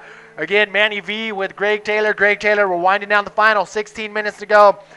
Woo! It's been unreal. It has, Manny. And look, I still have a feeling there's more to be said in this final. We've seen, there you see the footage of Pierre coming back up to the riders area, being greeted by, I think that's the Portuguese man there, Lourenco, and then, you've got all PLC has so many fans and followers, and there's his girlfriend who's been there. That's the money shot right there, the money shot. Yeah. Unreal. Hey, I need to get one of those shirts. Can we send somebody down there to grab one of those for me? PLC, you riding world champion shirt. He did it. Living the dream right now. Is your new world champion, PLC. Believe it or not, there is a final in the water going down right now. 15 minutes, 15 seconds remaining, but this is the story of the day right there. A new world champion has been crowned, PLC, for winning his quarterfinal and making it to the semifinal. That was what he had to do to take out Jeff Hubbard in the world title race. Yeah, look, and as I said, we'll be coming back. Looks like paddling into this one. Having a look, Jason Finlay looking at big section up ahead. Goes straight for it, and a big roll. Big landing right there. Holds on to it. Oh, man. Here he is, Jason Finlay, coming in at 14 minutes and 44 seconds remaining. Coming in, dropping in, and looks, all eyes were set on a section that he knew he had to hit. He's just blowing my mind. Jason Finlay showing such composure in this final. He surfed his all the way through from the wild card, gets up to the lip, big, powerful roll. We haven't seen many of them today because it is so difficult, the conditions. Oh, look at that landing. Heavily, but rides out of it. The judges are going to reward that, I think. Man. He only needs a 1.26 to get back into first place, but it's going to be a higher score than that, Manny, and all of a sudden we may have Jason Finlay in the lead and commanding first place for this all-important final. And the scores are dropping right now. I can't get over that landing in slow motion. It looked like he just did a face plant on his board, but you know what? That's what these guys practice to do, landing big air maneuvers, knowing that the impact is going to be gnarly. And look at this. The score comes in at a 5.85, which means now Jason Finlay is in the lead over Mitch Rollins' 1 wave of a 6.0. So Mitch Rollins now looking for a second wave, now looking for a 4.6. Jason Finlay, he is feeling good. The birthday boy, Mitch Rollins, needs 4.6 in the last 13.5 minutes of this Fronton final to secure first place. But as we stand at the moment, Jason Finlay's showing experience. You would have thought he's been on tour for years, Manny. But he actually was the recipient of a wild card for the Pipeline event as well, and surfed well, but didn't actually get the luck he needed to progress through. But I was speaking to him midway through the year, and he was really committed to taking on the IBA World Tour in 2012. But wow, has he made a statement at the end here in 2011. Look out, people. Here comes Jason Finlay. Oh, my. Yeah, we're definitely going to see him and his skills on next year's tour, especially if we have the massive conditions we've had throughout the entire tour. Big Puerto Escondido, big Arica, big pipe, big everything. I mean, but we threw in a little wrench in the mix. We went to Portugal where we ended up with a smaller wave. But as Mike Stewart called it, we needed that. A world champion can compete in any surf. And we ended up with a pretty awesome showdown of the two Brazilians, Eder and Uri, putting together, making it look really good. But it was back to the big waves with Puerto Escondido. It was Reunion Island. And now here we are at Fronton, down to the wire. Jason Finlay leading the charge in the final against Mitch Rollins. Yeah, Manny, but talking about next year, it's going to be very exciting 2012. We start with the Pipeline Pro on February 14, 2012. It's when it all starts again. We're going to go bigger and better next year, and the Pipeline event is the biggest field of the year. It's open entry, so if you think you can match it with the world's best on the world's biggest stage, book yourself a ticket, get ready. But Pipeline, not only do we have the men's Grand Slam, Manny, also very, very pleased to confirm we've got the women's Grand Slam and the drop knee Grand Slam confirmed for that event. So it's 10 days of crazy bodyboarding action at the world famous Hawaii Pipeline. If somebody wants to know what else is going on in the 2012 Grand Slam Series, how will they find out? They've got to best way, the only way really, Manny, is to jump on and buy the IBA calendar. There you see the graphic there. It's got some incredible images this year from the World Tour. Plus, those little boxes you see in blue are the dates marked for the waiting periods of each of the major events of 2012. So you know ahead of time exactly when the event's running, where it's running, and not only that, you've got some incredible images to put on your wall. All right, once again, welcome everybody. We are coming down to the 11-minute mark. Jason Finlay in the red jersey is leading the charge in the final with a total combined score of 10.6. Mitch Rollins only has one wave under his belt. It's a 6.0, so he needs a 4.6 or higher to take away that first place spot from Jason Finlay. It is an Australian versus an Australian, mate, in the final here at the NMD Pride Stealth Fronton Pro. Brought to you by Grand Flavor. Looks like a little paddle battle going on out the back. They know something is coming in. Look at this set. It is massive. One of them, look at this. They were caught. They could have got caught inside. Look at this monster of a wave. A big pounding wave, massive wave. Oh my, just coming in, marching in, and just unloading on, Fronton. Yeah, look, Mitch Rollins is out there with priority, but Jason Finlay keeps picking off those inside waves. Mate, talk me through this one. All right, Jason Finlay on the inside. Oh, not much there on that one. It looks like he was ready to hit the lip, but knows that that water's just rushing on the reef that is starting to suck out. How's that fan just saying, hey, thanks, bro? Yeah, look, there's the man. He's got a big moment ahead of him. He's got one of his French fans. He's here. He's just composed himself before. He's got a couple of French supporters. They're all in there. And that's the French team from the ISA Games, I believe. They've been here with Pierre, supporting him all along, and some of his biggest fans. But Pierre's in there waiting for that moment to be crowned the IBA World Champion. It is in the bag, man. All it takes now is the champagne and the trophy. Unreal. But we can't forget there's also a winner for the event for the NMD Pride Stealth Fronton Pro, and that is going on out in the water with 9 minutes to go. Jason Finlay in red leading the charge, Mitch Rollins in yellow. Again, thank you all for tuning in. This is Manny V with Greg Taylor in the hot seat, giving you the live feed from Fronton. Manny Inzunza from Masalan and all the Mexican boys watching live, Webel and the crew. We know Nunito and Flavio from Iracema, Portugal, and all the girls, Rita, Sandra, Sam, Diana. We know you're watching as well, so we know you are watching. We know you are enjoying it and getting emotional as much as we are. Again, Manny V, Greg Taylor, it's been an amazing day. Woo! Oh, Manny, very memorable day. We're going to be talking about this for a long time, but there's still some history to be written. 8.5 minutes to go. The wild card from the south coast of New South Wales, Jason Finlay, is in the lead. He's got Mitch Rollins in second place. Mitch has only caught one wave. There's still, within this 8 minutes to go, Mitch Rollins is capable of anything, but all he needs is a 4.6. Nobody would write Mitch Rollins off yet. Can he deliver the ultimate birthday present to himself and take out the IBA Fronton Pro? I know he wants it more than anyone, but so does Jason Finlay. So strap in, people. 8 minutes to go. We're going to have a winner crowned. We've crowned our world champion today. We've seen some amazing waves ridden, some footage captured that we'll be replaying and watching for years to go. But we still are waiting to see who will take out arguably one of the most prestigious events on tour. And we now have 7 minutes, 40 seconds. But there's the crowd building for the grandstand. presentation. Oh, sorry to interrupt, but look at the grandstand. Everybody are on their feet watching the last few minutes of the Fronton going down. And I can't wait to get out there. Oh, big party in Galdar tonight, I think, Manny. So it's been a big year, and as you've pointed to, a lot of people to thank. And what we've got to do is just set our sights on next year. But Jason Finlay, he's just so busy on that inside section. Look at this, out the back. It looks like Jason Finlay in the red jersey finding an inside section. Look at this section forming up, big section coming in, and a nice invert right there. Really clean landing on the face of the wave, and a spin. He found one of those inside waves and was able to put together a nice combination of moves right there. Smaller wave, but clean, and Jason Finlay trying to improve on a 4.75 as his lowest scoring wave that he has on his scorecard. Yeah, look, definitely. And look, he's looking to better a 4.75, Manny. We've seen the judges rewarding inverts and different rides, so we'll talk you through this again. It was a buildings wave, but you could see the section coming again. Jason Finlay's thinking, what are we going to do here? He gets up and does a nice invert, rides it cleanly, lands on the open face, and Manny, he's got Mitch Rollins on the ropes here. That was a 5.0. Mitch Rollins now needs a 4.85, but he's uncharacteristically quiet sitting out the back. You know what? I think we may have to pump in a couple more cans of Red Bull into your bloodstream because I'm losing you. Get that energy back. This is coming down to the wire, brother.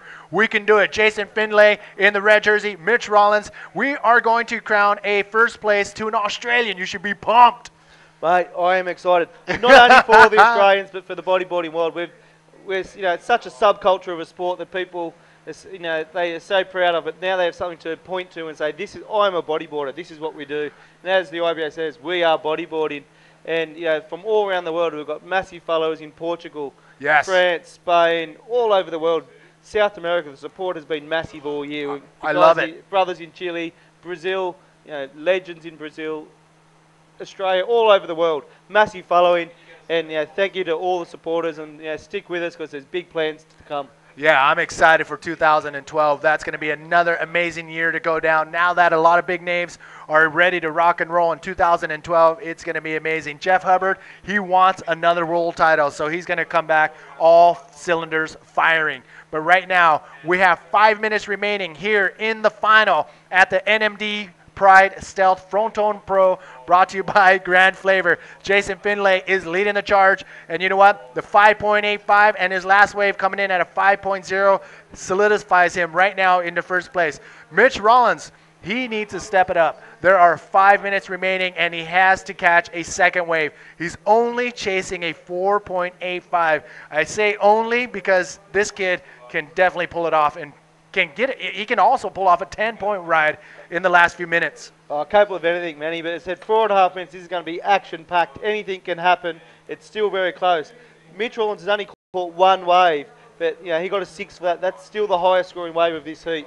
So he sits in the priority position, only needing a 4.85, as you said. So he's just praying that he gets one more wave sent his way, and he'll go to town on it. And Jason Finlay's playing it smart. He knows he hasn't got priority. He's sitting a little bit further on the inside, just picking off the bowling sections and trying to extend his lead. But at the moment, Jason Finlay doing the unthinkable. From relative obscurity, he's come through to be in the final here against the superstar, which is Mitch Rollins. But Jason Finlay has earned a lot of respect at this event. You know what, Mitch Rollins, there's 3 minutes and 50 seconds remaining. All Mitch Rollins needs to do is catch one solid wave, and he can pull off the win here at Fronton. And that will be probably the best birthday gift you can give any professional bodyboarder at this level. Mitch Rollins waiting patiently. He's looking back to try to hear how much time is left. 3 minutes and 30 seconds remaining. Again, this is the showdown, the last event on the 2011 IBA Grand Slam Series Tour, and it has been an amazing year. So shout out to all the supporters throughout the year, including Red Bull TV, NMD, Pride Stealth, of course, for this event and all the other events, and our other sponsors that have been a huge support. Thank you very much. Yeah, and look, as I said, Red Bull been a great media partner of the IBA this year, but as you'll see up on the screen, the initiative of the Wings for Life Spinal Cord Research Foundation.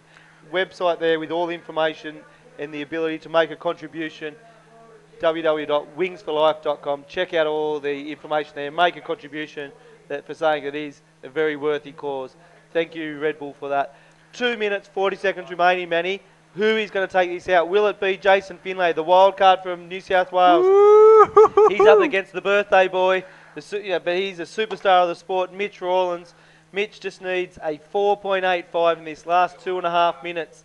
Will Mother Nature send him a ramp, a barrel? What will they send him to get? I'm sure you'll get the opportunity. It's will he grasp it and will he deliver? These are the moments we all live for. Look at this. He looks like he's taking a look at something. His back was turned towards the ocean, and it looked like he wanted to paddle into something.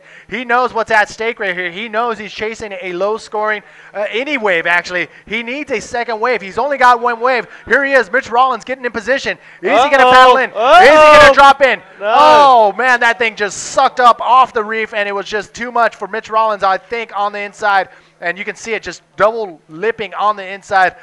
Did Mitch Rollins just let it go? I think he might have lost priority there, Manny, and that is crucial. You talk about these moments where the pressure's on, and Mitch Rollins, he's really made a critical tactical move there. What do you think was going through his mind? I thought he was going to drop into that. It looked like it was going to form into a perfect wave. Once he committed like that, once he committed to the wave, and he looks like he'd lost priority. He should have kept going because now there's 1 minute 20 left. Jason Finlay sits there with priority, and he's not going to give it to Mitch Rawlins, but Mitch Rawlins just has to catch something because time is running out. We've only got one wave, but let's hold on. Look at this little paddle battle. Oh, no. Oh, man, Mitch Rollins' only wave is right here, but it looked like there may be a paddle battle if we can go to the live feed. I'm sorry. I don't want to be the producer, but come on, look at this. Mitch Rollins on the inside. Nice tweak right there on Mitch Rollins' only wave, and that was a 6-point wave, and it looked like a little paddle battle was going to go down between Mitch and Jason Finlay out the back. Oh, sorry, I got a little anxious and nervous. Everyone's holding their breath. Look at Mitch, he's like frantically scrabbling around. He sat there with a strong opening ride, which we just saw. All of a sudden, there was a 30-minute final. He's now only got 30 seconds, Manny. 30 seconds to pull a hat out of the bag, cat out of the bag, cat out of the hat, whatever it is. He needs to do something really fast. And look at this. Manny. Is he going to go into it? Yes, he's paddling hard. It's one of the smaller waves, but again, the section down the way can form up into a big move wave. Oh, that may have been it for Mitch Rollins, even though he did complete that maneuver. It was a little smaller wave. Kind of a lazy roll on that section, but you know what? It is his second wave. All he was really looking for was a 4.85. I'm not sure if that was enough. What do you think? I don't know, man. We'll wait for the judges to have their say. Was it a 4.85? Oh, my. Look at the frustration of Mitch Rollins out in the water, just slapping the water. Yeah. He knows that wasn't enough, and he knows he could have put together a better performance, but unfortunately it didn't come together. Scores have dropped. There it is. is. Second wave was a 3.75. Who is this guy? In the screen you have. He can't believe it. He can't believe it. The wild card, Jason Finlay from the south coast of New South Wales, has come from nowhere to win the NMD Pride Stealth Fronton Pro here in Gouda. Can you believe that, man? You saw both of his hands go up in like, what just really happened right now? And I believe that is his friend, Ryan Hardy. Yeah, Ryan Hardy paddling over to tell him, hey, you know what just happened, right? You just won the Fronton Pro against some of the top riders in some of the heaviest conditions in the world and on the tour. It is this guy right here, Jason Finlay, the winner of the 2011 NMD Pride Stealth Fronton Pro, brought to you by Grand Flavor. Unbelievable.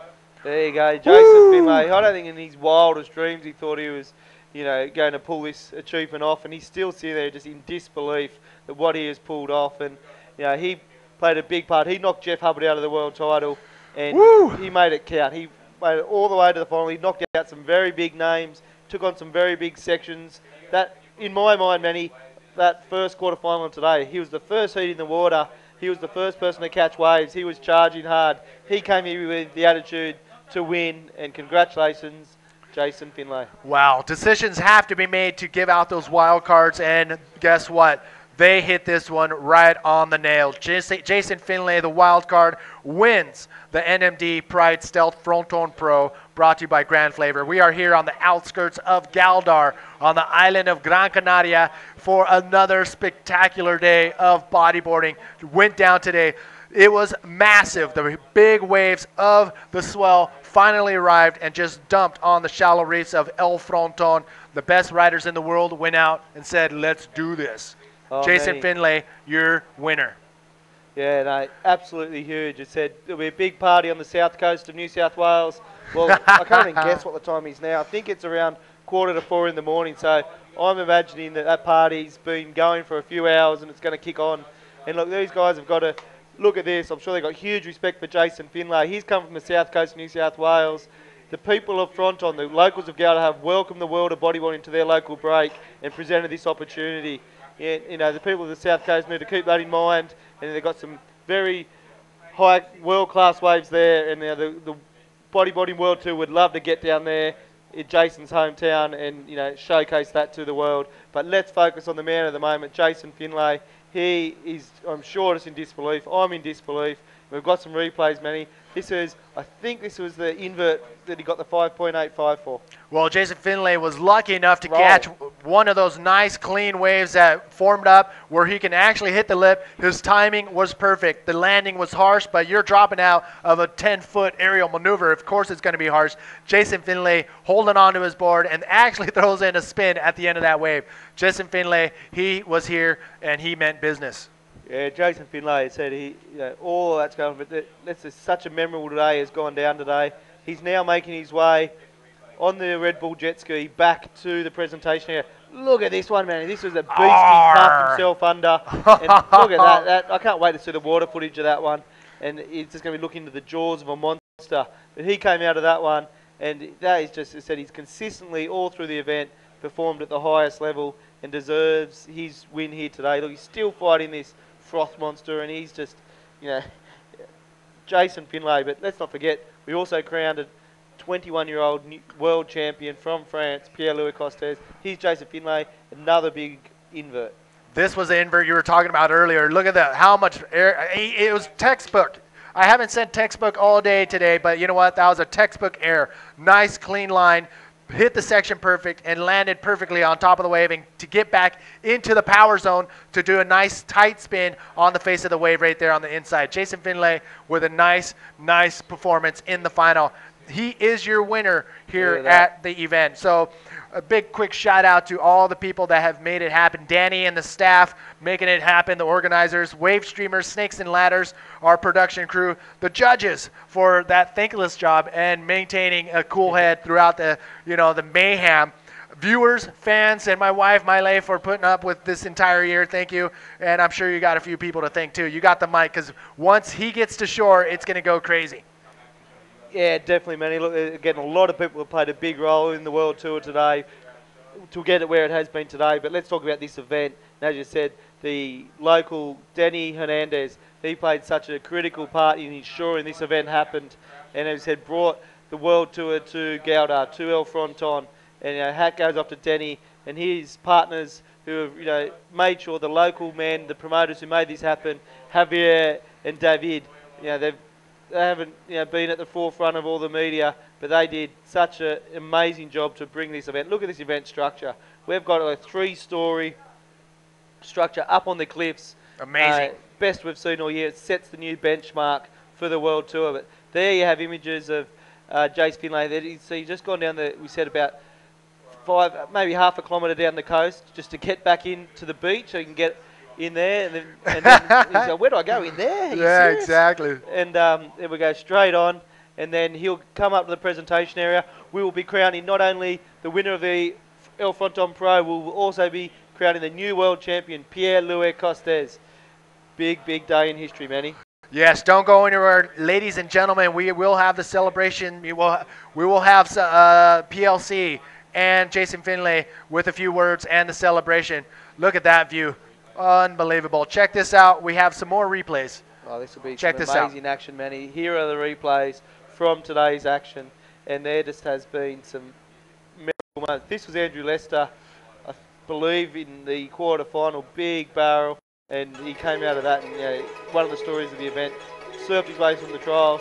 But here you have, this is Jace Finlay parking himself, Manny. Yes, the action was packed from the first wave of the contest, and this was Jason Finlay's march to the final. And you know what? He knew what was at stake, and he had nothing to lose. He's a wild card. So he went out there and did what he wanted to do, and that is just ride the wave.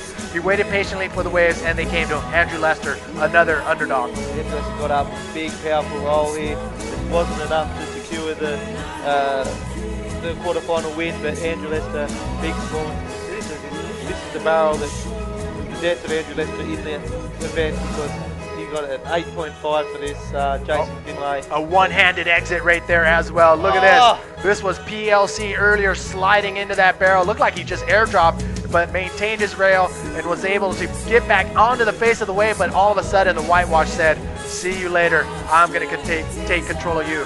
And then it was Mitch Rollins. He absolutely had an awesome semifinal, taking out PLC, and this barrel right here says it all.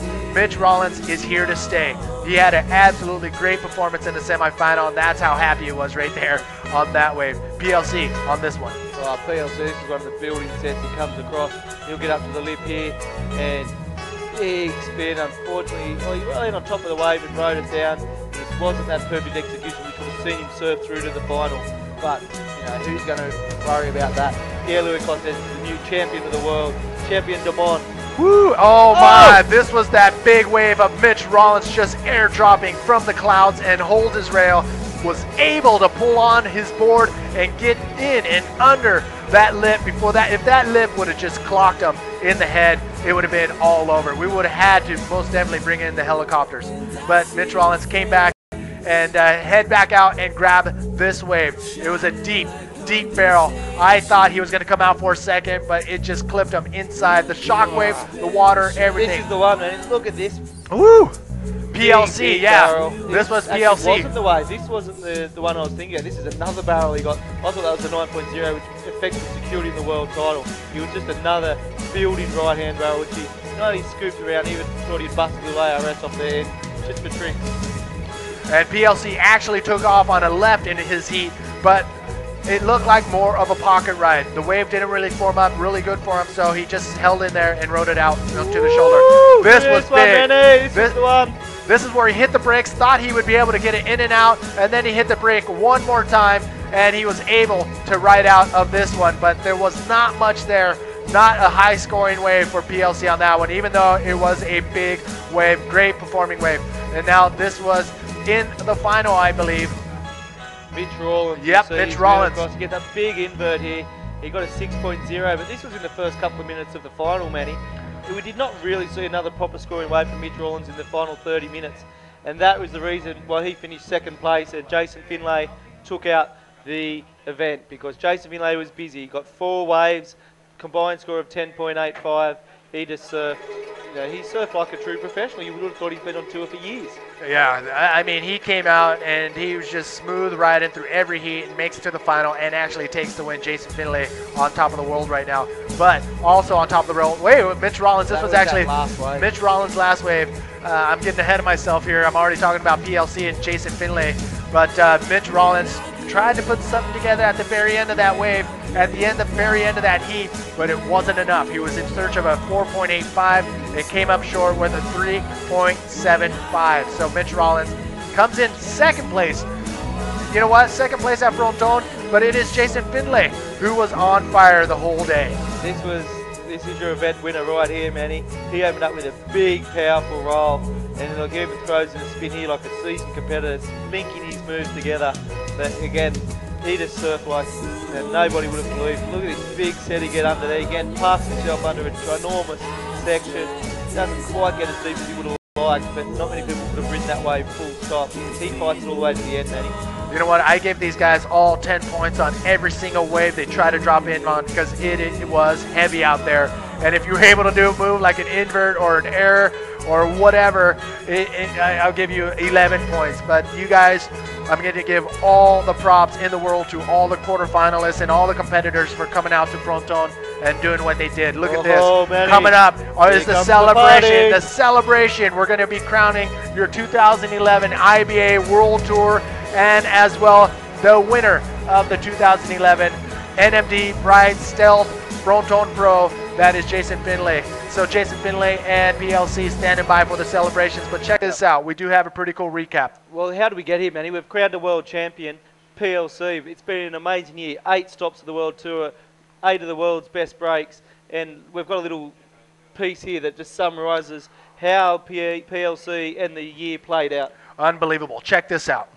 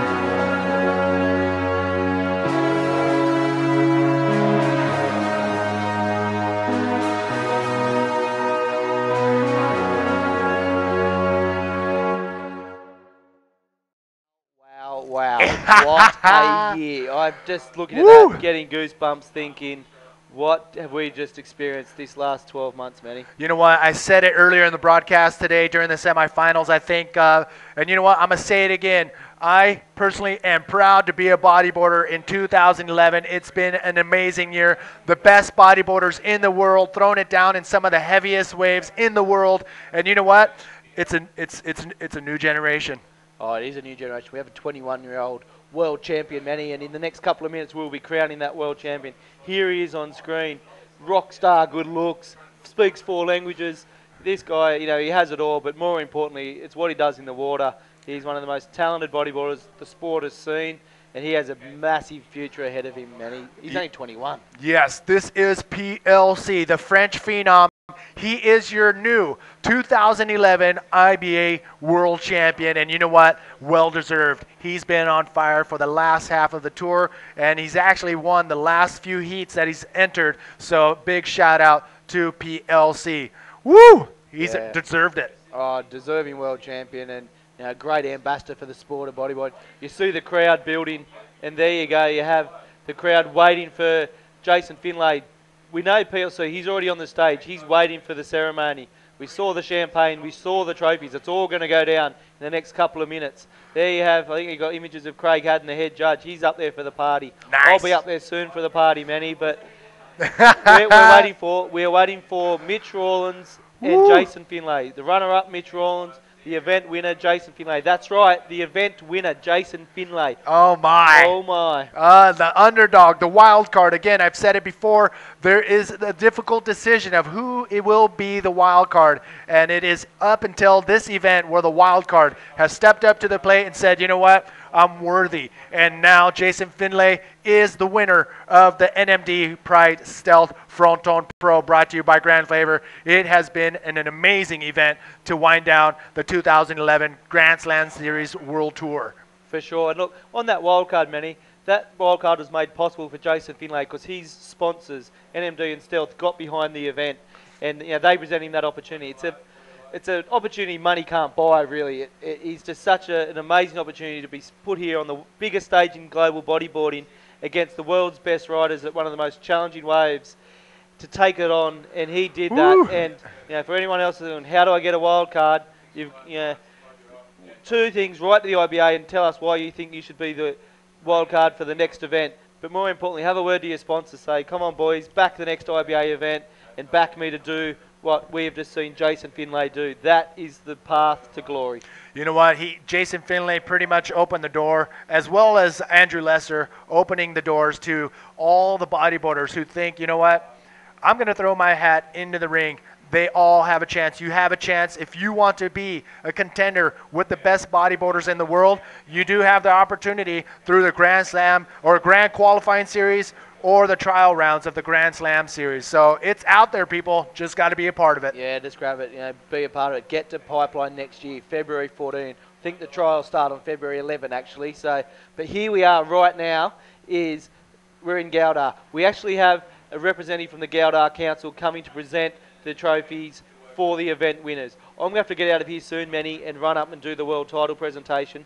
But what you'll see the councillor, one of the senior councillors from the Council of Galdar, will be presenting Jason Finlay his winner's trophy, as well as the man Mitch Rawlins his runner-up trophy. So big thank you to the people of Galdar.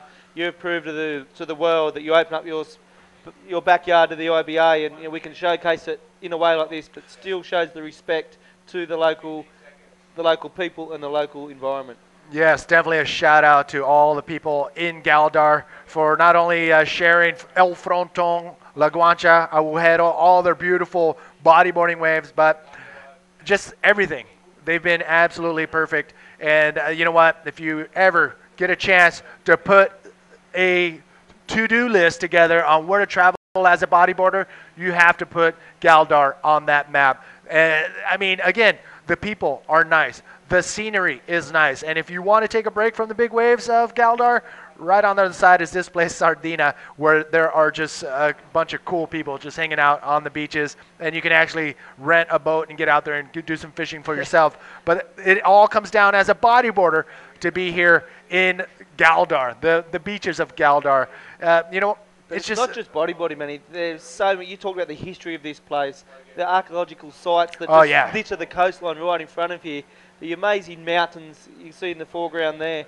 There's so much history and culture at this place. It's not a place you have to come with the boys and just go bodyboarding.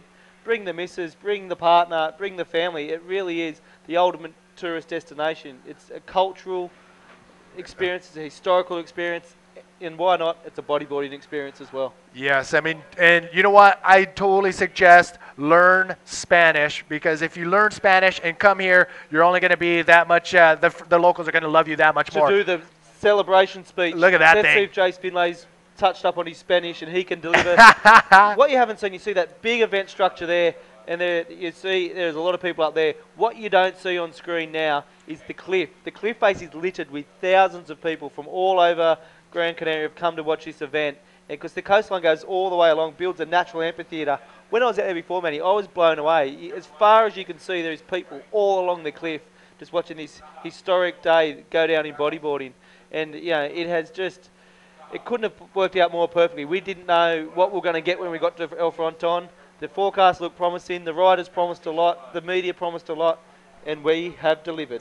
Yes, it's been an amazing event. And you know what? We cannot forget about the guys that ride this place day in and day out. It's going to be hard. I know I'm going to miss a few names, but Diego Cabrera, Yere Martinez, Genesis Reyes, Nelson Mora, Elliot. How could we forget Elliot Morales? Elliot Morales he's another young gun who loves the big waves. And I know I'm going to miss a few more names, but they're out there. They call Fronton their wave, which they do. They ride during their free riding. It's crazy to me to understand that. Actually, just down the beach, we see little kids learning how to bodyboard on like semi-heavy reef waves. It's crazy to me. Oh, it is. It said, just keep an eye out. The Canary Islands have got such a hotbed of talent coming through. You spoke about Elliot Morales. We know of other Diego Cabrera who's come through. But look at this, getting cheered up the beach by. This is the winner. So there's Jason Finlay. Winnie and Mez are carrying him up the beach. Nice. And he is the champion of the event. Who would have thought he could have done that? But we are almost ready for the presentation, people, because now Jason Finlay is in the contest zone. That's the man we're waiting for. He's going to come through, join Pierre-Louis Costes for the World Champion Trophy, and it's just going to be something special. But where's he off? He's off again. No, he's going to come around the other side of the grandstand to get in there quicker, because if he comes down the way he was going, it was going to take forever to get him onto the stage. So special shout out to that man you see running up there in the orange. Seamus Makem. Oh my, Seamus Makem. Not only has he been delivering you the best water footage bodyboard history's ever seen all year, Seamus Makem played a huge part in making El Fronton happen. But this is the man who has to thank him, because Seamus Makem made this event happen, and then all of a sudden you've got the event winner coming up to the stage, and you can tell he's just in shock, Manny. Jason Finlay, you saw him throw up his hands in disbelief after he heard Mitch Rollins' last scoring wave. He said, wait a second, did I just win this contest? Jason Finlay is all smiles right now. You know what? It looks like we're setting up the audio. It looks like we may be going down there shortly. Jason Finlay, the winner of the NMD Pride Stealth Fronton Pro, brought to you by Grand Flavor. So when you guys are ready, we're ready. All right, well, Terry's giving us the wind. Over to you, Tez. Coming down to you, brother. All right, boys. Well, looks like we're down here, and we've got the sun is setting here at Galdar, but what an incredible day for bodyboarding it has been, and more so an incredible day for this man here, Jason Finlay. Congratulations, brother. Tell us how you're feeling. Oh, I can't believe it. It doesn't feel real. I would have loved the finals to be an epic big boost with Mitch, but I surfed my hardest through all the heat, so I can't be more happy. It's the first time, Jace, that someone, a wild card in a Grand Slam contest has ever won the contest. So you've made history here today. How do you feel about that? Oh, it doesn't feel real. These people looking at me. I'm amped to do some more comps now. Mate, I'll tell you what. Growing up, you surf all those radical reefs on the south coast of New South Wales. That must have helped you out there today, because you did look pretty comfortable.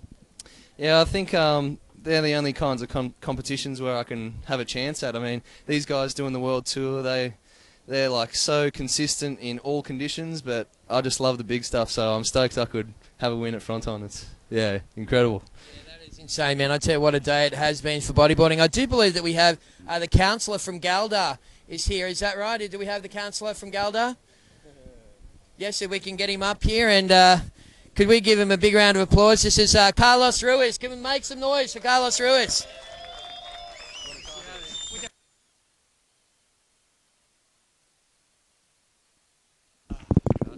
All right, no worries. So we've got Carlos Ruiz here. Carlos, if you can get the trophy on the right-hand side.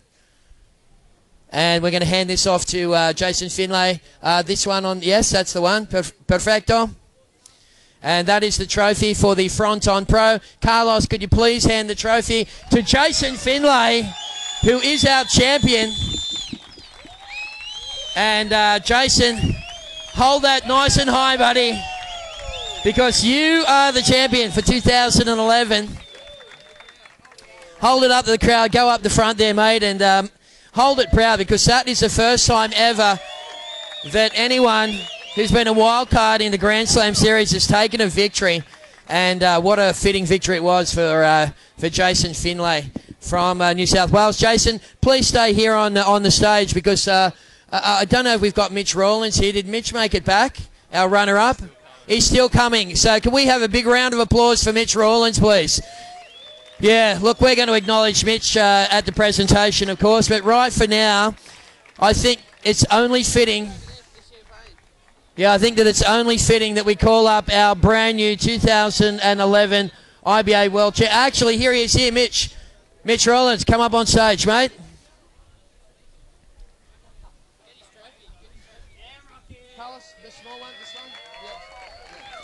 Okay, second place. Mitch, come over here, mate. We'll just have a couple of quick words here. I mean, what a classic day for bodyboarding it's been here at Galdar today. Oh, yeah, for sure. It was pretty wild. Don't know how much more I could take of that. What about your opponent here, Jason Finlay? What are your thoughts on him? First ever guy to win a Grand Slam Series as a wild card. Yeah, geez, it's pretty big. You know, Jason suits these waves, and you know, if there was more waves on tour like this, he'd probably take it to a lot of guys. So, yeah, a lot of credit to him. Mate, congratulations on your result here today. Second position. You've secured yourself a top 24 berth for 2012. So what can we expect from Mitch Rawlins next year? Hopefully the sound I heard from back there when they were cheering for Finlay, that sounded pretty good. Right, mate. Well, we got, of course, we got Carlos Ruiz here from the Galdar Council. Give that trophy to Mitch Rawlins. Mitch, hold it up for the crowd, mate. You've come second at Galdar. You little champion. And a very happy birthday to Mitch Rawlins as well. What a classic. Yeah. All right, so. Okay, now Mitch and Jason, you should have some champagne. Is that correct? Let's get a bottle here for Jason. Get ready, because we're going to be spraying some serious champagne here shortly, as we call up our brand new 2011 IBA World Champion.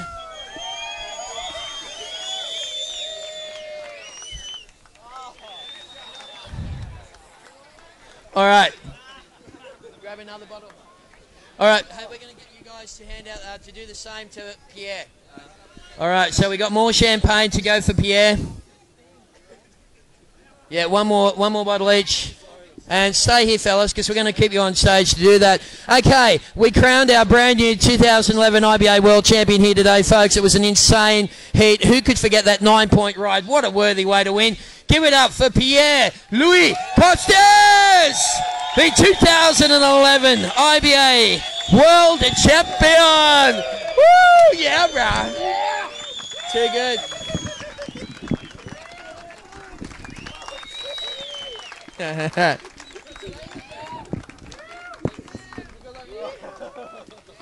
Okay, Greg Taylor, of course, has made it all possible. And Pierre, stay there, don't hurt yourself. We've got Greg Taylor, of course, the Managing Director of IBA Proprietary Limited. He's going to give you the trophy. Ladies and gentlemen, that is Pierre-Louis Costes, the 2011 IBA World Champion. Hey, Jace.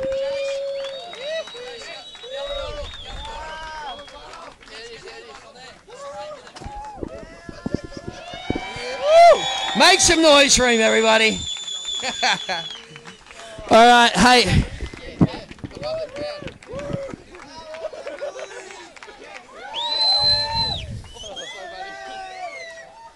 Okay, Pierre.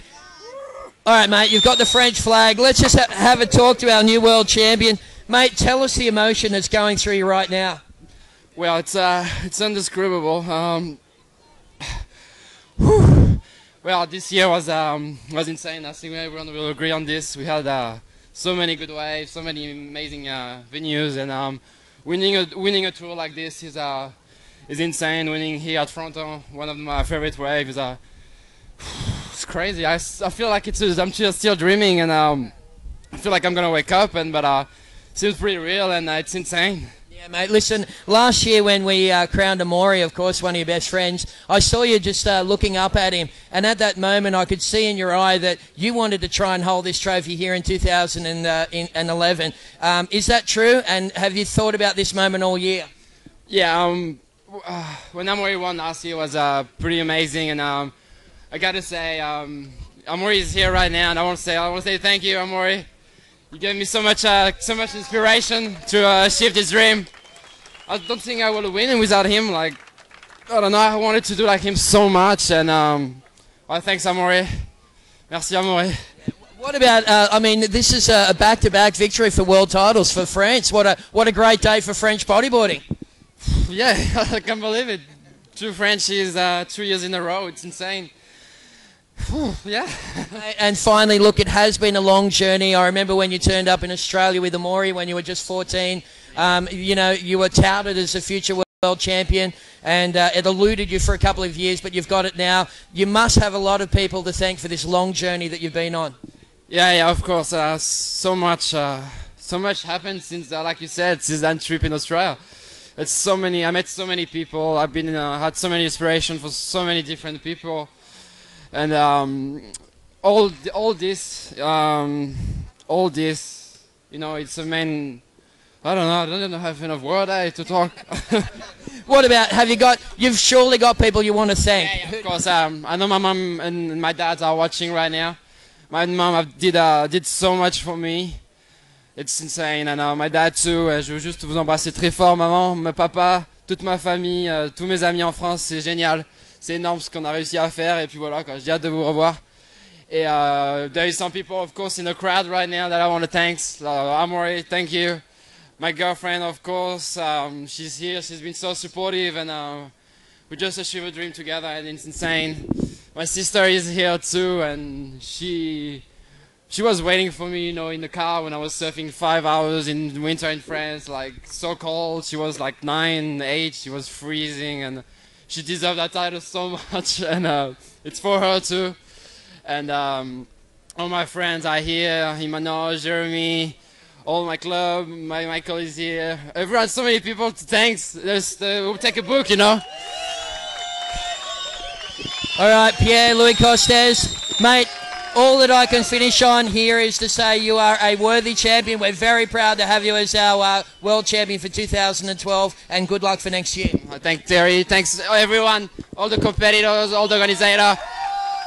You guys are amazing, and we are doing such a great thing for bodyboarding. I think we are. I don't know. Bodyboarding is amazing right now. Look at the riders, and well, I can't wait to see what's going to happen in the future. All right, well, we can't wait to see what happens next year as well, folks. Well, I do believe, Manny Vargas, that's about it for 2011 on this amazing IBA Grand Slam Tour. Thank you to the people at home for watching, and I'm going to throw you back to Manny Vargas with one of his favourite little pals. Boom! All right, ladies and gentlemen, it's been an emotional day and an incredible tour. Thank you all for tuning in. The viewers, the fans, the bodyboarders from around the world, you guys are what made it happen, and I can't thank you enough. On behalf of the IBA Tour, this is it. This is bodyboarding. Boom!